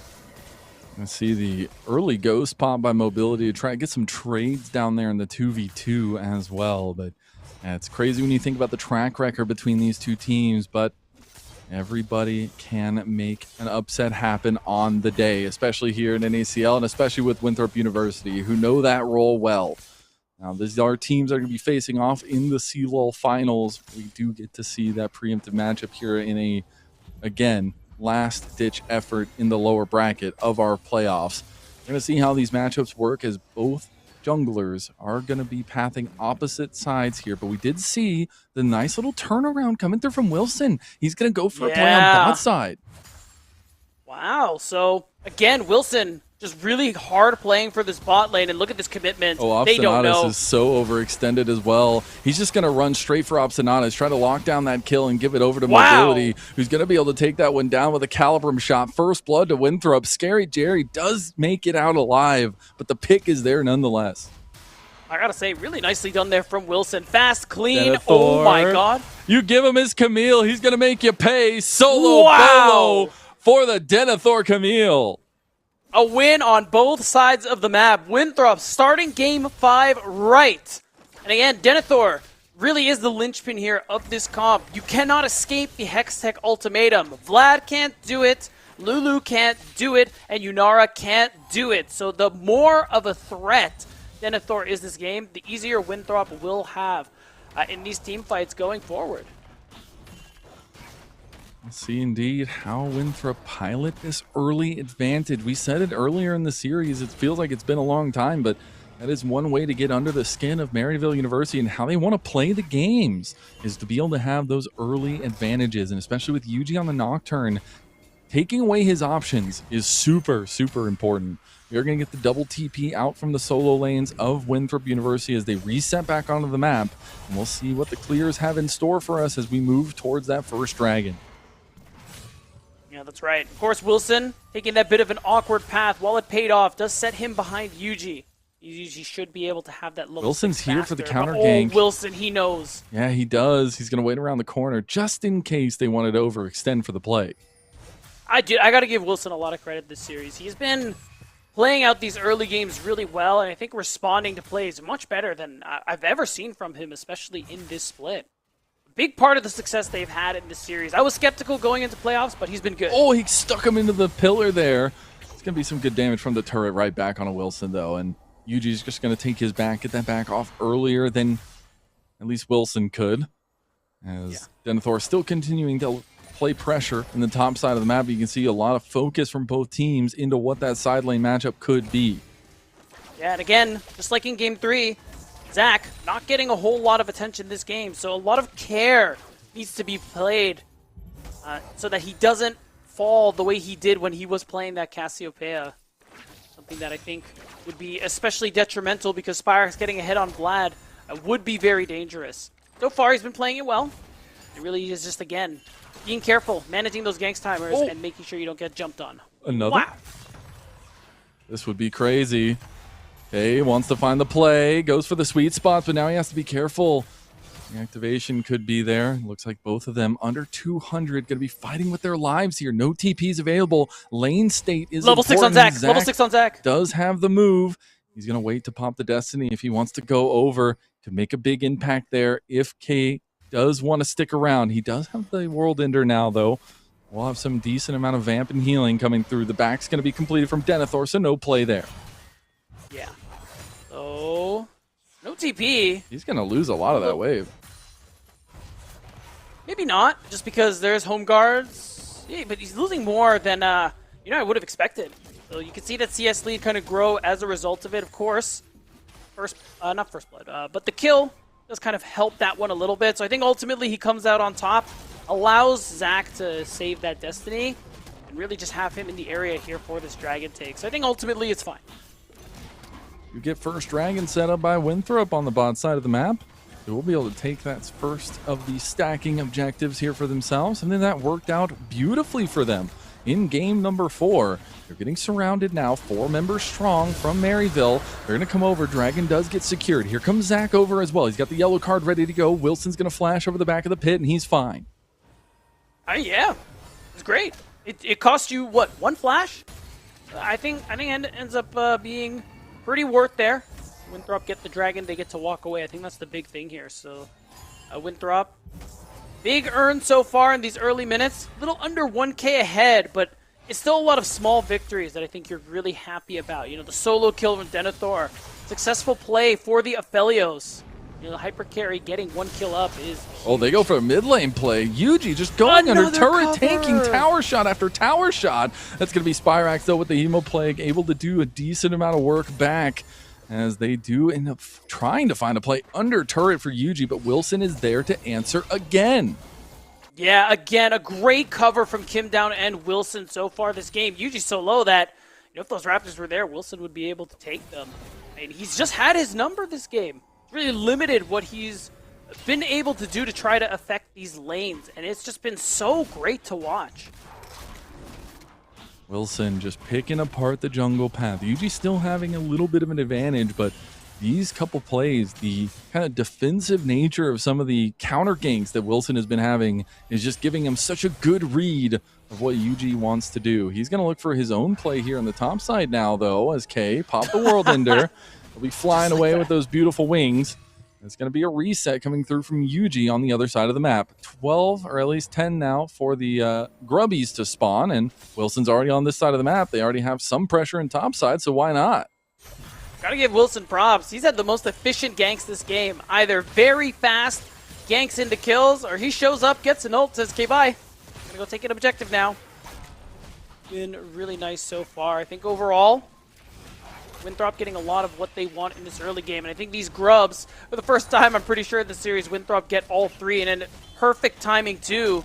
Because the kind of split push threat Denethor is going to be on this Camille means that he's going to be able to make full use of this very nicely. Yeah, the side laning is going to be so difficult now that he's able to take down turrets very easily. And we are getting to a point where we're seeing a bit of an invade now from UG as Wilson was taking that top side objective. So he'll be able to steal back a little bit, keep this small jungle advantage that he's been able to develop. We still haven't seen any proactive plays that have worked out for UG on the Nocturne. Not many plays working out, or haven't seen many plays that worked out for UG is not a thing we say very often. Remember a player who we tout as the best player in the league for many splits in a row. Oh, Denethor. Denethor does some damage there.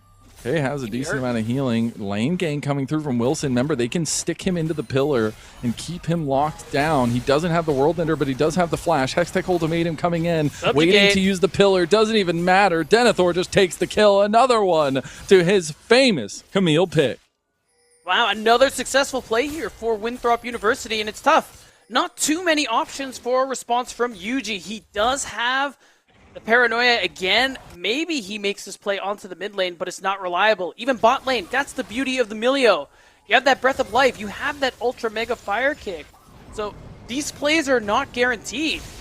Oh, they're going to try another mid lane play. The fear goes off this time, and Spyrax and Yuji combine for one, but Yuji goes over and finds Wilson. This time he's going to be left to his own. As Spyrax goes for the plate, and Wilson gets the kill back with the chomp. That's it, 1 for 1. So, again, every play really that MU have gone for, every play MU have gone for has been answered. Winthrop ones with several successful plays. And it continues as this gold lead grows inch by inch. And now I think our sights are set on this Dragon Zell. Drake stacking for Winthrop. I think they can do pretty well this game. You gotta start thinking, are there some confidence plays that Winthrop are going to have available to them? They are up early against Maryville University, an organization that has typically had their number in all of recent history. And it's a moment where you have advantages. Wilson has had UG's number this game, and it's a pivotal game 5. Yeah, it is. And really, too, when you think about how often MU are able to get ahead of other teams and turn those into wins. How, in a way, Winthrop also like to play that sort of game. Them doing it to MU, who they've never really been able to best, is really impressive. And it really just comes down to, are they able to finish it? Because we look on the other side here, MU, there's a lot of late game insurance here. Yunara still scales very well. Vlad scales into, like, infinity, basically. Once we get later on into the game, more haste, more levels. He's already approaching level 13. Getting closer and closer means that there are still a lot of ways MU can try and play out these fights. But if Winthrop keep up this pace, it's going to really diminish the power of those late game insurances. We will see Maryville finally get their first neutral objective. It's going to be a dragon at the expense of a proposed top lane play from Winthrop University. There's the Destiny. He's going to pop the gate, and he's going to come over. Flash from K gets him out for now. Spyrax comes over as well, but I don't think it's going to be nearly enough. Zach getting hit by the extra tower shot. Spyrax trying to go forward, but now he's in some trouble himself. The Hemo Plague was just not enough to get the kill back. Oh my god, yes, another successful unanswered play here for Winthrop University. They just keep finding the Mazel. Is MU crumbling? Really feels like they haven't been able to find anything. They haven't been able to respond to a play, and it's really starting to make me come back to what you said in the draft, Lennon. How this comp that MU has, we have some conflicting desires here from some of these champions, especially when you think about Nocturne versus the rest of the comp here. We said it. There's no dive buddy. UG is mostly going in on his own. The follow-up is a little scarce, and I think we're seeing the results of that. And we're seeing Mobility slowly but surely develop a 1.3K lead over Scary Jerry individually on an Aphelios. I know it's not a pick we get to see often. I promise you, Aphelios can still absolutely be a team fight carry. That's something we just saw Mobility do last game as well. So he's setting himself up for success. We have first item completions across the board, really, besides, unfortunately, the bot lane in at least the side of Obstinatus and Scary Jerry. But these item spikes will be super important for these next fights. That's right. I think Scary Jerry's got his now. Oh, there you go. Yeah, Kraken Slayer. Now, though, still, that lead is really going to make Winthrop a way better poised to go forward this Rift Herald fight. And the way they've been finding these small leads and very slowly building up a snowball this game, I think Herald is really that natural progression of that. Would set you up really nicely for the next Dragon, get you some more gold onto your carries who you've already been building incremental leads on. Oh my god, look at what... Dude, he's a mind reader! They want to try to go bot. They're going to try to get him. The flash, but the fear is enough. UG finds the kill. Now the wild growth comes out on a Spyrax, giving him healing. He's tanking the turret now and does have to go into his pool to make sure he doesn't take too much more damage. He's going to fight onto Wilson with some of that healing that he does have. He's going to keep the pressure up on bot side. Winthrop's rebuttal is going to be a try at least of plates in the mid lane if they can get them. Yeah, so that's a good, successful play. Even with Wilson there, he couldn't stop it in time. Didn't take UG's flash, but it works. Now we're already seeing that damage that Spyrax can do. He hurts. Doesn't quite have the cooldown you're hoping for him to be monstrous, but he's close. And this, again, just really shows the threat that he represents as we go on later on into this game. So something to keep an eye out from. I think he is really going to be that key piece to turn things around, should Maryville be able to do it. Really looking forward to a vintage Spyrax performance if he can put it on. I will say Zach has had some nice fight back in these last couple games, but see if the scaling factor is going to be enough to get Spyrax and Maryville University over the line. Some of these matchups starting to get out of hand. Denethor feeling pretty far ahead now on his Camille. They are going to just get, he just gets a solo kill under turret. Hextech Ultimatum will be the end of K's life. He even almost dies there to the turret, but is fine. Denethor finding another kill, 3-0 on his Camille. Yeah, just like Spyrax is a problem for Winthrop, Denethor is the problem supreme for Maryville University. Again, really excited to see how these two meet. Big Gravitum hit onto Obstinatus. It's going to be a nice lockdown setup. Moonlight Vigil is going to be used with the Calibrum there. He was able to get a little bit of damage back on a Scary Jerry. Did have to pop the Transcend oneself. Every cooldown is going to be down in terms of ults, except for the Breath of Life coming through for Kim down in this mid lane 2v2. The Wild Growth's back up now too. Also keep an eye on bot lane. You can see UG pathing. He has that paranoia back, and Zach here, is a little low. Yeah, true. I think he might be caught. Wilson dodging out of the fear there, but we'll just turn back to take the rest of the Scuttle Crab that UG was not able to finish off. Somewhere, somebody utters, "You must finish your food, son." As that's going to be Spyrax trying to take a turret on the back end of this play. So they did give the Scuttle. He's not necessarily going to be able to take down the turret just yet, but it's going to be real close. And they'll find that Spyrax is getting pretty far ahead now with this second wave going in, with this first turret potentially going over as well. I'll tell you what, Lennon, Spyrax finishes his food. Because he is certainly going to be knocking down this turret. Like that he's waiting for all these minions to go down in the process. No limit what Zach's going to be able to get from that wave. But yeah, that lead now shoots up to 1.5 thousand. Again, letting this Vlad get accelerated, letting Spyrax get ahead is what allowed him to run away with the game in Game 3 on the victor. So we do face a similar danger here for Winthrop University in this game. Trade of objectives. It'll be a second topside neutral objective for Winthrop University as they'll get the Rift Herald on top of already gotten all 3 grubs. A second dragon will be given over to Maryville University, though, on their way to a Hex Tech Soul, something we've seen very often so far today. I know. I actually think it was literally all Hex Tech and then the one Infernal. Yeah, you're right. That's crazy. Well, and there's that opportunity.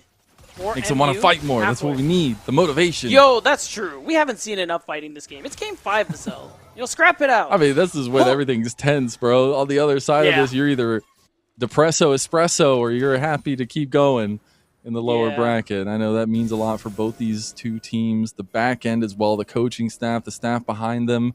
It's a lot that goes into propelling these teams forward, and I know it's a matchup that they know all too well. As we're going to take a look at a matchup in mid lane, 2v2. Started going back and forth. You had Yuji waiting on the wings with the paranoia. Yeah, but Scary Jerry, he did use that Transcend oneself. The fact that Yuji is hovering in the area as well, and it just means that it's going to be an easy turret take on the bot side. Herald hasn't even charged yet, so Yuji's going paranoia in mid lane. They're going to try to get the double knockup with the Wild Growth. Kim down, flashing away, and able to get away with the Breath of Life and the Moonlight Vigil. Sweet, sweet lullabies for Yuji.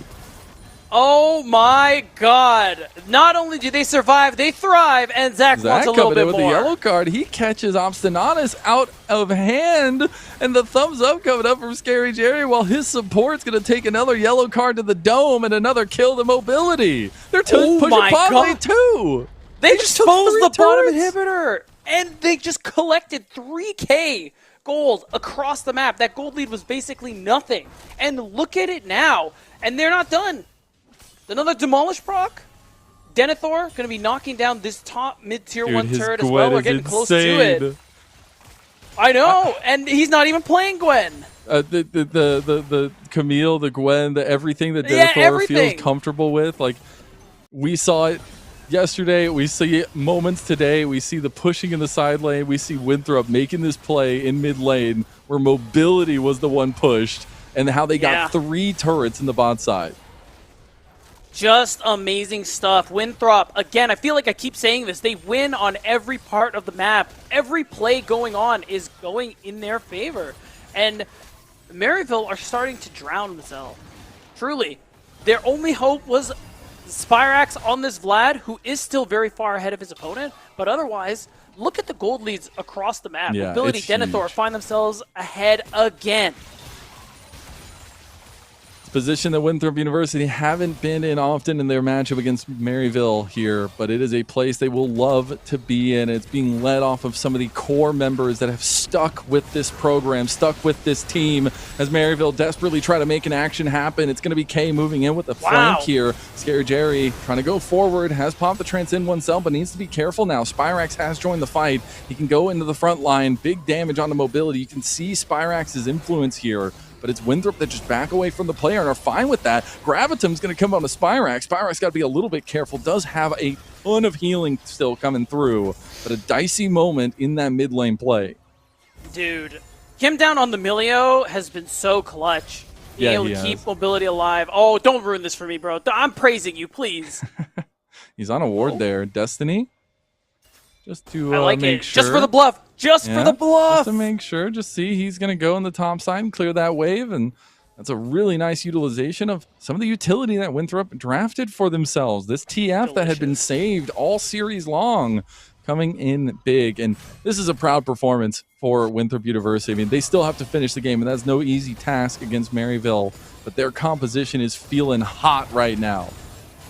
Yeah. And you can see it, Spyrax under so much threat. No Hemoplague. He doesn't have it. He is just down. The big piece, the one that was getting ahead for Maryville, is shut down. The entire team of Winthrop are pushing down mid lane. they're just going to get all the plates down on this tier 2 turret, and they just keep cashing in Mazel. There's no response to be had, and they just keep grouping as 5, and it just keeps working. It just keeps working. A beautiful monogram for Winthrop University is here. I just think that this kind of setup is so hard to play into for Maryville. Doesn't feel like UG has those answers right now, and you're just losing in the side lane to Denethor, who was finally willing and able to take out his Camille. I think a pivotal back-to-back setup by both Denethor and Mobility in the last 2 games, and truly relying on what feels like the heart of Winthrop University. Yeah, and I really think, while this team has improved as a whole throughout the split, those 2 players, Denethor and Mobility, I think have improved the most and have really been the ones to take over in a lot of the games that they've been playing. And that just has never been more true than in this series, last game and this game, for the fact that they are so far ahead of their counterparts, and they just keep playing out these fights so well.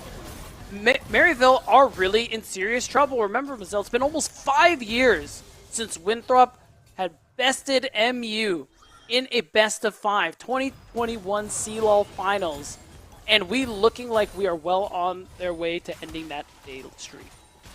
A long streak to come to an end in our first split of an ACL. I knew the Collegiate Showdown was going to pay dividends, and so far it truly has. You can feel some of the worry, some of the weight on Maryville University. They didn't even expect themselves to be in this position. They were fighting for second place, and they faltered. Now they had to go in the first round, then they lost, and now they're here in the lower bracket. You could hear some of the motivation that Niles was speaking with at the beginning of the series, but here, all the way down to 5 games, is not a place where that motivation may be strong enough. It is still a lot of momentum for Winthrop University, some pick potential for them as well ahead of objectives, and we're tied up with those Dragons 2-2. It is going to be Winthrop just trying to push in some of these outer turrets that are left. Wow. And this is interesting too, Zach using that Destiny really just to buy space for his team, to set up more oppressive vision here on this top side. Only red ward we see is literally in the Baron Pit, and once that's cleared up, this entire side of the map is dark. And MU, they have to tread carefully. Even now, we're seeing the Farsight wards used. They only have 1 more of those left before they're going to have to start face checking. Maryville just trying to hold steady in the mid lane, trying to get these waves pushed out, but they've got to be careful because they can get collapsed on, but they're also getting pushed in on the top side. Gravitum connects. K's going to have to pop the World Ender. Yuji going for the play on the other side with Spyrax, but they don't even get him. They don't even take him down. Denethor tanks it all, and now Maryville, it's crumbling all around them as the Yuji play is gone forfeit. Wilson finds the kill. And not only that, that's the jungler. We can run it straight to the Baron. Winthrop can take this objective and really start to put those final steps in place to win the series. 5 years is a long time, Beat, but there's never a better time than right now. Winthrop University push onto the Baron. They just wanted to try to see if they can make a play on a Scary Jerry, but this is all theirs. The purple capes will be draped onto the Eagles, and they will have a very telling tale to tell after this series if they can close it out. That's right. Baron secured very easily. And now, much gold to be spent after the sequence of plays we just witnessed. We are in one-fight territory. I know it's only 25 minutes in the game, but so much of MU's map is in shambles. Their bottom inhibitor has been exposed for the last 7 minutes. Mazel, I think with the Baron buff, all it's going to take is one fight for Winthrop to send Maryville packing. A team we never even expected to fall out of the top 2 in the regular season. A team we also never expected to lose in the first round to go to that lower bracket. Might lose in their first lower bracket match.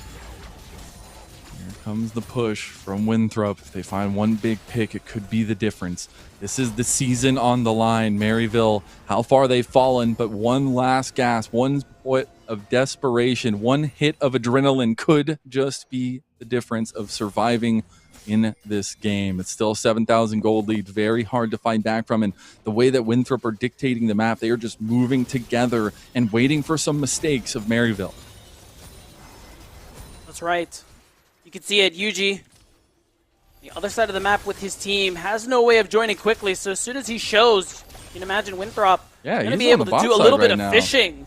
Yeah. There's no way to join. He's going to start his back, but they've already lost their tier 2 there in the top side. They're going to lose potentially another turret here. They have one of the Baroned up cannons. It's going to do some decent work. He has the paranoia.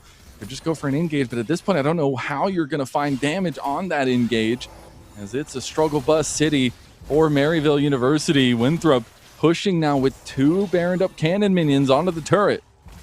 That's right. Mid lane's going to crash too. Denethor going to be in there to escort that one momentarily. You got to imagine the play here is to jump on Denethor. He's still flashless from the last play, and people are far from joining. So you got to imagine Zach is watching. Paranoia, they're going to try to make a play, but they've tried this before. It's just impossible to kill this man. Maybe it's enough when 3 members show up. Yuji getting a little bit low here. Denethor going to hook shot, but goes down in the end. It was a top lane play, though, as they take the inhib, and that is going to be a big kill redeemed, at least for Maryville, but they lose their top side. I will say, that turret was going down regardless. I'm going to call that worth, and we're not even including the fact that they're likely going to be able to take this dragon as well. A big shutdown for Scary Jerry. Are they, though? Oh, nope, they're going to walk it away. Yeah, it's unfortunate. That does mean it would be soul point for Winthrop.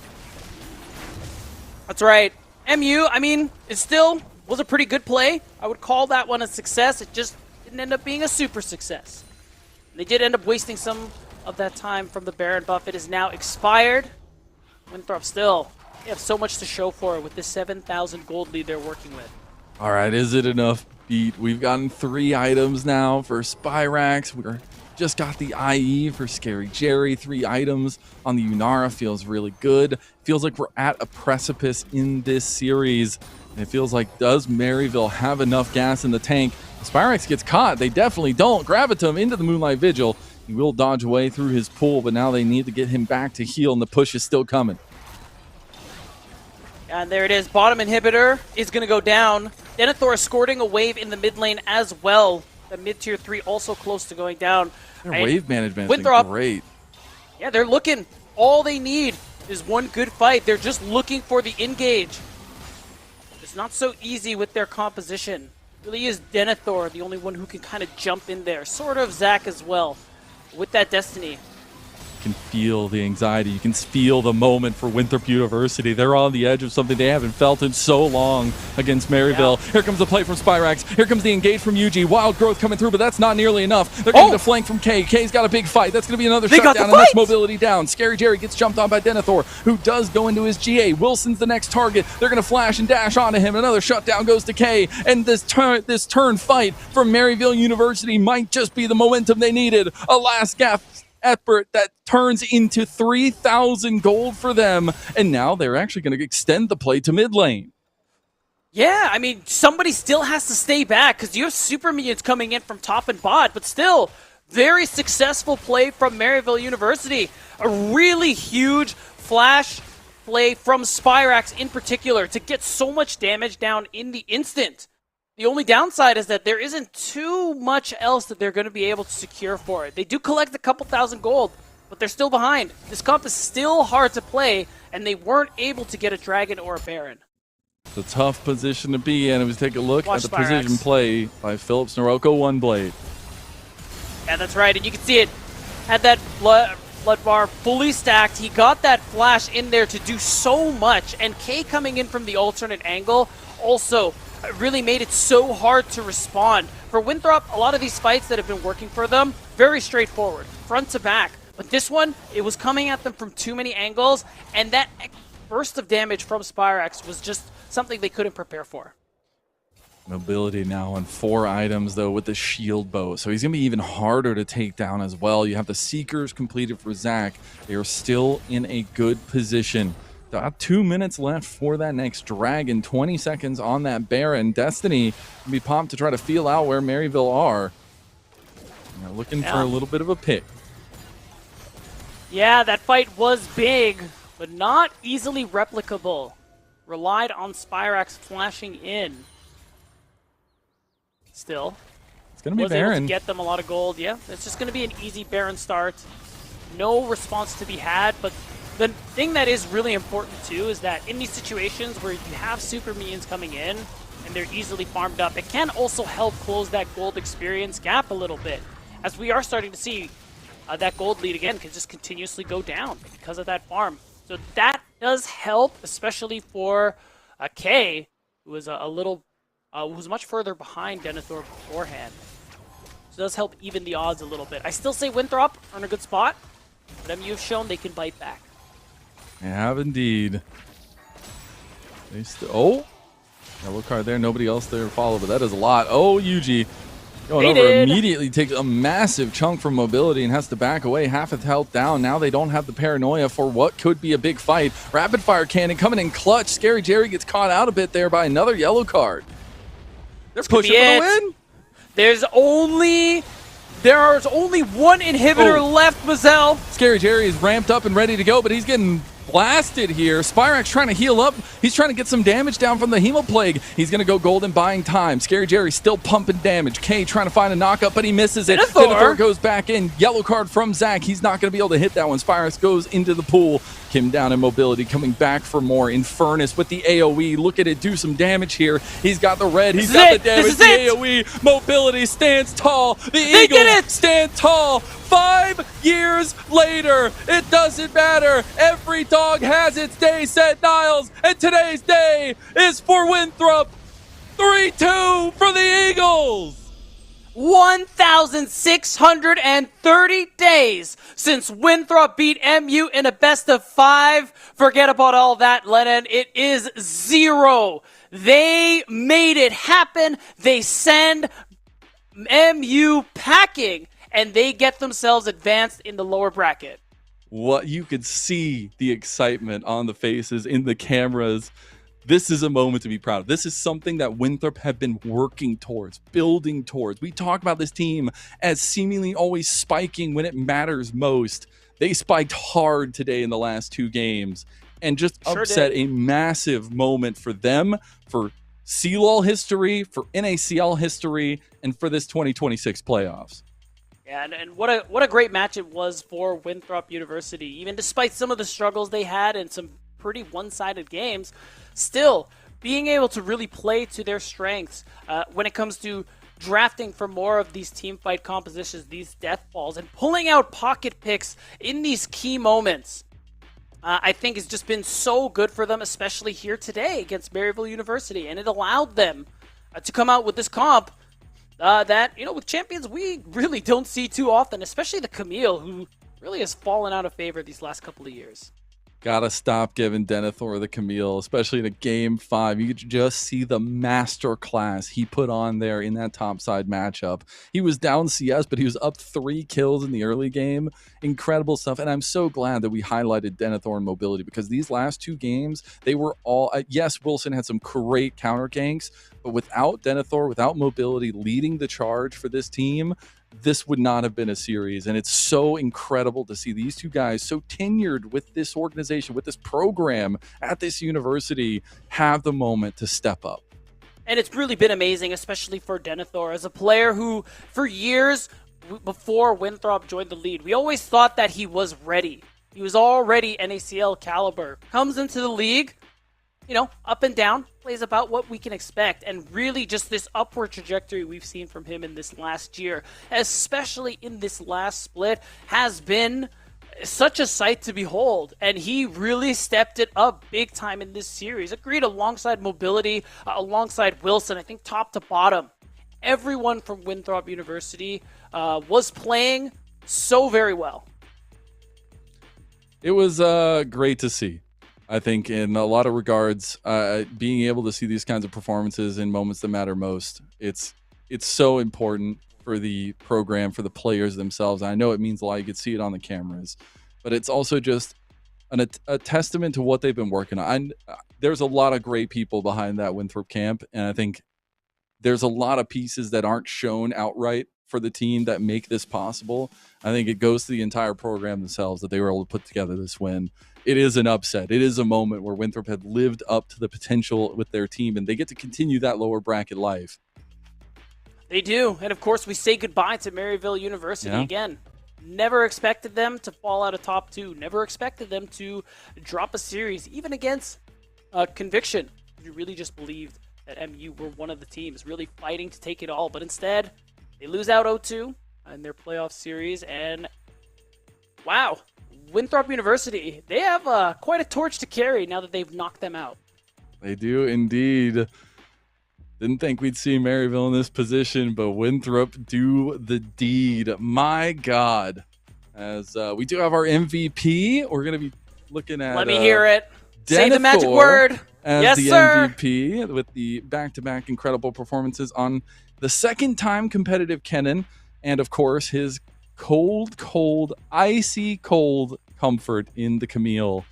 Something that he was able to masterfully put to a win here in the 5th game for Winthrop.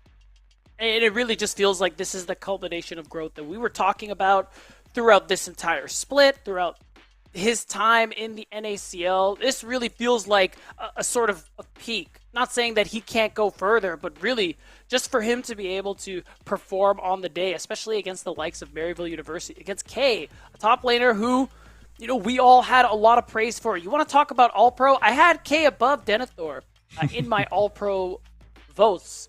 Or at least I'm pretty sure that I did. And then it just turns out here that Denethor is able to really come out and perform so well in a lot of very different situations and a lot of different champions. Some we don't see very often, but he's willing to play out to suit the composition. And that's what I love. You have my top laner can do both in a lot of those scenarios. And Yeah. I've gotten to talk to Denethor. I think he has a great mindset on what improving means and what top lane means. And I think it's really refreshing to see him paid off because, you know, even at the beginning, I know they still have a long way to go to claim the championship for split number 1, but there was a lot of question marks on why does Denethor continue to go with Winthrop? Why doesn't he try to find another team that maybe has a little bit more success? But these are the moments you live for. These are the moments that you strive for. And these are the moments that have lasting impact on your legacy as a top laner in the NACL. And I think it's really impressive to see Denethor pilot it the way that he did. It's been really, really awesome to see. But we also got to turn attention to the other star of the show for Winthrop, as I'm going to be heading away off into an interview with Mobility after their win over Maryville. So I'm going to go ahead and bring him in now. We'll see you soon, Beatdown.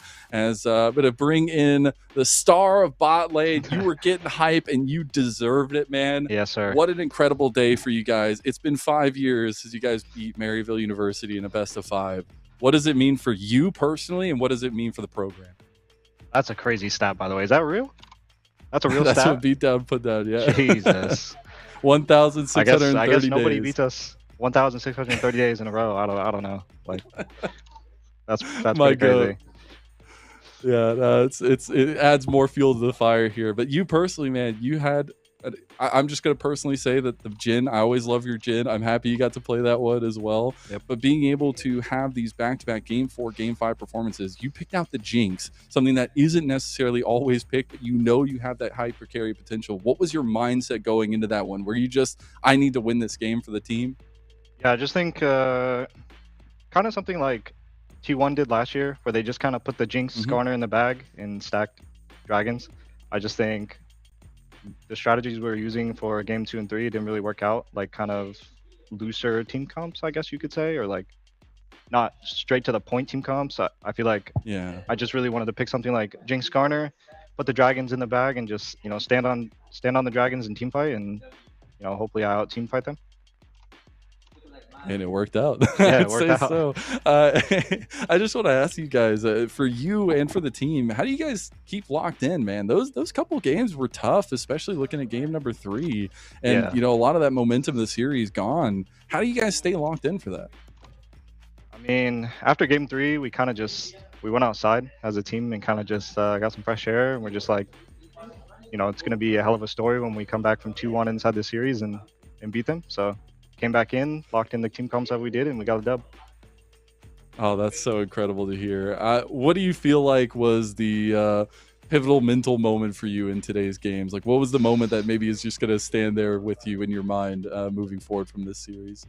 Probably the pentakill. I thought it was... I'd say so.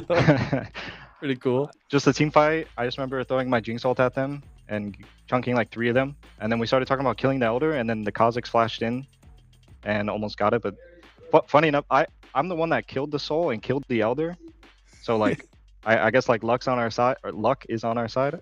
I don't know, but I guess so. we got that. We got that, and I don't know. I kind of just lost. I don't even fully remember what happened. I just lost it, flashed over the wall, killed them all. I was like, penta, penta, penta, penta, penta. Like, you know. I would love to hear the comms from that moment for sure. Maybe I'll post a clip on Twitter. Yeah, please do. Please do. Is there a learning moment from this series? Because, I mean, the turnaround's obviously going to be like next week in the setup, or at least here coming up. Do you feel like there's like something that you're going to walk away from this series with? Yeah, I mean, I'm definitely walking away from the series with a lot of confidence myself. But I think a lot of the learning curves came from our match yesterday. Kind of felt like another CCG series. We kind of dropped the ball. I feel like we're a better team than them. So, you know, it sucks to lose that. And I feel like that's where most of the learning curves came. Today was just kind of like, me and Jerry are the two best AD carries, like by far, in my opinion. And I have to have a good series if I'm going to win against him. And that's kind of the mindset I had going into the series. Yeah. Hey, and now you get a little bit more confidence going into the CLOL Grand Finals too. That helps out. Hopefully we can do it this year. That would be awesome. Yeah. All right. I want to give you a last little chance, give you the podium at least to talk about whatever you want to talk about. Shout out whoever you want to shout out here before I let you go. Oh, man. Oh, my brain's a little cooked. Hold up. You're good, man. Shout out my team. I mean, it's really hard to lose a series like we did yesterday when we were up 1-0 and then come in here today and be down 2-1 against a team that we haven't beaten in a very long time, and to keep the mental up and be able to pull out the game 4s and 5s that we did. So shout out to them. Shout out anybody watching. Hopefully it was a banger series, or like good on the eyes. It was, man. I was right here. Yeah, I mean, shout out you guys for casting. That's it. Mobility, pleasure to chat with you, man. I hope we get again, and we'll see you in the lower bracket run for Winthrop We're going on University. the run. You'll see me a lot. Let's do it. Let's do it. All right. I'm going to say goodbye to Mobility. I'm going to bring back in Beatdown. Some wise words from the killer in this series. A 3-2 victory for Winthrop University. Yeah, we talk about, you know, Denethor being our MVP, and it's deserved, but we were going back and forth in our group chat, Mazel, being like, oh my god, do we give it to Mobility? Like, what about Wilson? Like, everybody on Winthrop, I think, played so well today, and I think there were a number of people who could have gotten it, and I wouldn't have been bothered personally, but, you know, we had to give it to Denethor. But glad we got to talk about Mobility, too, and I love that line where it's like, you'll be seeing me a lot. Yeah, the confidence like is king, man. Confidence is king. As we're going to be taking a look at the bracket here on where we are, as we're going to be getting back into the upper bracket tomorrow with some banger best of threes. We do have to go back to best of threes for one more day, but we did have our first best of 5 of the year, and it was maybe one of the best. It's probably going to be the best, but who knows? We still have so much NACL playoffs to play for. Which is so exciting, Mazel. This is only the beginning. Already some crazy upsets with that Winthrop win. Maryville will have to bid adieu until summer, which is going to sting a little bit for an organization that was once fighting for second place in the regular season. But we're going to be looking at what these teams have in store for us. I promise you that is a number 1 by NRG's name. They were the best in the season, and both them and Supernova have gotten a bye to this point. CCG and Conviction looking to make some upsets tomorrow. That's right. It's going to be really exciting stuff. I think when you think about Supernova being able to overcome Maryville, the way that they did to create this situation means that, I mean, this matchup, after Conviction beating them, you got to imagine it's going to be a banger. These are best of 3s. Since we're not far enough in the upper bracket, but they're going to be so good. I can't wait. They are indeed. And after today's spice with the drafts, I'm all in, baby. All the comfort. I want to see everything come through for both these two teams. That should be a lot of fun. Beatdown, I want to give you a little bit of a moment here. Anything you want to say before we get going off into tomorrow and into the next set of games in the playoffs? Man, I love NACL. This is what I live for. That's it. All right. That's it. Plain words from a great man. I appreciate you so much, Beatdown. Shout out to production behind us for making this day a wonderful one. All 5 games.